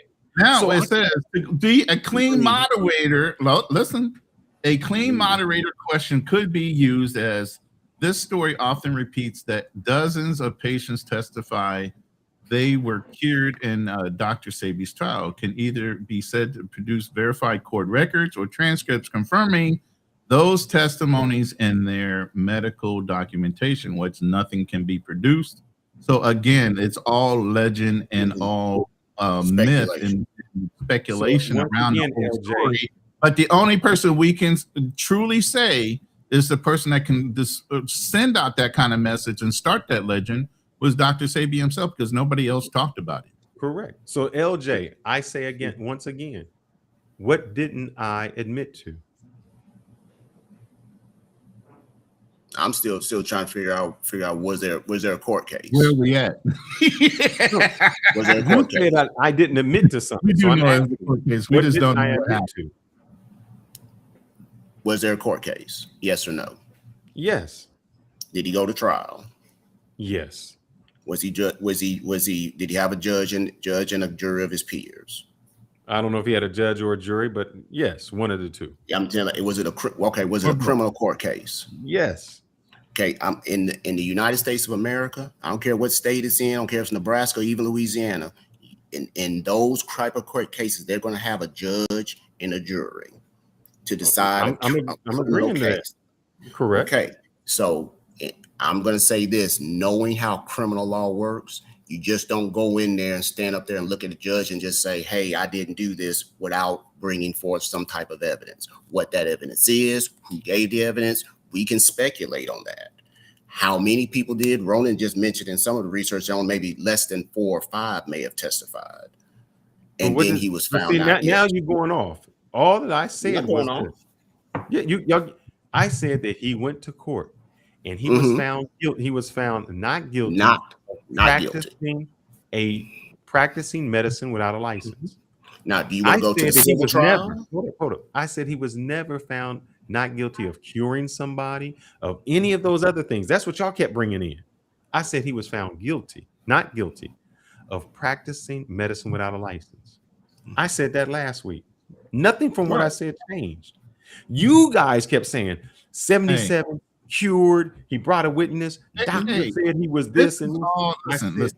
I said no. Debate, so I don't know what I needed to admit to. Let me put it this way as the moderator. This debate was not for us to decide. It was for the people listening to decide whether they felt like Dr. Sebi was a fraud. He misrepresented himself to the people that he was healing. And we'll let the court of public opinion. Right now, my poll, and it's been running the whole fucking time for 4 hours, 36 people voted, and it said that, do you think Dr. Sebi was a fraud? Of those 36 people, 64% said no. 36 said yes. So even with all the evidence out there, nobody is changing their mind that Dr. Sebi was not a beneficial person to know when it came to either re-educating them on the proper ways of eating, even to the detriment of maybe they never got healed, but they know that proper diet does help them. And like you said, Fearless, anybody could have told you that. It didn't have to take Dr. Sebi to. But he was the person at the time that enlightened a lot of our people to get back into eating healthy and not on the old slave diet that we used to be on, because we not slaves no more. But you know what? When I grew up, the same thing was said about Dick Gregory. I know people was like, Dick Gregory is saying, eat this way. That don't mean Dick Gregory never said cure this or cure that. Dick Gregory like, get off of this. Matter of fact, Malcolm X said it. Stop eating the whole. The whole Nation of Islam. So that don't make him a god. He said this, leave the alcohol alone. Swine is this. Don't eat that. Cigarettes. Yeah. I have never said that any of those people are incorrect, and I've never accused them of fraud. Except for Dr. Sebi. Because he didn't just say those things. He said these things. He took it that one step further. That's where my problem comes in. That's where the issue comes in. So like I said, everybody, you guys put out great points. It has nothing to do with anybody's personal feelings. You're still at the end of the day going to believe what you're going to believe. Even the chat believes what they want to believe.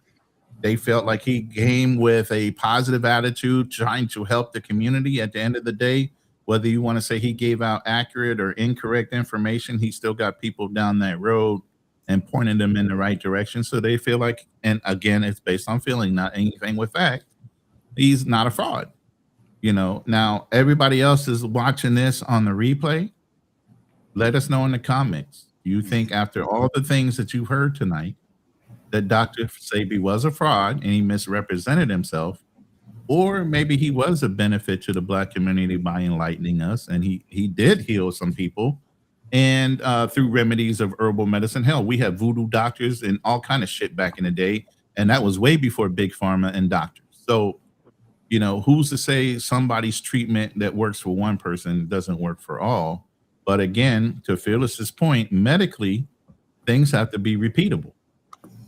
You have to document it. It has to be proven. It has to be re-verified. People of your peers have to be able to take that formula and replicate it and get the same results. In the scientific field, is that something that can be replicated on a regular basis? And to this point, nobody at this point has totally replicated, obviously, because we just saw videos of people that are like focusing on Dr. Sebi's remedies with other people, and they're not working. They're complaining. They're saying it didn't work. They want their money back and all these other things. So was Dr. Sebi just one of one, or is this something that can be replicated through multiple people consistently? And right now, it doesn't look, even on a scientific theory, that it's repeatable by Dr. Sebi's means. So let us know in the comments. We're at about 4 hours and 11 minutes, and I'm sure that's 4 hours too long from what we were planning on doing. But I don't want to say there's a winner or a loser. It's just information that's being put out there in a good, professional, gentlemanly way. Nobody feels any kind of way between the people on this panel. We're all friends at the end of the day, in the background and everything else. So we're all collaborators. So at the end of the day, you're the only one that's going to believe what you're going to believe. But I can tell you this, changing your diet will definitely help you physically, mentally, and a whole bunch of other things. So if you feel like you feel lethargic, you feel like you need to make a change, then start doing your own research. That's the biggest thing. Do your own research. There is not a one size fit all. That European height weight standard, you're fucking African, you're fucking Black American, whatever. That is not the same. You're not a European. Everybody's type is different. What works for one person doesn't necessarily work for all. It's not a one size fit all, but you do need to be active. You do need to worry about what you're putting in your mouth and how it reacts to your body. Just like people have allergies to one thing and other people's do not. So you got to make sure you're paying attention and listening to what your body says it's good with and what it's not good with. Doesn't work for everybody. You guys got any closing comments before we get up out of here? I will say this, as I say that to everyone, be careful who you follow and who you look up to. Because we always do that. We always find a hero. And yeah, and I know somebody said something. I remember when Malcolm X discovered that what's my man's name? Elijah Muhammad.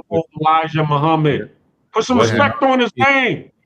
Yeah, he was out there having kids and extramarital, and he wasn't the man that they said he was, or he said he was.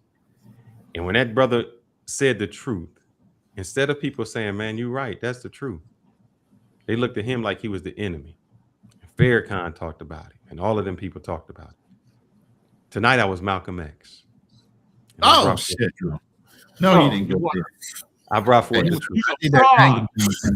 And what happened is, as you can see, the people made every excuse for Elijah Muhammad. I mean, Dr. Sebi. I mean, Alfredo Ronin. They made every excuse there was. No matter what could happen. So seriously, I say, guys, look, sometimes you have to check and make sure where your source is coming from. Facts. A wrong clock is right twice a day. And sometimes what somebody tells you, it may help you. And I say, man, that's great if something helped you. But always be cautious and look at the sources. Dr. Sebi said some good things. Have a great day. Drink more water, walk more, eat more fiber, eat more plants. All those things was great. But please, just like Steve Jobs did, sometimes when you put your faith in that healer instead of medicine that's been tested, when you finally want to get to the real medicine, somebody will say it's too late, too gone. And I say this. We talked about not taking your flu medicine. Well, I know Dr. Sebi wish he would have took that pneumonia shot. So sometimes, modern medicine gets a bad name, but we did eradicate smallpox. We stopped the measles. We stopped the mumps. So those things are good. We don't have polio. Those things are good. Are there some bad to it? Yes. But just be careful. Like I said, what is the thing? Sometimes you don't want to meet your heroes. And I don't want to I think the first guy I said it best. He was so hesitant, even though he knew that Dr. Sebi was incorrect. He said, because sometimes you say something and you don't want to hurt other people, because by you saying this, people are going to come for you. Because sometimes people just don't want to hear the truth. That's it for me. All right, LJ, because I know Black Cleaner going to call him all kind of Django's and shit on the back end. But go ahead, LJ. I'm not doing that. First, I want to thank everybody for allowing me on Fearless. Now you're back to Fearless. You're no longer Dr. Fearless now that we're done. And Ronin, I appreciate y'all letting me on, and I appreciate the panel. Black Cleaner, pleasure to meet you, brother. Glad we had this interaction. Let your medicine be your food, and let your food be your medicine. Whatever food you can afford, even if it's keto, carnivore, whatever it is, make sure it's the highest quality food you can afford. That's always my point to the people around me. Again, I live in Mississippi. This isn't vegan friendly country at all. So that's what I tell people when I'm interacting with them and tell them about my journey as a vegan for almost, it'll be 6 years next month, matter of fact, when I made that decision. So I'm glad to be here.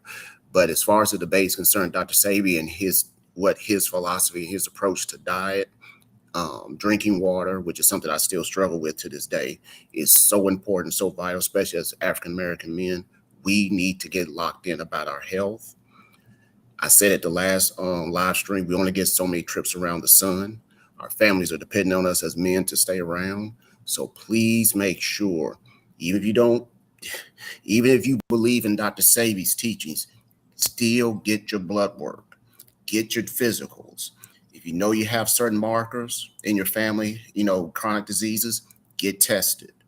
There's testing out there now that can help you get ahead of certain things so that when you're 65, 70 years old, you're still strong. You're still able to move around. And just one last point, I lost my grandfather to prostate cancer. And I tell him, my son, he's 18. Hey, when you get to 25, 26 years old, starts having those PSA tests. Even though the doctor says he's too young, his grandfather had prostate cancer. He's in remission. And I tell him all the time, it's in you, get ahead of it so you can live long, not for you, but for the people who love you. And that's why I get my PSAs done every year. And I continue to tell my sons to do the same thing. So to everybody who watch this in the future, get your blood work done, eat healthy, and I love you all. Black Cleaner? Thank you for having me on the panel.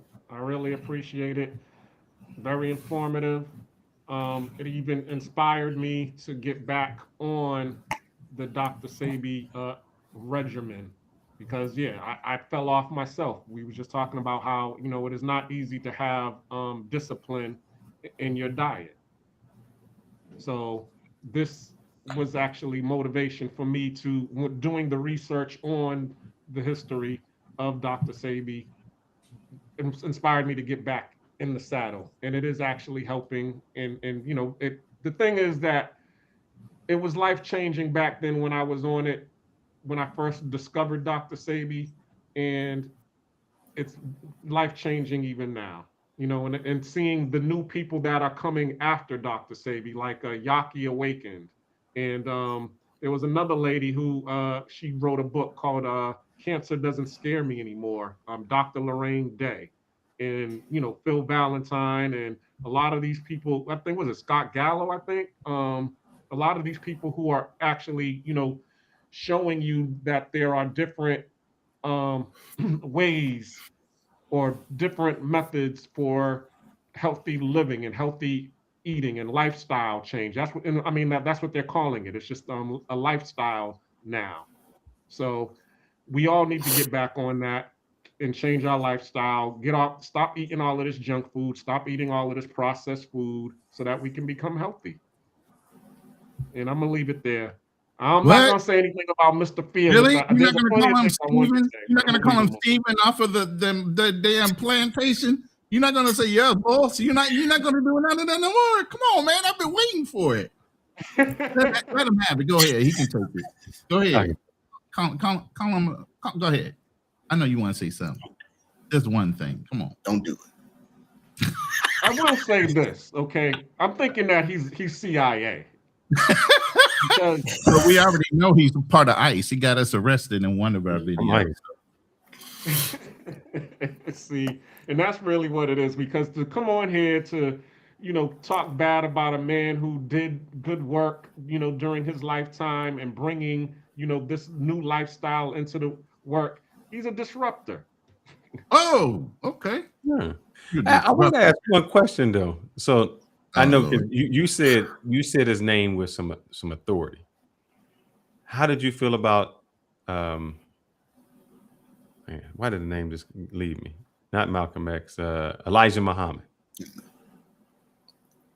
There's a story that Elijah Muhammad said, okay, where he was watching Malcolm X on TV. And while he was watching him give a lecture on TV, one of the guards or one of the FOI members came in and started talking bad about all of the things that Malcolm X was doing. And Elijah Muhammad stopped him. He said, a man who speaks like that ain't got no sin. You see how many people he's bringing to the fold, bringing to the, you know, to the light, enlightening them. All of the people that he's bringing into the light is wiping all of his sin away. So that's the same thing that I feel about Elijah Muhammad. That's the same thing that I feel about Malcolm X. That's the same way that I feel about Minister Louis Farrakhan. All of these people is bringing us out of this slavery survival mindset into the light. And every time you change somebody and bring them into the light, you're wiping your slate clean. Do you feel the same way about Creflo Dollar? I don't follow Creflo Dollar. Well, what major pastor do you follow then? Minister Louis Farrakhan. But not necessarily him. I'm just saying any of the pastors, because what you said. Going with this. The same thing you said about them. We have all sinned and fallen short of the eyes of God. So nobody's going to be perfect. So you can judge a book by its cover, or you can listen to the message and apply it to your own needs and how you interpret it. Everybody reads the Bible. I was asking the question to do this. But I'm just saying, is it the message or the man? The message. Message. Always the message. He's agreeing. He's saying the message. It's always the message. Because the man is not perfect. The man is flawed. And that's one of the things that we brought up a long time ago. It's the code. We all need to be on code with each other, because, as he said, the man can fall short, but also the man can become a target. That's what's going on here with in Iran. They were all on code. The person who instilled the code was Ayatollah Khomeini, and he died. But guess what? They're still on code with what he instilled. And now here we got, this war going on with the Americans trying to disrupt the code, or the people who are bringing about the code. Will it happen? Time will tell. This is a perfect segue to talk about what we're going to be talking about next week. We're going to talk about the small hats and what's going on in Iran. Yeah, we're going there. Oh, not necessarily Iran. We're going to even go to New Jersey, my fella. Yeah, everywhere. We're talking about the small hats, and are they really the real small hats? And how they get this preferential treatment, or they actually took over the town in New Jersey. Yep.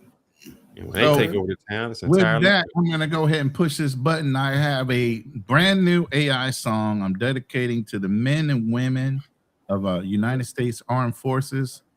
Our hearts and minds and prayers are with you. We know this is not something you have to do, but you're being ordered to do. And unfortunately, you got some politicians out there that have no idea that they're putting you in harm's way for something that ain't that goddamn important. Right. So I dedicate this song to all my servicemen and women out there, and you're in our prayers. Salute.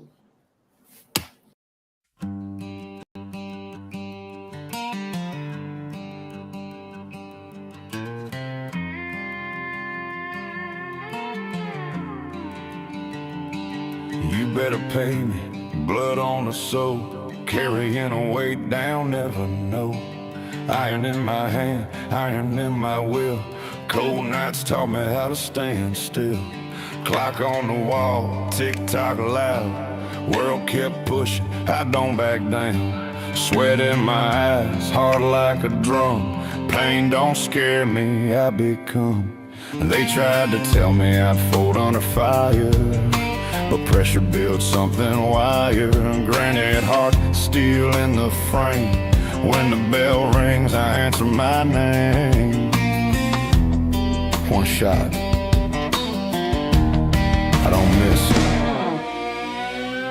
One shot taken, this is the life I made. Blood on the knuckles, dirt on the name. I stood when they stayed. Heavy is the crown, harder is the game. Harder is the game, harder is the game. I don't bend, I don't break.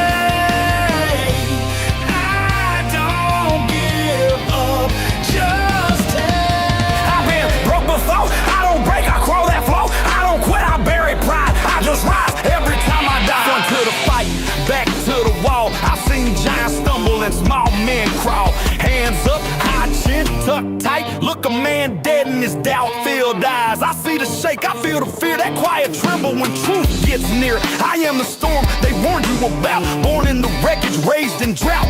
Scraps on the table, lessons in pain. Learn real quick how to carry shame. Talk is cheap, I paid that cost. Men who bark loud usually lost. 10 rounds deep, lungs on fire, still standing tall in the wire. You wanna test me, draw that line. I've been surviving my whole damn life. One shot taken, this is the life I made. Blood on the knuckles, dirt on the name. I stood when they stayed. Heavy is the crown, harder is the game. Harder is the game, harder is the game. I don't bend, I don't break. I don't give up, just take. Under the weight, under the wheels, under the fire, I ride.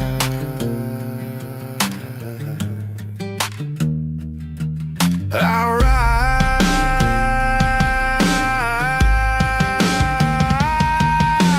This is the life I made. Blood on the knuckles, dirt on the name. I stood when they stayed. Heavy is the crown, harder is the game. Harder is the game.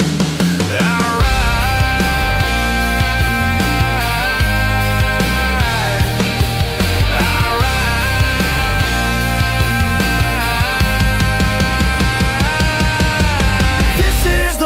I made blood on the knuckles, dirt on the name. I stood when they stayed. Heavy is the crown, harder is the game. Harder is the game. I rise, I rise.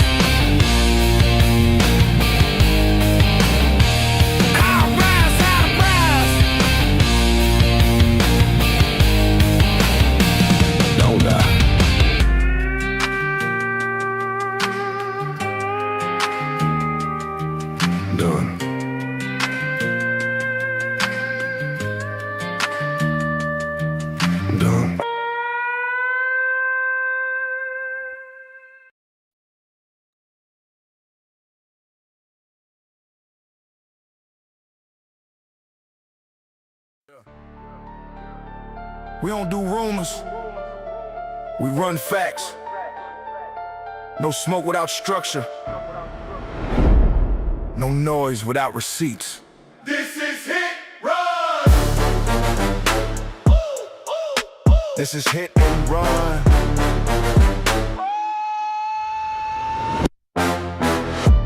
I've walked through deserts with boots full of sand. Carry more weight than most men understand. Steel in my spine, cold in my chest. You test what we built, you better come correct. This ain't no gossip, this ain't no show. We don't